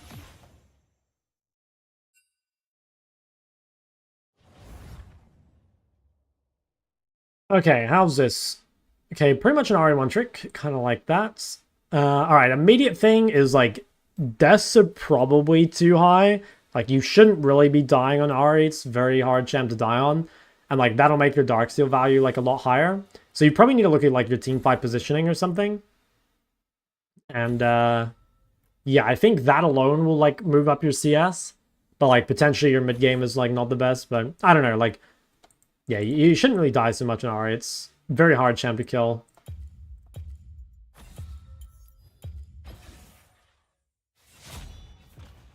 What do we got here? Hwei, Lux, Mel, Syndra. Do you play bot or mid? I guess you play bot? Oh no, you play both, okay.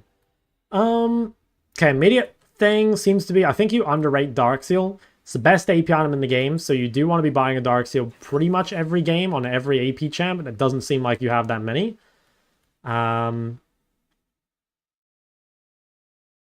seem like mostly good. Ooh, I'm against the Fury, I think.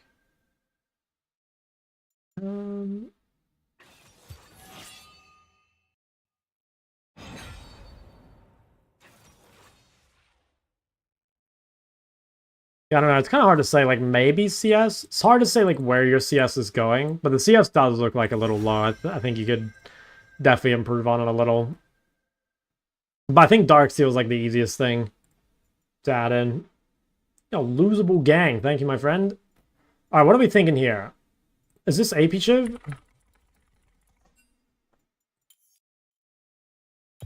I'm assuming it's AP Shyvana, right? Might have to play another Yone game. To be honest, this is a pretty bad game for Yone, because playing against Nocturne on the side lane is, like, not ideal. But, because I don't know if he's playing AP or AD, I think we might have to play it. Hopefully it doesn't end up being, like, Nefuri top or something. I think it's Nefuri mid. I can't really play AP this game, or I'm, like, really trying to avoid it anyway. And then how about this one? Oh, no games? Okay, I don't know. There's like no games here, so I can't look. Ash. Okay. Alright, well this will be interesting.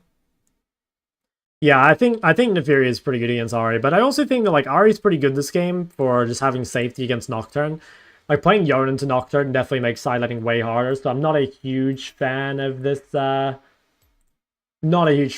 pick, to be honest.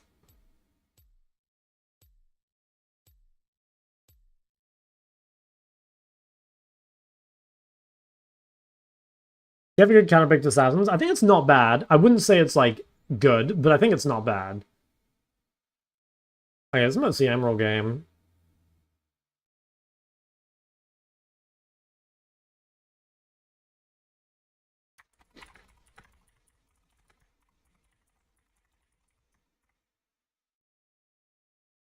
I definitely need to get more games on Ari and Ori. They're kind of being left behind right now. I don't want to have too few games on them.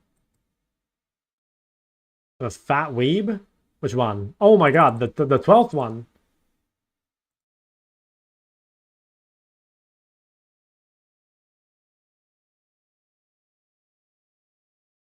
Yeah, most days it's like roughly 6 hours. Today I have to leave slightly earlier because I have to coach an MLA. So yeah, I'll have to leave like just a little bit earlier.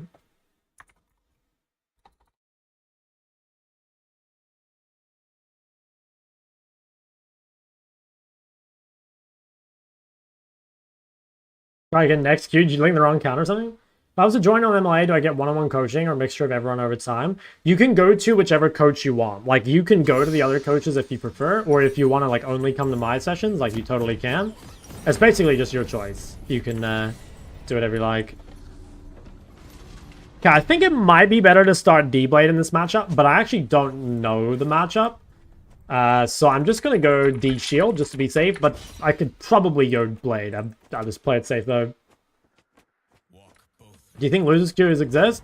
Like, yes and no. I'm going to make a video on this. I think that Losers Queue exists, but, like, it's not like Riot making your games harder. You know what I mean? It's like it's a combination of, like, tilt and, like, loss of confidence and potentially queuing up with people you're already lost with. Like, for example, let's say you only play AD mids or whatever. You want to, like, queue at the same time as people playing AP jungles, right? If you lose a game because you're, like, full AD or whatever, and then you instantly queue up, like, you probably get the same people, and then you lose again, right? Yeah, I am going to make a video on it though. I think you are absolutely more likely to lose your next game if you lose a game.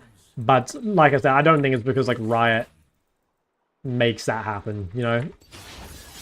Oh my god, +3.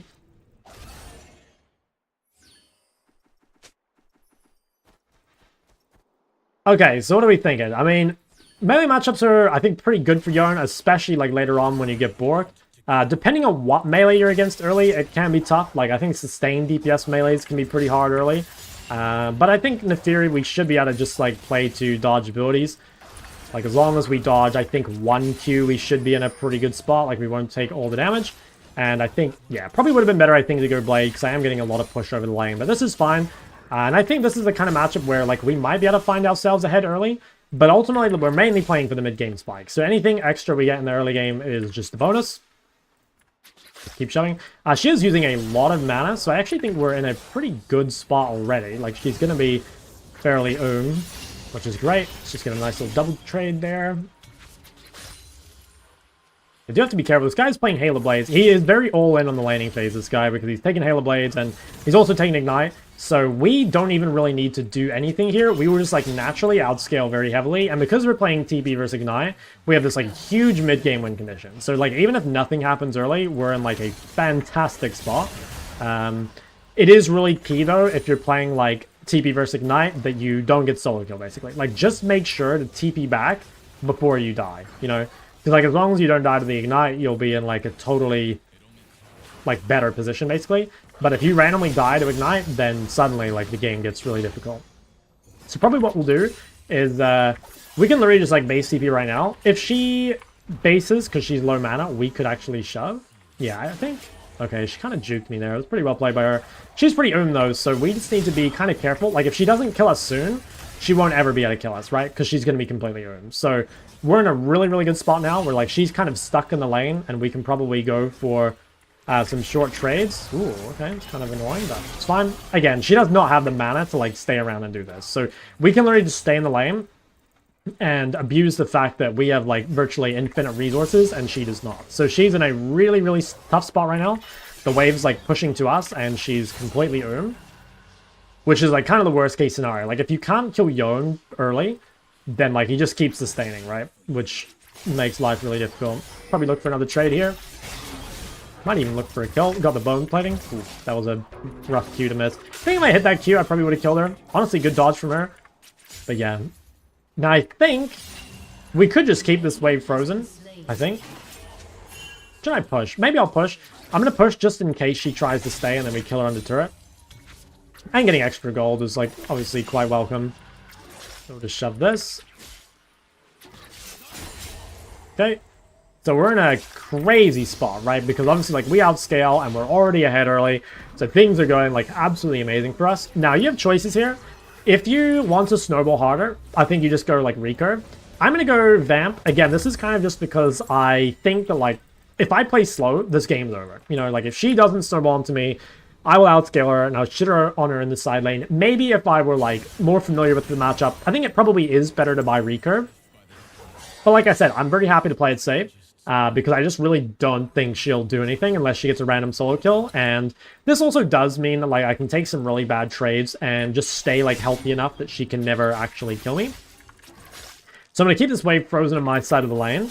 Because I want to, like, abuse the fact that I have, like, this item advantage over her. So we want to, like, kind of force her to use cooldowns to CS. Potentially, if we could get a trade here before we lose our bone plating, it would be really good. Okay, I think we want to E forward here with our bone plating and look for something. Yeah, I'm just going to E forward early, maybe chase her with the Q3. Nice, our bone plating tanks this. Totally fine. And again, like, we have the big sustain advantage. So, like, a trade like that that's, like, relatively even is actually, like, very favorable for us. She's already kind of fucked here, I think. Okay, maybe you have to be a tiny bit careful of her, like, level 6 all-in. She is getting pretty again, so, like, as long as we don't give her the kill range, basically, we'll be in a super solid spot. Could even, like, E forward here, maybe, and look for something. Just dodge these Qs. Nice. Just ward the lane as well to see if she's recalling or roaming. I think she's going to play to recall, so I'll probably play to push and try and keep her here, but we'll have to see. Just quickly drop a little bit of vision for ourselves to play to. Okay, she actually roamed bot, which is quite surprising. We're just going to punish the fact that she's roaming off tempo. Like, if she roams off tempo like this, she loses a shit ton of gold mid, which is definitely not worth it for her. And it means that we get prior to, like, guarantee get herald, or drums. So when your opponent roams off tempo like that, you can, well, yeah, basically just punish them by pushing. Potentially, if she walks through here, I'll trade. Looks like she's not. Yeah, I was kind of expecting her to just run back mid, but maybe she's just hitting the objective. Hitting the objective is, like, a huge mistake, though. Like, she just, like, lost so much for going into the bot river like that. Here, and just kite away. Yeah, this seems fine. Nice. Totally fine. So she used her ult, which is really good. Like, that means she loses, like, all her pressure, basically, over the game. And again, like, worst case, we have TP. I'm going to try and greed it until I get my tier 2 boots. But, like, this is totally fine. Like, the game is completely over for her. Like, she's already missed her window to carry. So, yeah, we're absolutely being chilling now. We could probably get a kill here. Looks like she's pretty overextended. Let's see if we can go for something. Let's try and, nice, that's one thing. I'll just wait for Warwick's CC, I think. Yeah, there we go. Probably didn't even need to ult, but that's basically as guaranteed as I could get. I could have just sent her early, but like I said, I really don't need to, right? Like, she is the one on the timer. Like, she has to accelerate because, like, by the time we get Bork, we'll just, like, completely annihilate her. So if she doesn't find any sort of snowball, and, like, actually if she actively falls behind, it's just completely done. So we'll shove this wave in. We'll quickly greet a plate. See if I can just grab this real quick. Just need to tap it once. I can probably just walk away from Gragas here. Should be fine. And we have a ton of gold. So we can TP back. We'll be insanely strong. And it's feeling really, really good. I think, yeah, so let's go tier 2 boots and then just buy whatever we can that's left over, basically. So we'll go for this. Probably don't even need refillable. Like, I have enough sustain. You could buy it if you wanted even more lane pressure, because it's not much of an investment, but I don't think I need it at all. Now, this guy has Dirk, which is, like, even more set up for early game, right? Like, if he's playing the Bruiser build, he'll be a lot stronger as the game goes on. But, like I said, this guy is completely all in on early game. So kind of realizing that, like, if this guy's playing, like, Halo Blade instead of Electrocute, or Halo Blade instead of Conqueror, and Dirk instead of Eclipse Rush, and whatever, like, that all means that he's, like, more and more all in on the early game. And realizing that, like, well, if we just play it slow, basically, and get into the mid game in a good spot, like, this guy's just completely fucked, basically. And as you can see, the trades are not looking too healthy for this Neferi. Okay. Yeah, so, like, now, I guess maybe be a tiny bit careful of, like, a Gragas gank, but Gragas is showing bots, so we have nothing to be scared of at all. We can just keep shoving. Potentially could look for something here. Okay, managed to get away a little more mana. I think, kind of down for just a dive. Oh my god, okay, we might as well just follow this up immediately just to be safe. Wow, Fat Weeb 12 is the fucking go, gotta be honest. Alright, great. We'll just, like, take whatever else we can here in the meantime. If you guys are wondering why Yone has low win rate, I think it's because people tend to, like, lose the game too early, you know? Like, even though Yone has the ability to, like, pressure the laning phase and stuff, and, like, you know, through sustain and movement speed and gank setup, like, most of Yone's strength is in the mid game, in my mind. But people try and do too much too early, or, like, try and team fight before they have, like, their key items, and I think that's why his win rate is lower than it should be. Assuming that's a better buy, probably is. Alright, so let's come back on the map. Honestly, like, what are we thinking now? Pretty much just more of the same. Like, our stat check at this point has gotten so extreme that I don't think there's, like, anything that Neferi can really do. I feel like we just beat her basically no matter what happens. Like, even if we get hit by everything, I don't even think it matters. This guy's level 6, so he's not even particularly threatening. Could maybe just go forward and, like, yeah, I'll just waste a bit of Gragas' time here. Like, I know he can't really gank me, so totally fine just to waste a bit of his time. Just replace our ward, give us something to hug through. Yeah, as you can see, like, even in this spot, right, where Neferi hits everything, she just gets absolutely annihilated. I don't think this guy is ever winning this. Yeah, even with Ignite, right? Oh my god. Fucking dude, Shabbat scared me.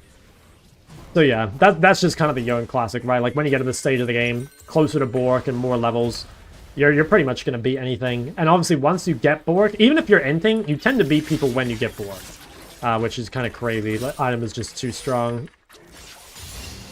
I want to kind of greed a little bit just to make sure that I get this Bork. Maybe just go for a little quick trade here. Yeah, I want to stay just one more wave, make sure I get this. I don't want to sell D-Shield unless I really have to. I think selling D-Shield too early is kind of a big deal. So let's just stay, shove one more, and then I think we're pretty happy.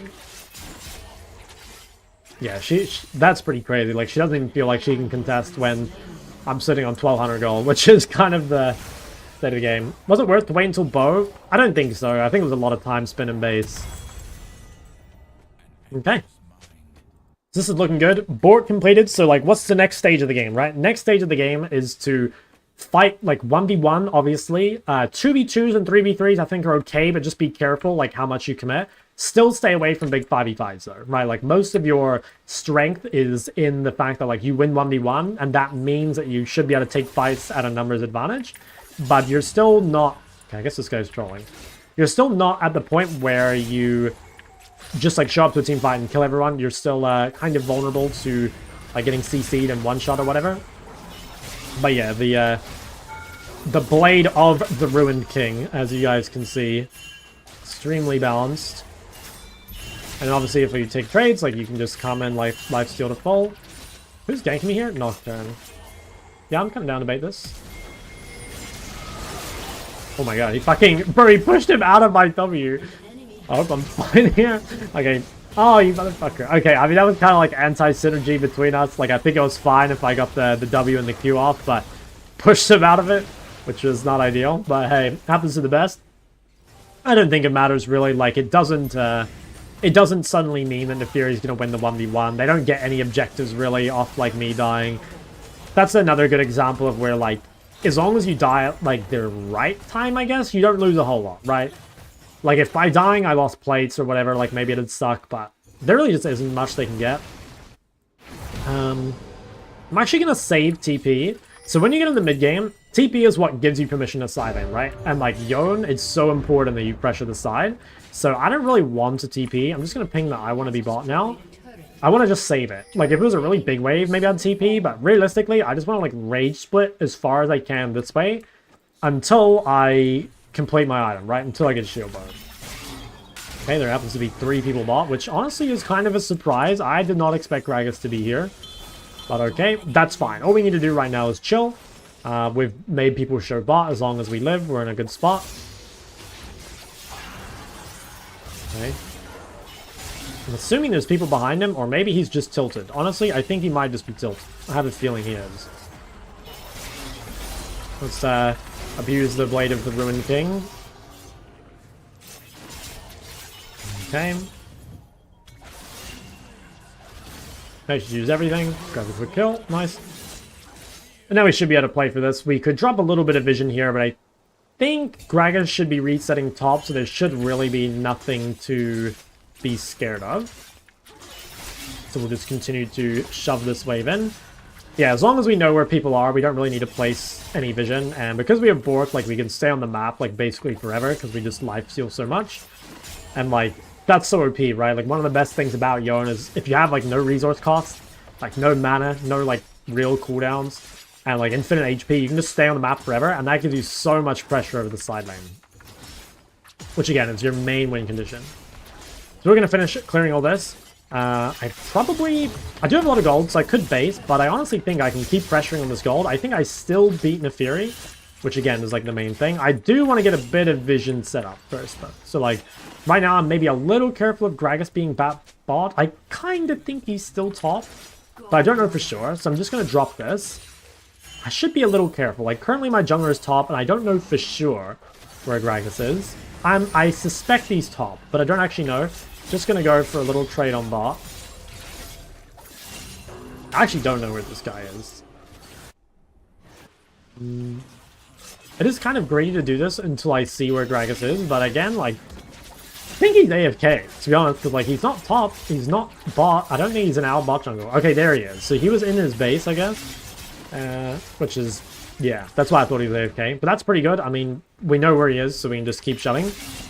We could look for a TP top, but again, we don't want too many like actual group fights before we complete Shieldbow, right? So we're, for the most part, just gonna keep hitting bot. Okay, there's Nocturne. Alright, so that's interesting. I'm assuming there's someone else here. Maybe not. Did I actually win? Almost. I mean, I had ult the whole time, but... Yeah, that was kind of crazy. I mean, I guess I was CC'd a lot of the time there. Also, I'm sitting on like a ton of gold. So I should probably go home, spend this money, get back on the map, ready to pressure. If I could be really greedy and stay for Shieldbow, I probably would, but I think it's a bit too hard. Let's just drop a pink. Yeah, we want the pink plus the ward. That's going to allow us to push all the way in. Again, save TP if we can. And then we should be good. Yone looks like such a BS champ. I think he is. I think he's really OP. Especially as a counter pick. Okay, so should we take these Krugs? Probably not. I would take these Krugs if Shyvana weren't pathing here, but if she's pathing out, then we should be fine to just come through and... Oh, I tried to Q a dog. I didn't quite hit it. Jesus, that's a lot of damage. Fine. Okay, so again, shove the side wave, set up our vision first, and then look to pressure the tier 2. So what we'll do is we'll probably ping this bush. That'll allow us to push up to here. Once we get a ward, we'll put it over there. Until that point, we'll just keep shoving in. Shouldn't really be anything to worry about. They're going to look mid. I'm not even going to bother going to this. Again, I have Shieldbow really soon, so I'm almost really strong. Even if my team lost this fight, I still wouldn't go. I just want the turret. Like, I have 6 grubs. I'm about to get my huge spike. And I'm just going to ignore any fights, right? Like, this fight doesn't even really matter that much. It's not like second dragon would win us the game. So yeah, that's actually a good example. Like, even though they lost, I never wanted to be there. Now, I could recall TP with Shieldbow. That's kind of what I want to do. I would like to TP flank this if possible. Maybe I should have kept going. Like, I did want to get home in time to TP, but I didn't quite get there in time. So it might have been better. Although, I could probably TP here. Yeah, I'm not 100% sure this TP was worth it, because it means I'm going to have, like, more trouble side laning. But it's not as important for me, because now I do have Shieldbow, right? So I actually can fight. Just going to check. Are they on this? They're about to be. Okay, I think we can do something here.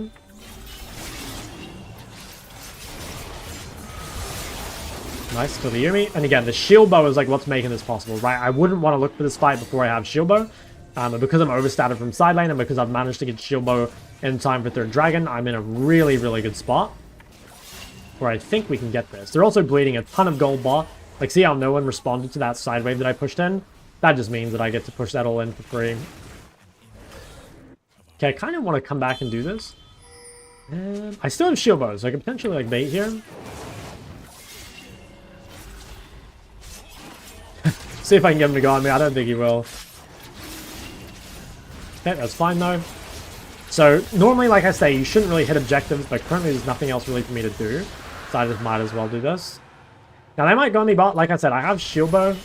So I think we live this. Yeah, I'm pretty sure this guy's just dead. Nice. Fine. And grab all these. This guy about to steal my whole wave. Oh my, dude, junglers, man. Oh my god, that is crazy business. What this guy just did. That's alright. I mean, I guess we'll crash this all the way. This guy could maybe look for me right now. I don't have really anything up. Okay, he wasted that. I think we can kill him now. Oh, so close. Who's up? I do have to be a little careful. I could maybe Q flash him, but I think for someone that's 0-5, it's probably not worth it. I'll just go home, spend my money, and then come out of calm. My 18th birthday? Can you wish me happy birthday? Hey, happy birthday, man. I'm glad you made it. Finally max level. Do you have a dinosaur backpack? No, you guys misunderstand the dinosaur name. The dinosaur name is for those biscuits, okay? I've shown them on stream before. The French dinosaur biscuits, those things are crazy. Show how much damage Bork has done. 1800. Alright, so what now? I mean, let's just keep taking fights. Probably chase this guy down. Can I ult him? I don't think it's worth it, right? Probably not. I could have probably baited out his spell shield there if I played that a little slower, but it's kind of whatever. Could maybe even look at Gragas here. Are these gone, or did I miss? Oh, they're gone. All right, we'll go top here. We don't have TP, so it's a little risky to go side. And actually, we should be careful because there's a lot of people up here right now, and my team is off the map. So we do need to play this like a little slowly. They might try and pick me right now. Yeah, I have a feeling I'm getting 3-man ganked. I'm just gonna back away. Like my whole team's bot. I have no actual vision. I don't see Ashe. Okay, now I see Ashe. All right, so if Ashe is showing, then we can walk back up. Dude, I think I've missed like 3 cannons in a row. I still have to be a tiny bit careful. My God, there's still a lot of people missing on the map. I do want to keep pushing, but I do have to be just a little slow. Okay, now I see Ashe again, so I should be good to push. Okay, and now I see Gragas as well. So I'll just rage split top. Even if I can't TP to this, I'll be able to take so much gold top that it'll be worth it, basically. Like, no matter what happens.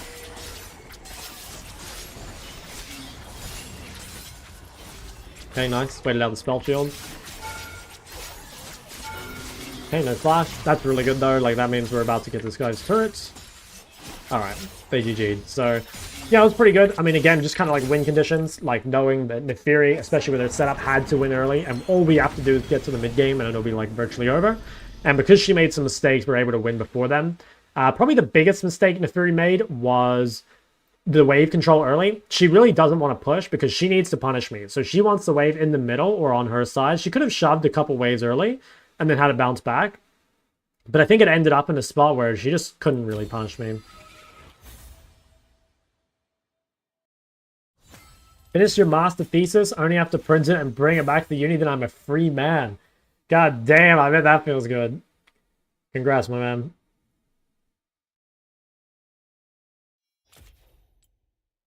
Jesus. Yeah, Yone damage. Woo! Anything Neferi could have done? Yeah, like I said, just like the early game. I think her wave control, her build, her runes. Like, I would have taken TP, I would have built Eclipse, I wouldn't have pushed so far, I would have taken Electrocute over Halo Blades. I think those are the big things.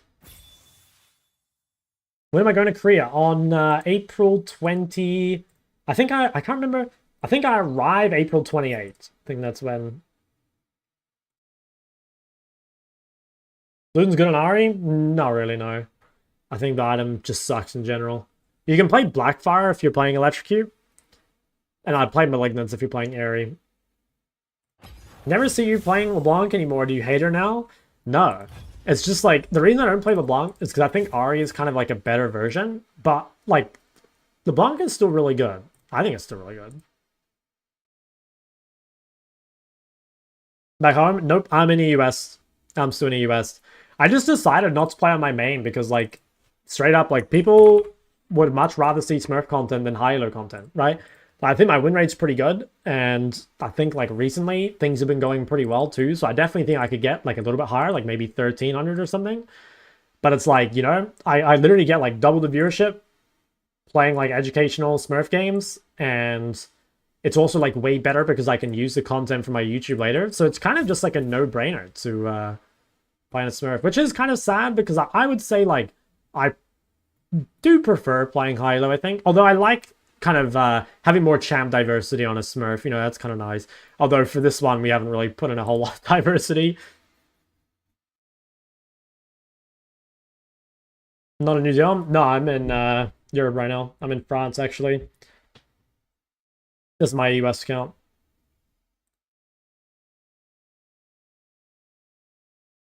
Get one LeBlanc game. Like I said, if I once, basically, I have like 5 champs, right? Currently, I have Ari, Ori, Victor, Yone, Hwei. Actually, I have 6 champs. Ari, Ori, Victor, Yone, Hwei, and Syndra. I'm trying to make sure that I have a couple games on each in each elo. So, like, I don't really have time to play a LeBlanc game at the moment because we're going up the elo so fast that I'm not going to be able to get games on the other ones. Like, I really need to get more games right now on Ari and Ori, for sure. And, like, maybe Victor as well. Like, those ones are kind of getting left behind. Yo, Lancer, thanks for the prime, my man.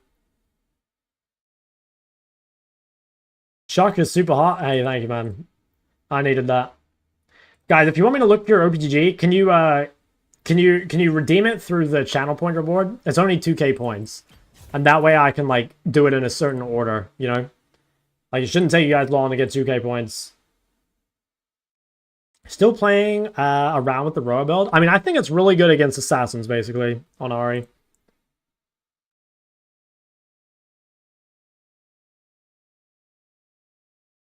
OPG's in the queue. Nope, I've gotten rid of all of them, I think. You guys can drop some. Never did mine. Did you redeem it? I don't know if I scammed you or not.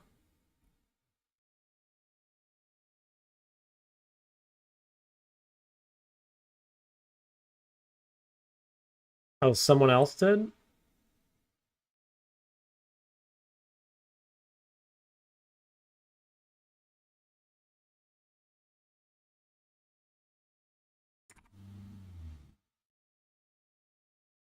I get them all. Who's got the better players, OC, or NA? Definitely EU.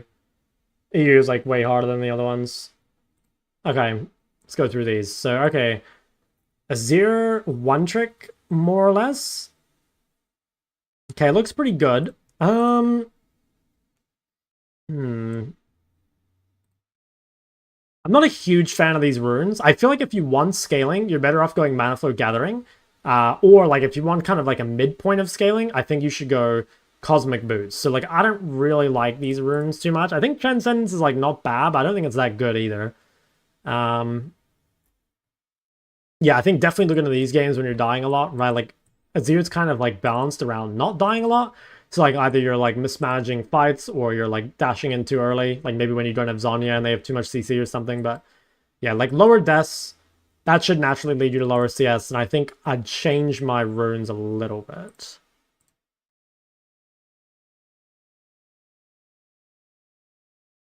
Okay, how about this one? Vladimir. Okay.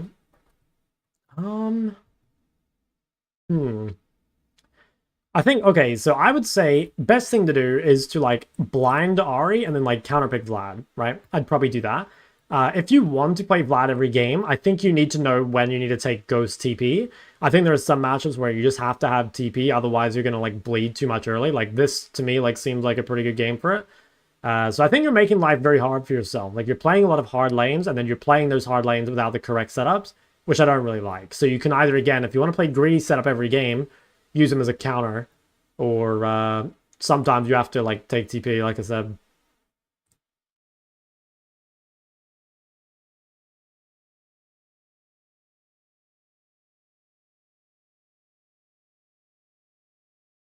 How about this one? Silver, Zoe Vex. Okay, Zoe Vex. Yeah, a lot of Zoe Vex spam. All right. What would I say? Okay, I think TP is better if you know how to use it on Vex. I would go watch my TP guide on YouTube.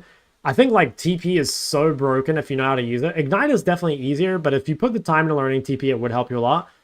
Your thing though is like you die way too much. Like 8 death average almost on Vex is fucking insane.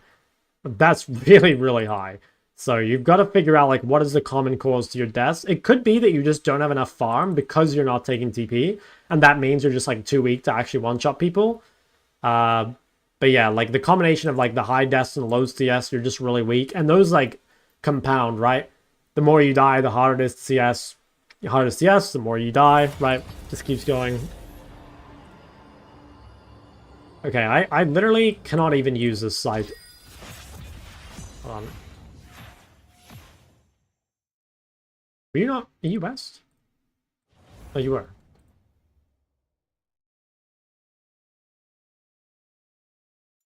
Oh, I got ADC.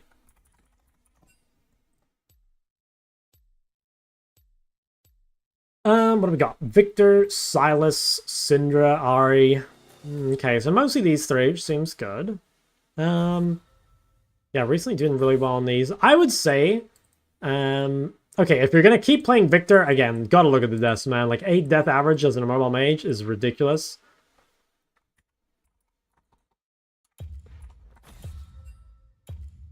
So yeah, we definitely gotta look there first. I think, alternatively, I mean, you could just play like champs that are a bit more forgiving, right? But like if you're averaging that many deaths, it's insane. So that's like either bad itemization or positioning or laning or something. But that's basically all that matters. Like you can't average 8 deaths as a mobile mage. It's just too much. You'll be too useless.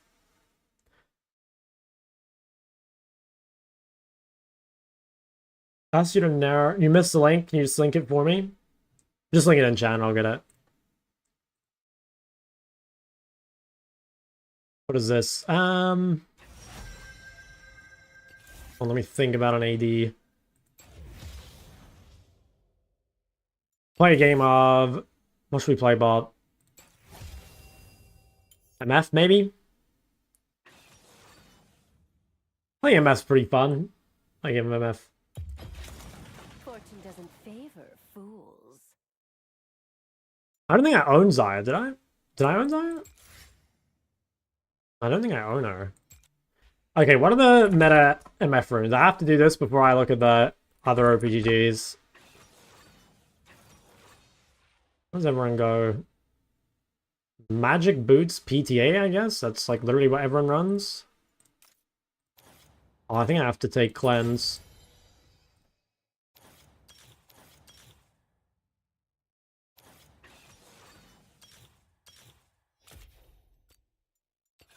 And then BT Essence Reaver. Is that really the build? BT Essence Reaver. That sounds fucking... BT Essence Reaver LDR. Okay. Alright. This is a link that was missing. Alright. So let's see. Let's get through these. Okay. So what would I say for this one? Yeah, again, deaths are a big thing. Like, if you're playing a mobile mages or long-range mages, you're not really allowed to die. Like, 10 deaths on Syndra and 10 deaths on Lux are fucking insane. It's hard to say, because, like, a lot of the time, like, if you have deaths early, that means you'll have deaths later. Really need to look into that, but, like, this is a crazy amount of deaths. Like, these champs are balanced around not dying. So if you average that many deaths, like, 6.4 on Lux, to be honest, I don't even know how you die that much. Like, I feel like Lux is so safe. So you must be, like, really mispositioning or something. Or maybe you died at ganks or something. I don't know, but definitely look into that. Hey, Jhin one trick. Okay, I don't know Jin's items, but immediate thought would be, I think your CS is like pretty low, right? Like, you know, like 4.8 CSPM on ADC. This means you're either like losing lane really hard, or you're just like running around the map maybe, or you just like can't last it or something. But like, I think ADC is the easiest role to CS with, because like not only do you kill waves easily, but you also like don't really have any macro. So, like, you should just be there, like, farming, like, prioritizing waves the whole time. I'll kind of show you this game. I'll do my best to play him. Okay. Okay. It's looking pretty good lately. Damn, 7-0 on the Ezreal. Could not be anyone that I've ever seen in my games. Yeah, this is looking pretty good. I'd say, like, maybe limit your champion pool a bit. You know, like, it seems like you're kind of spreading yourself too thin, but, like, your builds look good. CS could probably be better in the mid-game. Like, maybe go watch my side laning guide. Yeah, I think either watch my side laning guide or your roaming guide. Depends where you're losing CS. But, yeah, that is looking pretty good. Yeah, you're definitely doing well lately.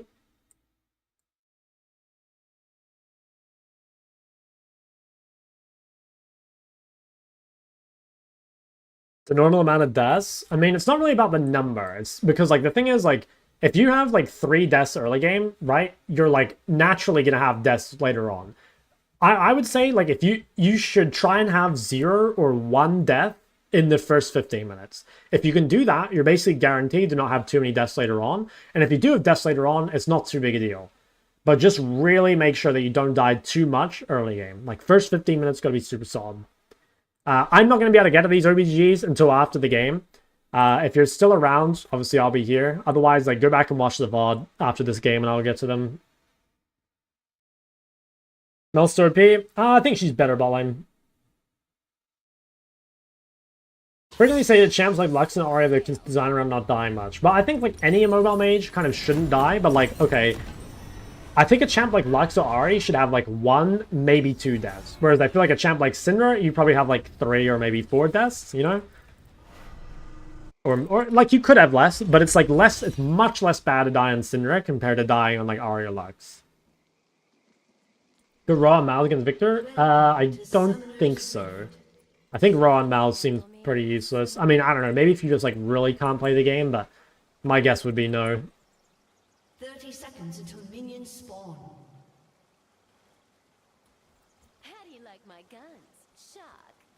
Built on Royal build for Syndra, for Assassins. I think the best build on Syndra against Assassins is going Seraphs and then Liandry. I think that's better than going Roa. Like, you could do it, but I think you can still get health early enough with Seraphs, and then, like, Liandry gives you good damage and health.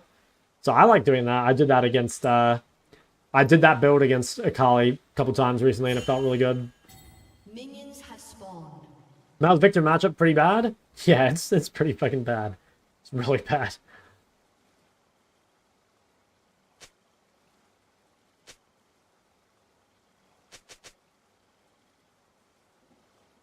Are we playing AD? I just got autofilled.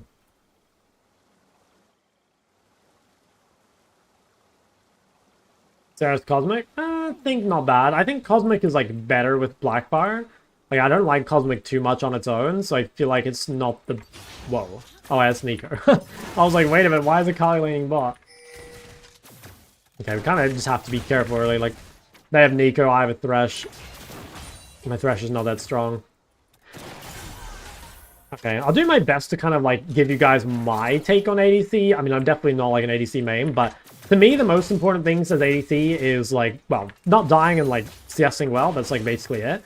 I think one of the hardest parts of ADC is, like, knowing when not to commit. You know, like, it's so common that, like, your support will end or, like, fight at a bad time or whatever, and you've got to be, like, super aware of, like, what makes those, like, bad fights or whatever to know whether or not that, like, you should commit.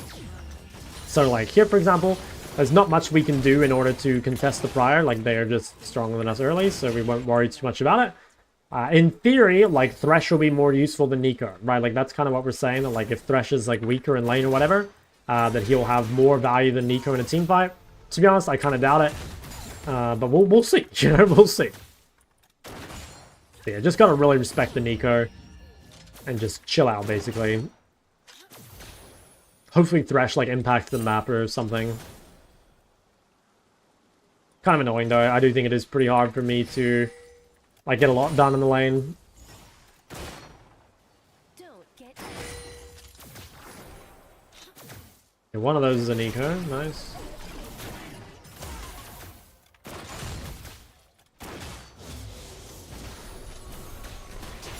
Okay, let's just kite away a little bit. I really hope I don't lose this cannon. I'm not even sure I can get it though. I still need to try and get it. Yo, Zion, thanks for Prime. I think we can end up clearing both of these.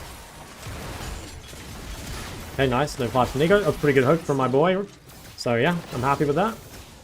It's pretty natural, I think, to bleed some CS early, like against double range. A lot of the time, I think you can take TP in the double range bot. Kind of can't in Nico because the cleanse is too important, but I do think it's something you can consider in different lanes. Let's clear all this. Fuck, I didn't mean to order that. Oh, I didn't die. Alright. Oh my god, some more. I think this is Jedge King and Kata's Feed Pigs. Yo, thank you guys, I really appreciate it. Alright, there's another Nico on this lane. That looks like so weird, he just pops out as a fiddlesticks. Yeah, so I really don't think there's like much we can do in lane here. It could be that I just like don't understand ADC laning phase. I don't think it is though, I think it's just like, can't really do anything. But we're playing to be stronger in team fight. You know, Thresh will have more impact on the map. If he gets another hook on the Nico, I think she's probably dead. We can also set up ganks really well. Like, Thresh gank setup is super good. So we're kind of just neutralizing and, like, waiting for our opportunity. You know, like, sometimes that's all you can do, right? Like, sometimes if you don't have agency early, right? Like, your thing is just to, like, not die and wait for them to, like, make a mistake or something to happen.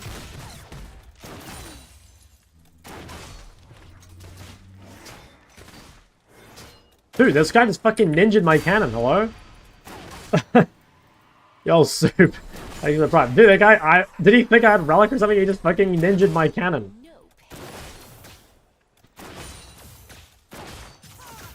Okay, Thresh, I'm expecting big things from you.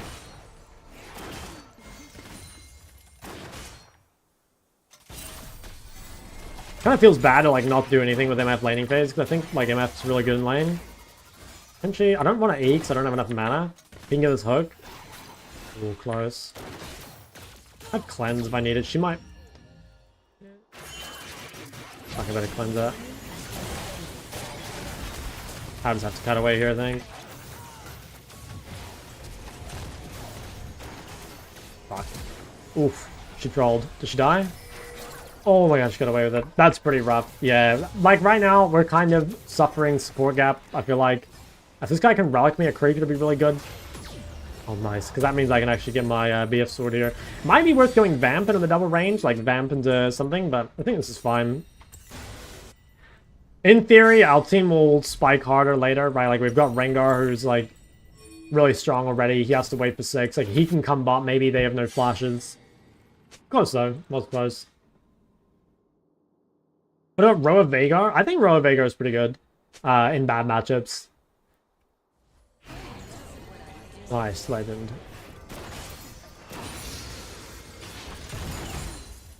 Okay, I think we're in a reasonable spot. Like, we're definitely, like, behind bot, but, like, the rest of the map is doing not bad. And they have no flashes, so Thresh should be able to, like, set up some sort of gank soon.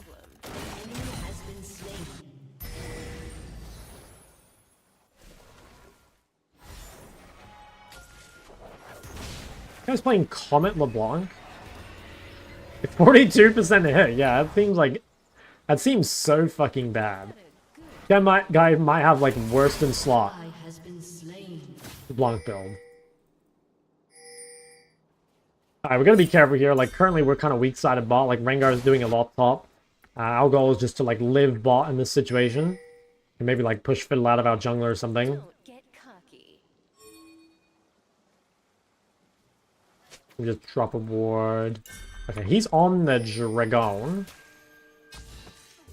Yeah, currently, again, Rengar top, like, we just need to not do anything. Oh, shit. Oh, I'm dead.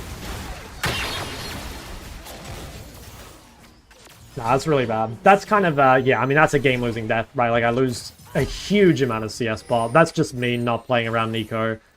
I always have one death to Nico every game before I, like, really play around it. I fucking hate that champ. But yeah, that's like a mega game-losing death. Like, I lose so much CS. And, like, we're in a pretty good spot where we're, like, probably outscaling the game.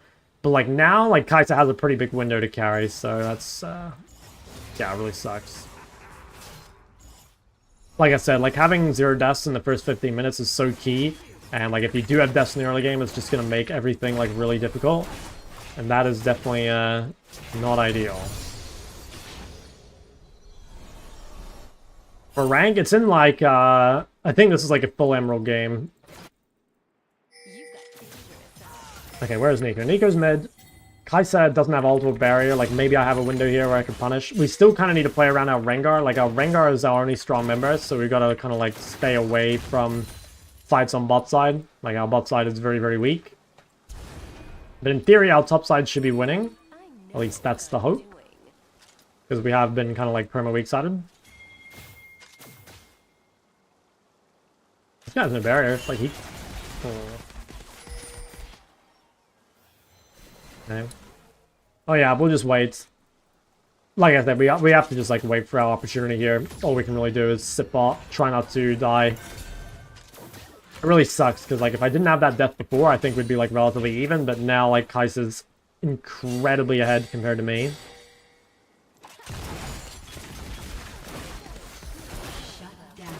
It seems like he's greeting way too hard.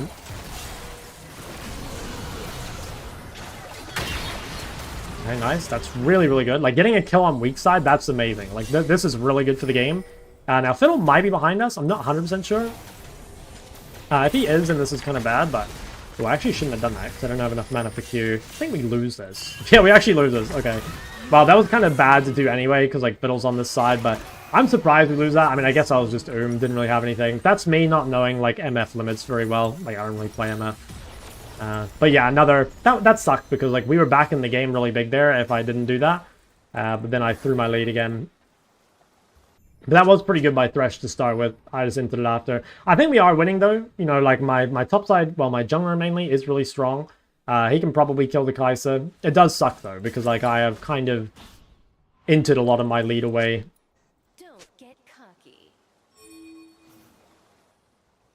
And, like, us dying 1v2 to Kai'Sa is obviously not ideal.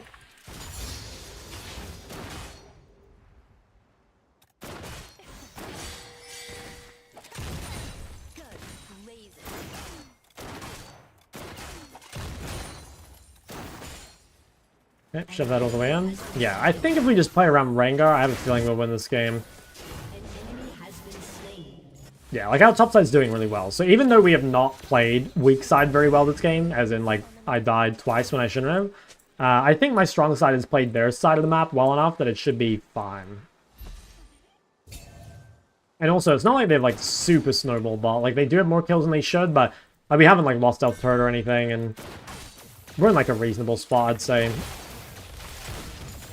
I do think I kind of fucked up by not going the Vamp Scepter. I think it probably would have been better. Like, I think, you know, OP thing of BT is the healing in the build path. Okay. Yeah, all topside fights should be winning, so if we just, like, stay bot, I think we're fine. Worst case, I can ult if they... Oh, wow, okay. Somehow lost that fight. I think... Not sure what happened there. I think LeBlanc was in the wrong position, but not much we can do about that. Need to not die. Potentially, like, if we can clear the wave in time, we could actually end up getting a kill on this guy.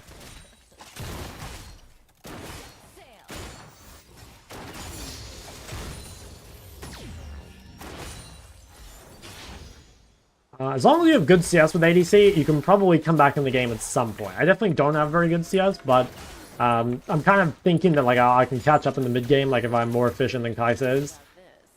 Shut down. My mid is getting kind of farmed.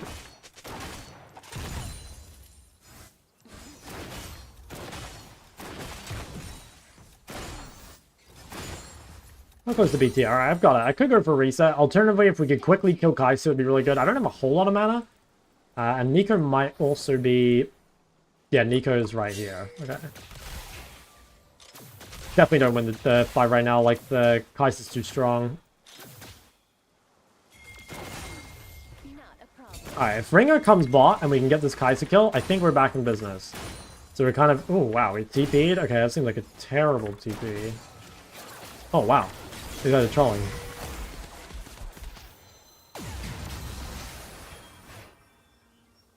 Surely she dies for this. Okay, yeah. She is extremely dead for this. It's good. That'll be a really good shutdown, especially if it goes to Rengar, I was going to say, but not too bad. Alright, and we can probably reset. I mean, we could shove one more, maybe. I think I'm a bit too low, though. Nah. I'm stubborn now. Essence Reaver. Greetings, Goat. Hello. Turret plating will soon fall. So doing unranked challenge, should I be worried? I mean, not if you run into my MF, apparently.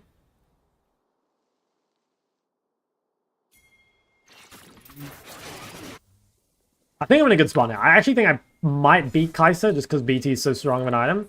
I might lose because she is Barrier and I have Cleanse, but like in terms of power, I'm actually like quite strong right now. This guy's got to be in this bush, right? Okay, threw it a bit too early, but that's fine. Wow, my fucking Rengar just killed him in between his turrets. Okay. Can ult this guy to cancel if we need to. No, don't go so early. No, why are we doing this? We could have just waited, but I mean, it's fine. Whatever. I mean, it worked out. Now I have 5 grubs. I can probably just take the bot turret. So that's really good. I don't even think I need to hit the dragon. I can just get the whole turret, which would be really nice. This is kind of good. I mean, we've kind of nice. We've been like back to strong side now, so we're actually able to get some stuff done. I guess you kind of do need Essence Reaver if you're not playing Present of Mind. I am feeling the lack of mana. That's good though. I mean, we just got back in the game in a huge way. Like we kind of, I guess, like got fed off Rengar, which is what we wanted. Then hopefully this guy doesn't cancel us. I'm pretty sure I can run away from him.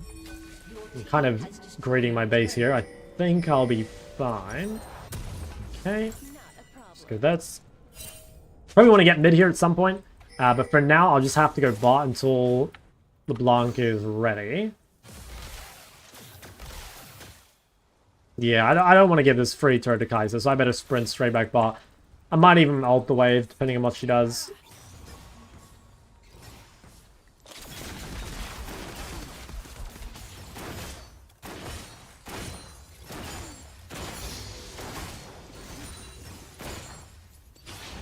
Okay, I'm weak-sided bot again. Main goal is just not to die until Rengar pass bot.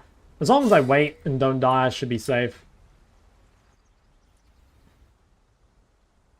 Am I griefing my top secondary instead of bots? I mean, it just depends like how much you want to play top, I guess. I think you're definitely more likely to play mid if you queue AD, but... Oh my god, I fucked these CS up so hard.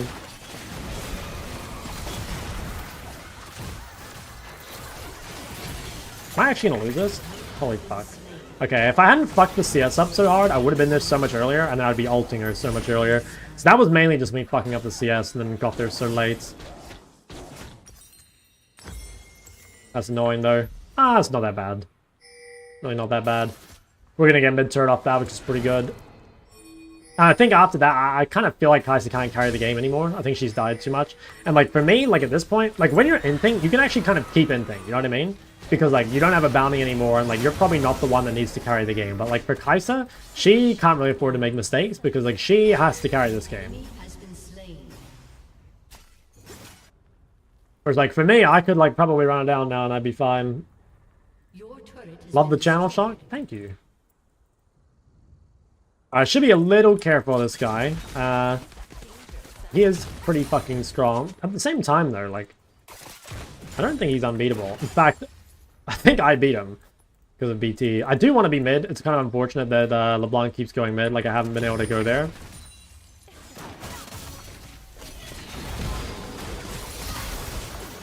Oof.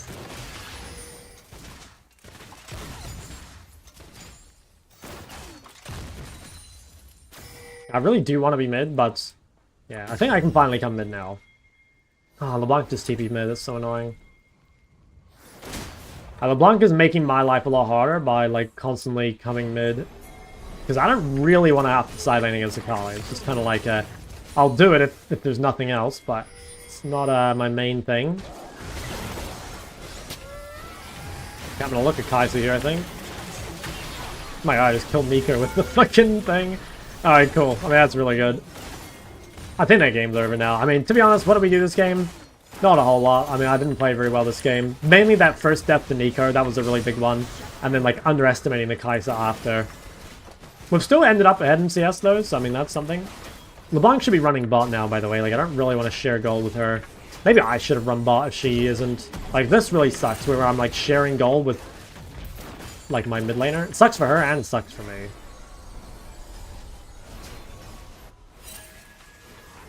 I could hit mid-turret here, but like mid-turret's basically irrelevant. And again, I don't want to share with them. I want to go like find somewhere else to farm. An ally has been Yeah, they didn't need to overstay. He might ping me for that or say something, but like again, mid-turret's irrelevant, so it doesn't matter.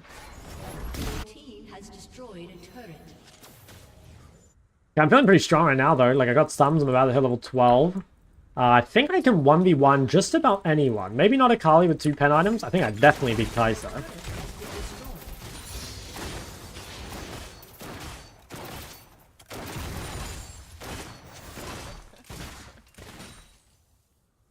Yeah, there's Fiddle. Oh wait, no, that's Nico.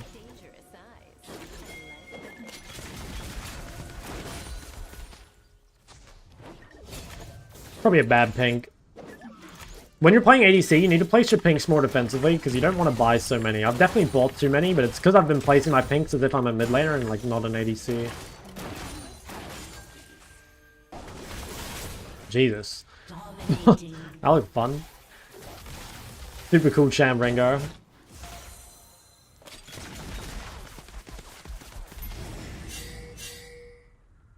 Okay. Sure you can handle me, summoner?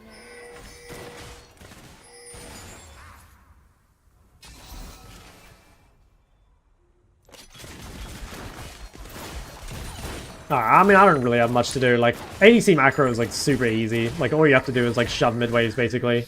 Ideally not miss cannons. The most important thing about ADC macro is just knowing when you can't shove the midway. Like, sometimes you've got to be really careful shoving at the wrong time. Like, if the enemy team is like around you or, you know, like if your team is off the map or whatever. But other than that, there's like basically no macro to ADC. It's just being aware of like when you can push midwave and when you can't.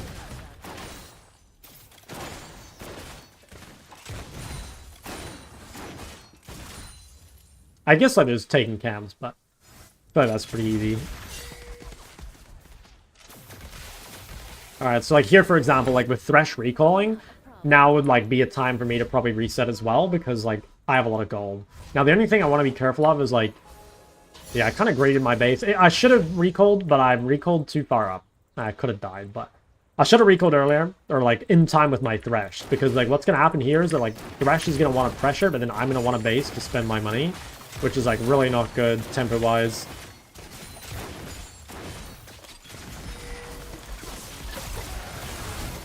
Yeah, I don't think we can do anything here, Chief. Well, probably no E, maybe? Okay. Nico's with 100 gold. Jesus. Okay, I mean, they used everything, so I should be pretty safe to push. Not really any threat to me.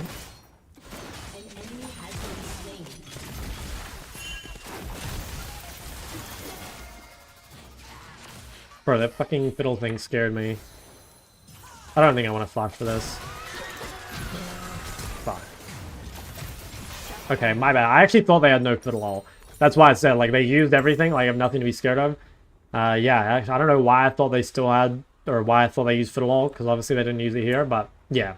I think that was fine. Like, if fiddle doesn't have all, that's good. Obviously it was bad because I didn't realize, but yeah, like, normally I think that should be fine. Obviously it was a misplay by me. Losing both summons out of a team fight is, like, pretty bad.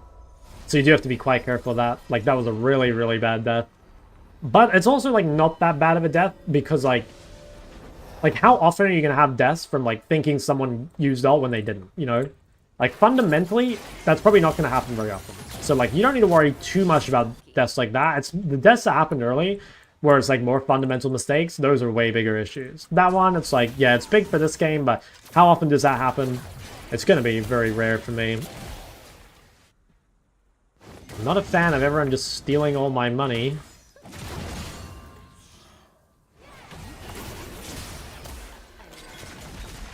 Surely she takes that. Yeah, she's got her.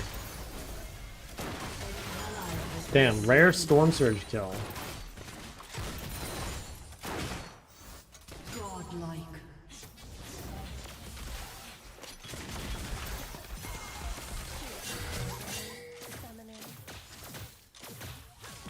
This is kind of what I mean about, like, you know when I was, like, looking at that Jin's OPGG and he had, like, kind of low farm, like, as an ADC, since you're always on the mid wave, it's really easy just to make sure you always have high CS, right? Like, I would say I've played this game, like, really badly. I've had, like, multiple bad deaths, and I've also had tons of CS leached from me mid, right? Like, my LeBlanc has been mid randomly, my Jax has been mid randomly. Like, everyone's been stealing my farm, and I'm still almost 10 CS PM with 4 deaths. So, like, you know, one of the most OP things about ADC is, like, you can basically guarantee income, which is super broken. Ooh, no cleanse is, a bit rough here. That's fine. Oh, yes, everyone on my mid-wave again. I mean, I guess I'm dead, but... Guys, fuck off. Like, give me the mid-waves.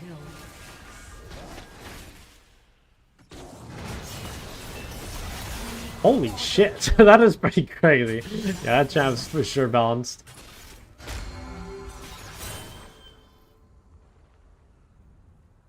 Champs you think are bad on silent and fall behind if they do? I think there are champs that are bad on side lane, things like Zoe, right? Like things that have poor wave clear, like kind of want to poke and like are mobile. But the thing is, even on Zoe, you should be side lane, you know? Like you just, that's how the game works. Like you have to push side lane. You can't just ignore it. Someone has to push it. You sometimes see in pro play, people put their 80 carries on side lane and let Zoe mid, at least back when Zoe used to be like a meta champ, because she's like one of the worst side laners. But you know, again, it's like you can't just not side lane. Like you're missing out on too much gold and too much pressure. I've got a good Dude, LeBlanc, please. So cringe, man. Like, you just go side lane. Like, she should want to go side lane. Like, she shouldn't want to share XP. That's a really good chunk. I have cleanse still if I need it.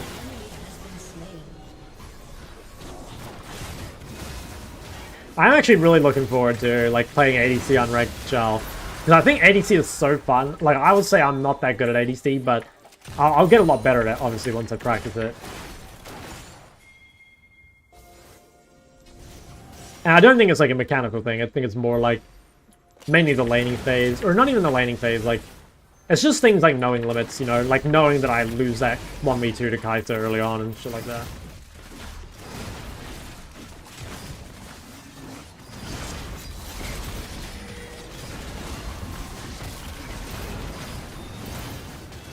ADC and low elo is hell? Nah, I actually disagree. I think ADC is OP in every elo. Like, the reason ADC is, like, trash in low elo is because ADC is the hardest role. It's got the hardest, or the highest skill floor. Like, it's really easy to be useless as an ADC, whereas, like, at least if you're playing a mid and you can't farm, or, like, you position terribly or whatever, at least you have utility in AoE. But, like, most ADCs, right, it's like, if you don't farm, if you don't position well, like, you are just useless. You don't do, like, anything. But I think anyone saying that ADC is, like, too hard to climb out of low elo or whatever is turbo toping. Artist skill floor, definitely, yeah, for sure, right? Like ADC, you're playing an entire roster of champs like Smolder, right? Like champs that are required to be ahead, don't offer any utility, virtually don't have like any real usefulness that they can add to the team for like a really long time. And like, even though Smolder is like easy mechanically, that's a really difficult game plan, right? That's a really difficult like play style. And the entire ADC roster is that. That's why Mage's bot are so much better, is because they're just way easier. But like Mage's bot aren't actually better, right? Like there's a reason you don't see Mage's bot in competitive outside of like Ziggs or whatever. It's because it's not actually better.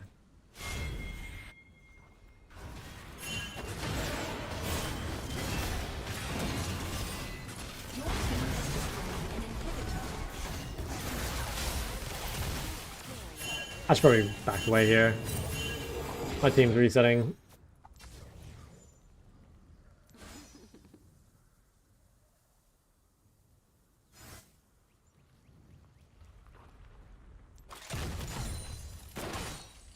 Step 2.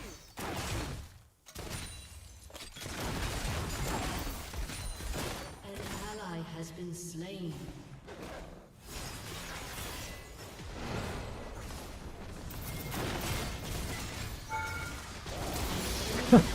That's so fucked. Yeah, got cleanse here.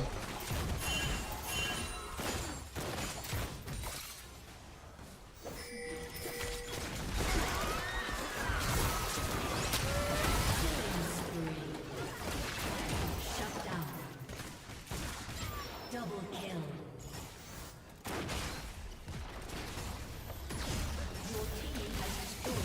I don't think you win this, Chief. I think you're gonna get fucking smoked, aren't you? Maybe she would've won. I guess I didn't have barrier. I guess she had Zong, yeah, maybe she actually would've won that.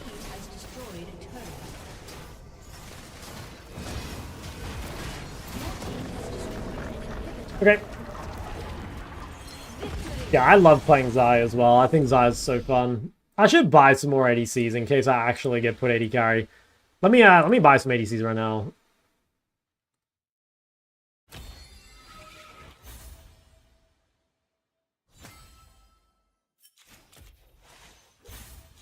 Actually ended up like not super useless.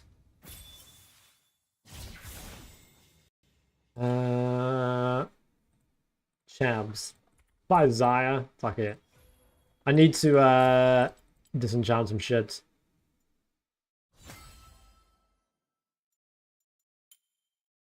Who's expensive? I'm never gonna play Nami.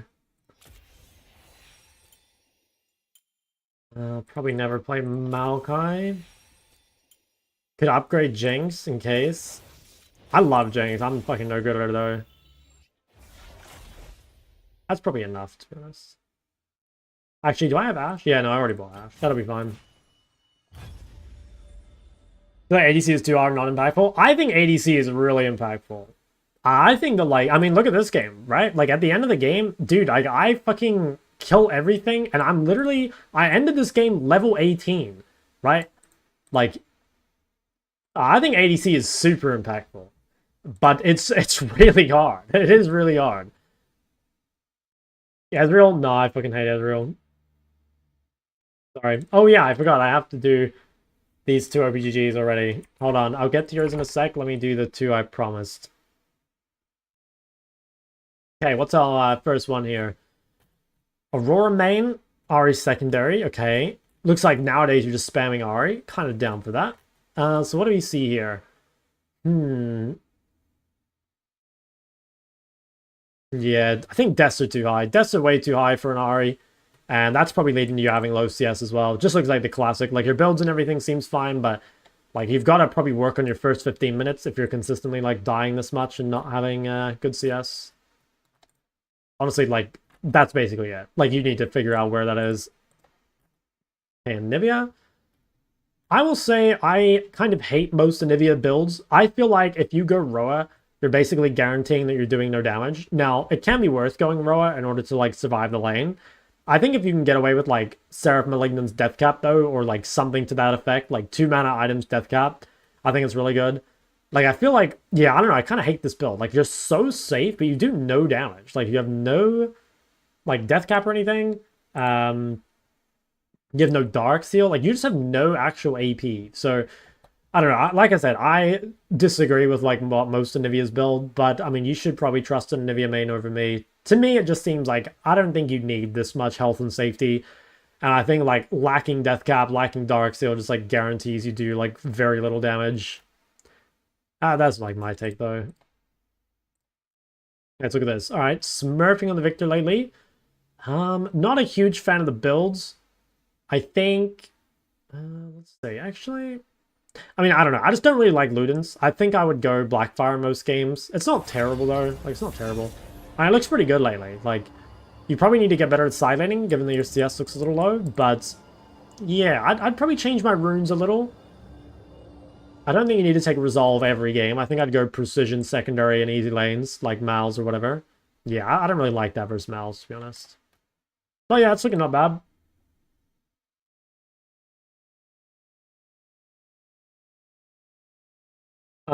Electrocute versus Airy. I think default to Airy, but if you go to my Ari guide on YouTube, that's like, it's gonna have like all the, just go to my Ari guide and go to the runes section. It'll give you way more info than I can give you short form.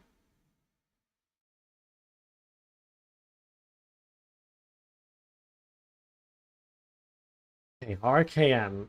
Yasuo main? Or wait, what do you play? Okay, so you're like a reformed Yasuo Yone player. Alright. Okay, well, I would say definitely lock in on a champ pool first. Like, you just play way too many champs. Like, choose a blind and then choose like 2 other picks. Like, I don't know, blind Ari or blind Ori or something. And then like 1 or 2 other picks. And then like, that's it. Like, currently, we're just way too spread out over like too many champs. Like, drop the Smolder, I think. Drop the Veigar. Drop the Yone, probably, unless like you want that to be part of your pool. Just like really lock in on these champs and like get better at them, because currently we're spread way too thin. My Zed. Zedless, okay. I like that. Yeah, okay. That seems not too bad to me. I think you can probably drop the R. You just like spam Zedless and then like counterpick Fizz or whatever.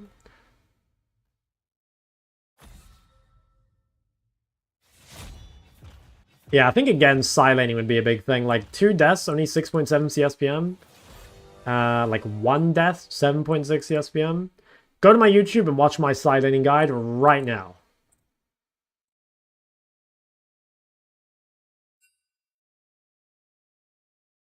Guys, I'm currently only reviewing OPGGs that are redeemed with channel points. If you're on YouTube, I need you to kind of come over to the Twitch chat, because there's just too many for me to get through. So I need to like, I need you guys to redeem so that I don't actually do too many.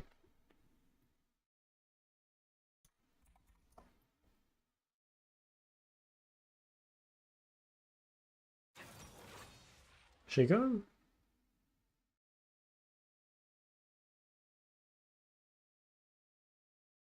What champs have we played today? Played 2 games of Yone, 2 games of Syndra, 1 game of Hwei. Alright, we're overdue an Ari or Ori game. We gotta get some of these in the Elo. Do you believe AC is the most variance out of every single role? Not sure what you mean variance. I'm not sure. I think ADC has the biggest like difference between like Like, a lot of the time, one ADC will be ahead and the other will be behind, and that ADC that's ahead is going to be, like, a billion times more useful than the one that's behind, you know? Wait, bro, this guy's stealing my Ari. Hey. Let me go Ari, I think. A clever fox is never caught.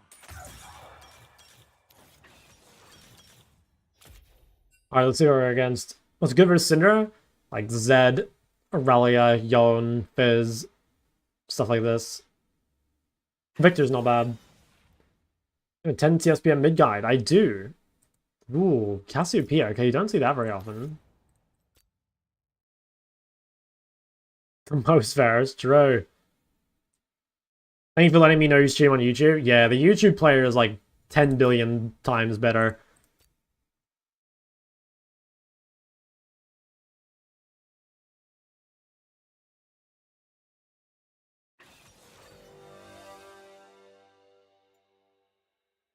Gathering over Scorch? Yeah, because the thing is, like, I don't really want to interact with Cassio a whole lot. Like, Cassio will fucking do horrible things to me if I ever, like, actually have trades with her. So I think it's better just to take the scaling. But I don't know, I think both are kind of useless. One that's 2 months old? Yes, sir. It's a really good video, that one. Is that good for climbing from silver? I don't think he's terrible, but, like, there's definitely easier champs. What do you think of Nico? No, I think Nico's really good. I think underrated champ for sure.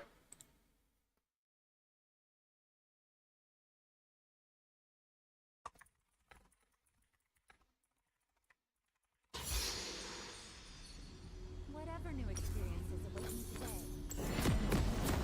today. Yeah, this one will be interesting. Dinosaur tier list. We're talking about the dinosaur biscuits here, okay? Not actual dinosaurs, you know? I mean, I do like actual dinosaurs too, but I named myself after the biscuits, you know? These ones. Welcome The milk to chocolate Summer's ones. Rift. Those ones right there. Fucking crazy. Like this forest, I am wild. 30 seconds until minions spawn. Huge fan of the channel. I'm a Quinn mid OTP. Oh, damn. Silent guy was great, but not super applicable since I don't run TP. I mean, you'll still side lane a lot on Quinn, just because, like, you push so quickly. You know, like, you don't even need TP. You can, like, push side lane and then just, like, group, I guess. But I still think you do a lot of side laning on Quinn, just because, like, you one-shot waves and you move around so fast. But you're right, like, it's kind of different in the way you do stuff. Minions have spawned. Okay, let's talk about this game. So, basically, our 1v1 mid matchup is pretty bad, right? Like, Cassio is very good against Ari. Can definitely bully, but, like, what do we have here? We have Ari with a ganking jungler and a ganking support against an immobile mid. So our main thing will be to mostly trade, like, evenly or, like, defensively, and then we'll play for ganks. Like, the ganks will be the really good thing. Now, if she's late to lane, we can abuse Ari's level 1, right? So I don't know where this guy is, but if we can actually get Prio at level 1, potentially we can end up winning this lane, even though it's like a losing matchup. Okay, I'm guessing she's like AFK or something, because... Yeah, alright, I guess she's just AFK. Hopefully it's not a remake. Okay, nice, she's here. Alright, well that's best case scenario. She actually lost a little bit of XP. But yeah, we need to be really careful. And we also really want to make sure this wave comes back to us. Because the thing is, right, like, Casu wants distance to run us down, and we also want distance so that she can get ganked. So it's really good if we can just, like, shove this wave under turret early and then have it come back to us. And we're kind of saying that, like, most of our advantage against Katsu is going to come from early skirmishes and gank setup. Like, she outscales us and she also outlanes us, but it doesn't mean we don't have win cons, right? Like, again, the gank setup, the skirmishing power is all, like, very, very valuable.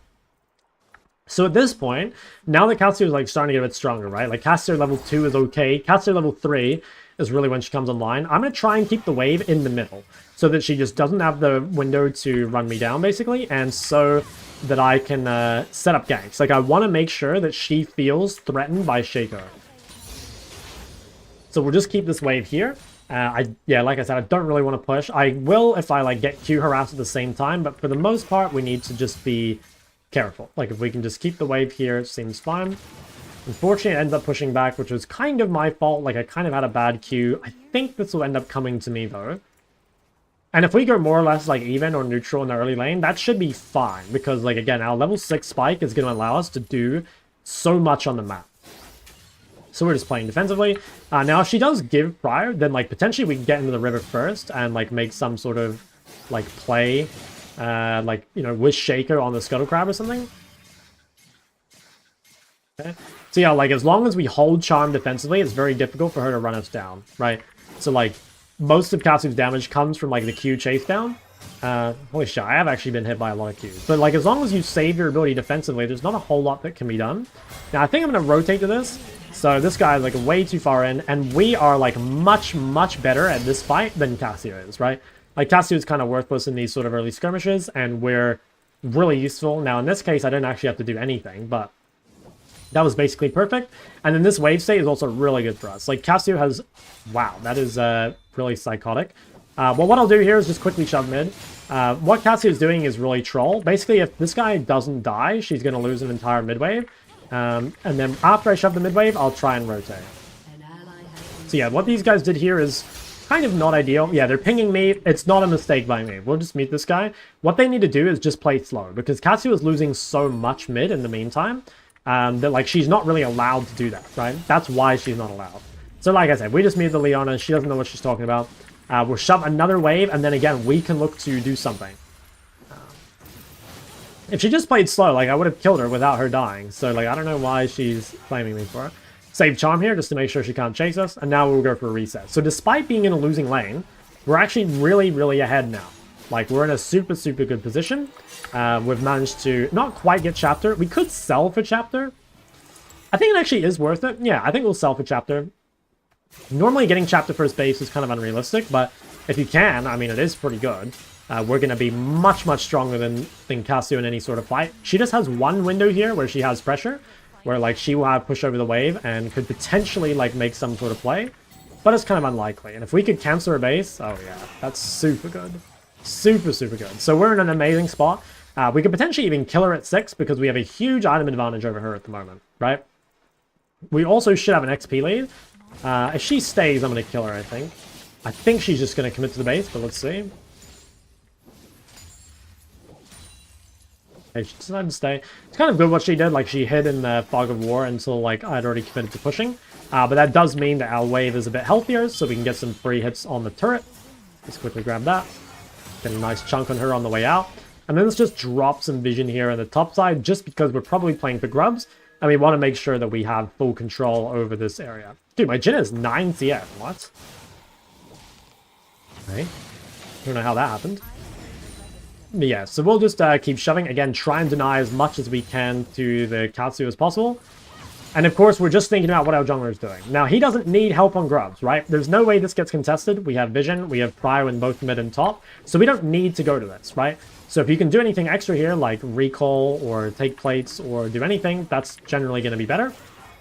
Also, if you can hit the next mid wave very early, you can oftentimes lock your opponent under their turret, right? Like, see how most of this wave is already dead by the time Katsu even gets to it? That makes life, like, very difficult for her. Okay, getting great chunk on her on the way out. She's almost, like, dead already. And we can maybe play for this plate. Okay, dodge the Q. Just holding Charm defensively again. Okay to use it here because their Q's on cooldown. Alright, she's basically fucked. She's like too far behind now to really do anything. I'm going to keep this wave in the middle here because I want to try play for a solo kill. Yeah, so I want her to like be forced to walk up, basically, you know? And since my jungler is not like pressuring anything, I don't really have to roam here. There's no point going bot because my jungler's not there. There's nothing to do in top side, although... Okay, that was kind of bad by me. I didn't do a very good job of guaranteeing the charm. So that was definitely a little bit of a misplay by me. I was kind of torn between two things, and I didn't really think about what I actually wanted to do. Now, fortunately, she gives me the kill. Viego is above me, so I need to be a tiny bit aware of that.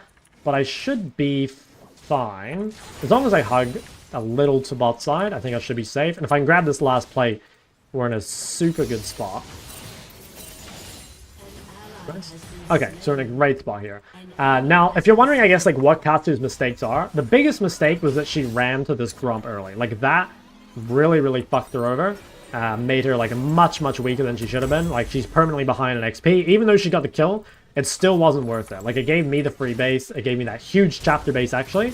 And also, I think she didn't play aggressively enough on the wave. She needed to, like, try and bait out my charms, rather than just, like, being allowed to hold it the whole time. So what are we thinking about now? Ideally, we try and keep syncing up with our jungler, right? We keep trying to do stuff. Now, Cassio might be roaming bot. I'm just guessing that, like, because she roamed before, she's probably going to roam again. This guy seems to, like, want to run around the map. Yeah, that's kind of what I thought. They should be able to live. And again, this is, like, a really bad roam by Cassio. Like, Cassio's a very bad roaming champion. So, like, as Cassio, you've got to, like, be even more, like, what's the word? Even more strict, I guess, about, like, knowing what a good roam looks like. Like, really making sure that you're only roaming, like, with your jungler to winning lanes, to places with CC, and without, you know, without losing anything mid. Because now, like, she's just too far behind, basically. And I notice this all the time, like, playing in low elo and coaching low elo, is so many of you guys are just shooting yourselves in the foot constantly. Like, I haven't really done anything this game. It's just, like, what I haven't done. You know, like, I haven't roamed without pushing, and I haven't, you know, died to any jungle ganks and stuff. But Cassie, on the other hand, is like, she's tried to be too proactive at bad times, and now she's just, like, out of the game, right? She's, like, way too far behind. So again, we'll shove this wave, and then we're always going to be looking at, like, what Shaker wants to do, basically. Like, if Shaker's making a play in another lane, like, right now would be a really good time to roam. Yeah, so we'll try roam bot here. If the play ends up winning without us, then we'll just go back mid. Yeah, so they won the play anyway, we'll just come back mid. Should be able to get out here. It's fine. Could maybe even turn on this guy. Okay, no flash on the Cassio. That's really good. Like, her losing flash is much more punishing than us because she's way more gankable. So we're just going to go home, spend our money, TP back. Actually, we could maybe greed a plate. Okay, no, I don't think we're greeting that plate. Seems like a bit too much. But yeah, we'll just base. Oh, I'm going to lose that, aren't I? Sad. Oh, it's fine. I want to grab a Dark Seal here, so we'll grab this. And then I'm just going to TP straight back on the map. Just because I want to pressure really hard here and, like, try and take her turret. Again, I'll be thinking, okay, like, if Shaco gets into a fight, I'll run bot. Just might as well just quickly kill that guy. So he was overextended. Obviously didn't have flash because he just lost it. Now, so again, I would go bot here if the fight looked good, but I can't get here in time, and I have to push the mid wave first. So we'll just do that. And to be honest, I mean, let's set up some vision first just so we don't die to the jungler. Because we have no flash and no ult. But we should just be able to take this. So yeah, we'll get this. But like, yeah, you know, even as a roaming champ like Ari, right? Like, I haven't found any roams this game because there has not really been any good opportunities. I think a lot of you guys just roam like way too often and it just like, you end up so behind off of it. So like here's a good time to roam. Mid-wave shoved, I have ult, and Shaco's potentially looking bot. Now if Shaco goes back to his camps, then I have to go back to mid. Because, like, if Shaco's not ready, I'm not going by myself, right? I only want to make plays with my jungler. Fine. Just shove another mid wave, and again, rinse, repeat. Like, if Shaco's looking for bot, we'll look bot as well. Okay, so, like, right here, these guys are overextended. Shaco's looking for the play. It's 4v2 bot. Cassio can't get here.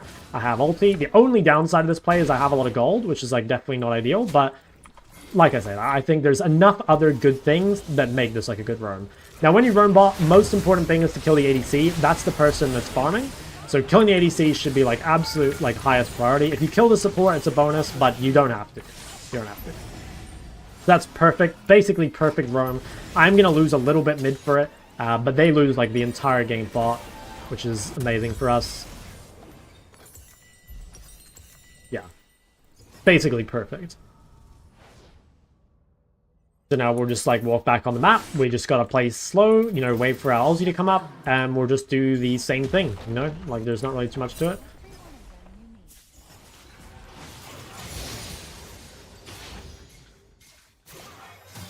Okay, as long as we hold charm, we're not under any threat.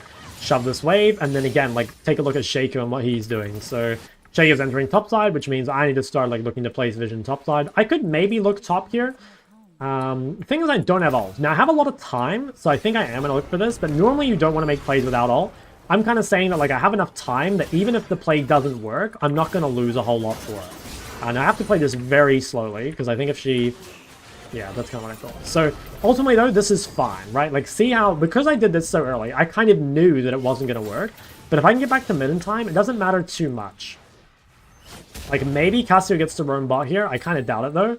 And so like basically we just, if you can push the wave early, you have extra time, which means like you can be more lenient with the roams. You can like choose roams that are like naturally lower percentage, because like a fight there, or like a roam there, I guess, like without having ult is definitely a little low percentage. But like I said, like it didn't really matter. We didn't lose anything. Now again, shove mid and run straight top. Right, Shaco's making a play. We want to make sure we lean on his side. We've got ult available. If the play's over before we get there, that's fine. We can just like reset and then we can go to bot. So just always like supporting him, basically. Making sure that we're around him, can extend whatever he's trying to do, whether that's invading or roaming or whatever.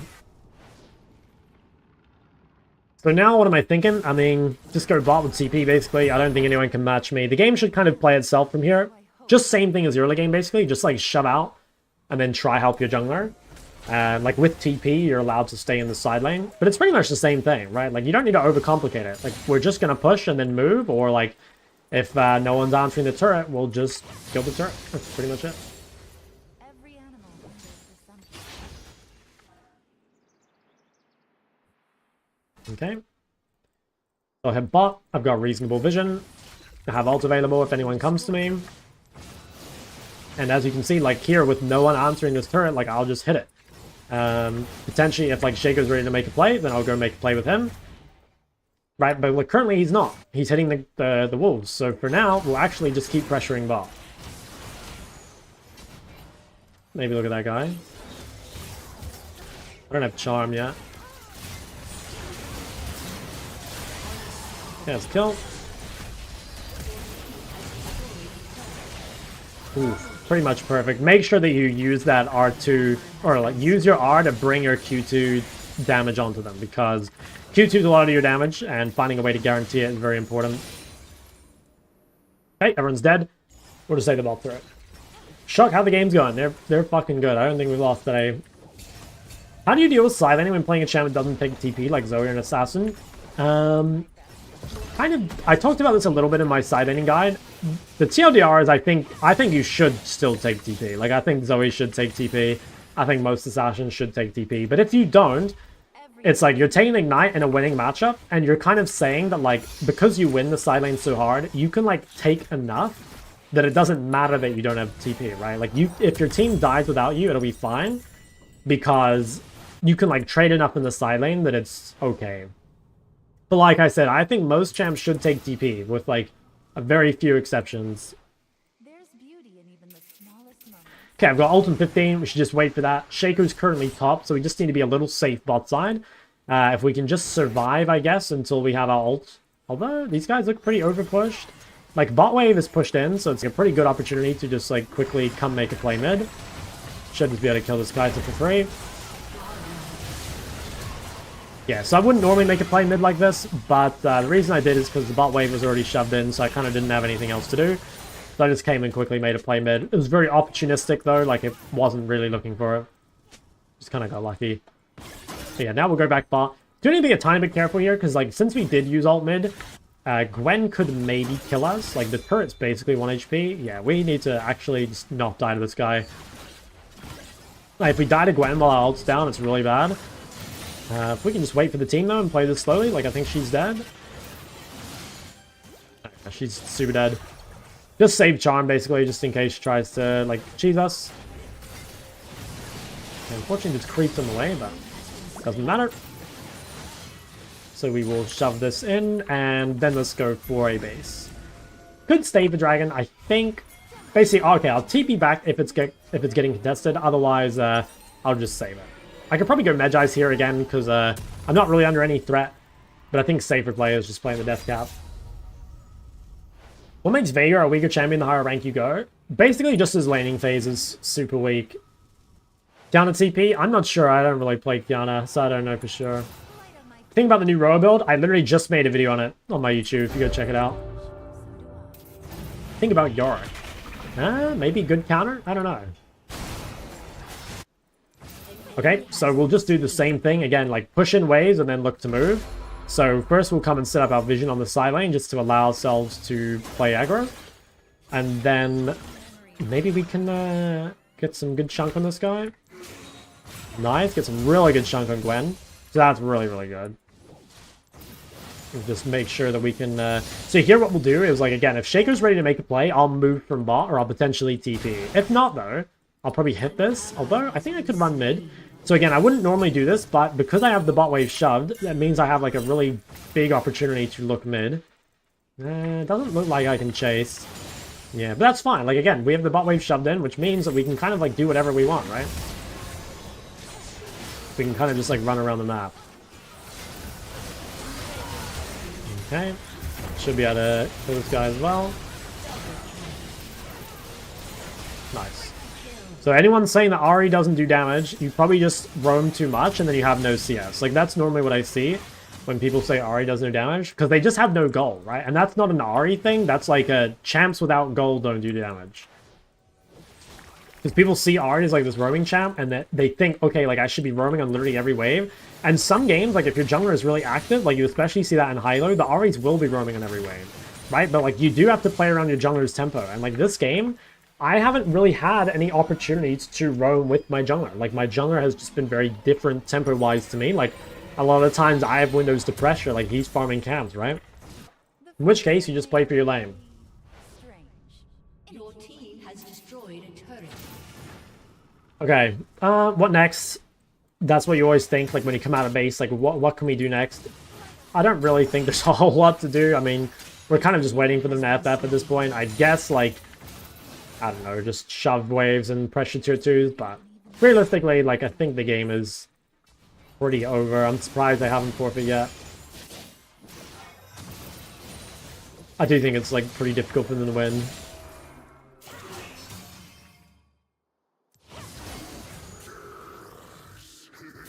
I think Cassio mechanically played this game pretty well. She definitely, like, mismanaged the laning phase, but mechanically I think she played very well. Like, she had a lot of Qs and... honestly, like, dodged a lot of charms, so I think... yeah. Like, mechanics are clearly not her issue, right? Because I sometimes, you know, people, like, ask me, like, or will say stuff like, oh, my mechanics just aren't good enough to climb. And, like, I'd say this guy has, like, pretty good mechanics. But, like, because he just doesn't really know how to play the game, he's, like, really weak, right? Okay, let's see if we can just make a quick pick here. Cool. It's close. Go home and buy our Lich, or not our Lich Bane, buy our Death Cap here. Gonna be incredibly strong.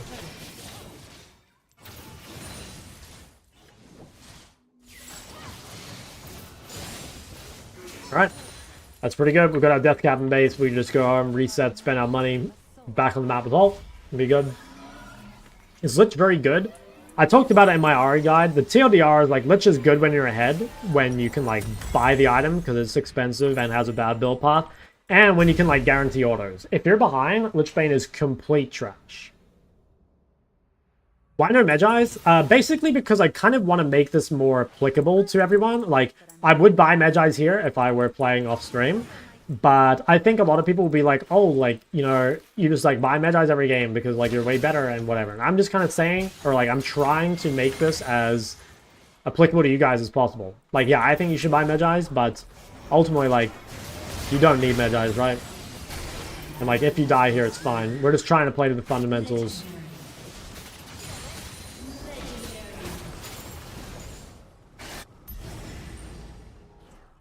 Okay, so...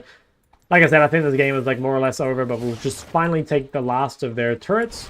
And I guess like they might wait it. Yeah, they might meta cuts wait till Baron, which would be kind of annoying. Because like Baron spawns so late now that like games like this that are over, you still just have to wait for. Okay, we'll grab this. I have so much gold. I'm so insanely fed. Safe play is just to reset and spend my gold. I probably should do that. Yeah. This is a really good game to buy Banshee, by the way. So, like, they have lots of AP. So, like, Banshee is, like, mega value. And also, like, it helps protect your bounty and your Dark Seal. So, like, after you've got Death Cap, Banshee against, like, 4 AP is really, really good. You're not very ahead, go Horizon? Yeah. You can just go to my Ari guide if you guys want itemization things. Recommend making personalized champ documents. If you think it helps you, then sure. Like, I think whatever you need to do, man. Alright, I'll probably just come follow this up. At this point, we can take any fights. Again, normally wouldn't fight this with Shaker Bot, but, like, we're so fed, we can do, like, literally anything we want. Yeah, I mean, like I said, when you're this far ahead, you can just do random shit. It really doesn't matter.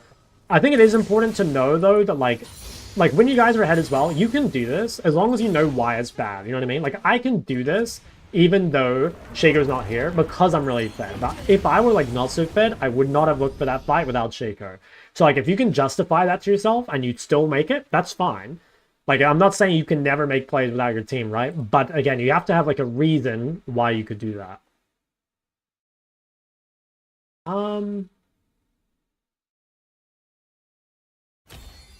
That guy flamed me.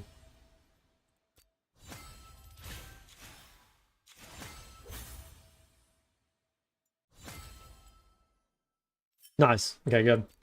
Hey, Shark, your AP itemization got open my third eye. Any plan of doing the same for AD items? Okay, I don't know if I just don't know as much about AD items or not, but I feel like AD itemization is, like, nowhere near as complicated. But it could be that I just don't understand the nuances of it. So at the moment, like, no. Ari seems very good. Yes, she's S tier. What Elo is this? This was an Emerald game. I think most people in this game were Emerald. Yeah, Emerald 3. For rank did I start? I placed Silver 3, maybe? And my very first couple games were in Silver, but I wasn't in Silver long. Still doing the easy? Yes, sir. Doing all roles to Chow? I will, but not yet, because I'm going to Korea soon. But I will do all roles to Chow. My plan is, like, so I'm going to Korea in about a month, and then I'll spend probably, like, 2 months in Korea, just, like, climbing and, you know, like, trying to verse Faker and all that sort of shit. I versed Faker last time 3 times, but I never actually versed him mid. And then after that, I'll probably do all roles to Chow. Yeah, I think that's the plan. From Leans over Ludens, if you're playing Electrocute, you play... if you play Electrocute and you have Ultimate Hunter, you play Black Bar. If you're playing Airy and you don't have Ultimate Hunter, you should play Malignance. Okay, let me take a look at these. Yo, lucky. Thanks for the prime. Okay, Aurora. It's essentially an Aurora Bane. I mean, yeah, it looks like you're smurfing lately. I mean, I don't really have anything to say. Like, just keep going, you know? Like, it looks like recently you're absolutely frying. I guess, like, one thing would be, like, probably work on your side laning. You know, like, 0 deaths but only 5.6 CSPM probably means you're just, like, more or less playing Team Deathmatch. But, yeah, I'd say go to my YouTube and watch my side laning guide. I think a lot of you would really benefit from that. Because a lot of you guys, I assume, CS well early and then just, like, fall off a cliff. About this one here, Vlad One Trick. Yeah,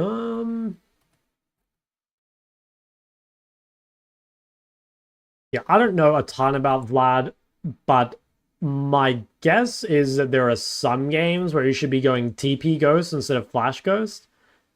Like, I think Aurora is one of those matchups, right? I think everyone against Aurora plays, like, D-Shield TP Ghost. So, yeah, I definitely think your setup is, like, incorrect here. And, like, it probably means you just have, like, too low impact. But yeah, I don't know enough about Vlad to give you any specifics. Just to me, it seems like you're making some of these matchups, like, really difficult for yourself by not taking TP instead of Flash.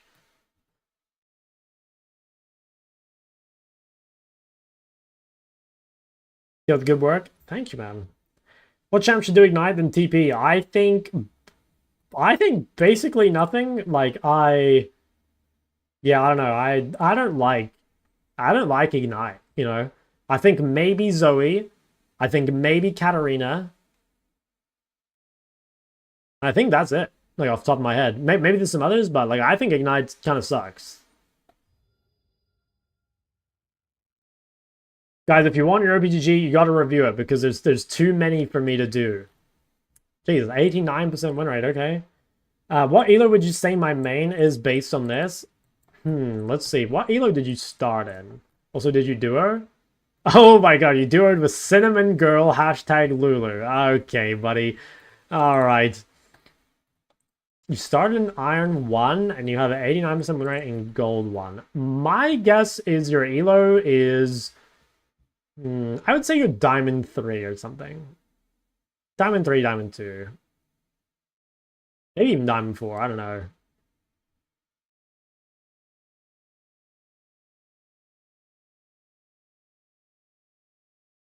Did you play Valorant? I've played like 2 games of Valorant in my life. Or 3. You peaked? Hold on. Let's just check. Oh yeah, I saw that, right? I saw your screenshot where you got damn, 57%. There we go. Yeah, fuck yeah. You're a beast. Holy shit, you went on quite the streak as well. Oh yeah.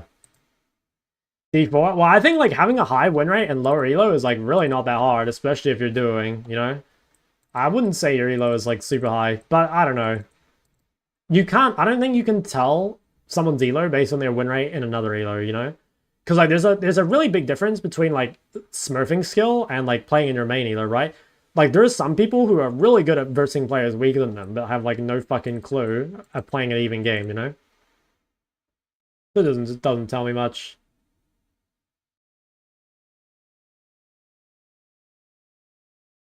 All right, fellas. I think it might be an end stream angle. My voice is like completely fried. It's really hard to talk as much as I do for like that long. So yeah, I'll probably stop it fairly early so I can have a little break before I have to do coaching. Yeah. So basically, I'll be back on tomorrow.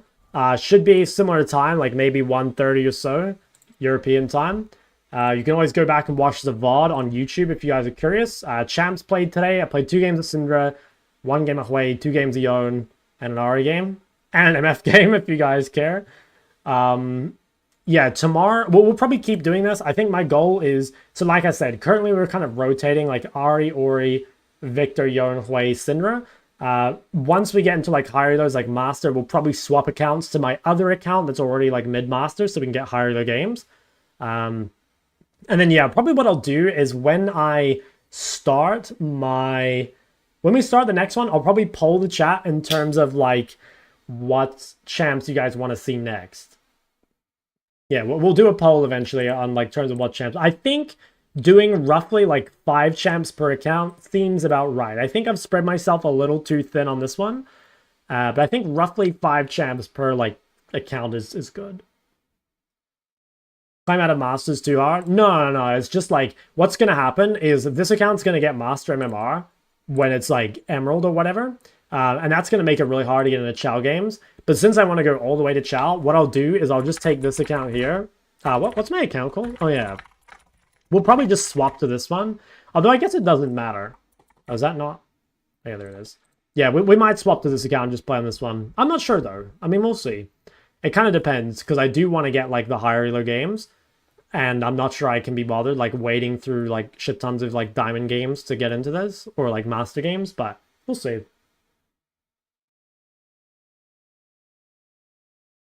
Just having fun with her for a bit? Dude, why do you type it like that? It seems weird. Okay, anyway, let's find someone to raid. Who can we raid live on Twitch television?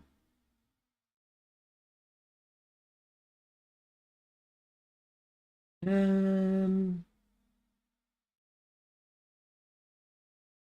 could raid Armor Cutie Pie. How many viewers do we have? Oh, we just started. I think I'm reaching too much by raid Cutie. I think he has too many views.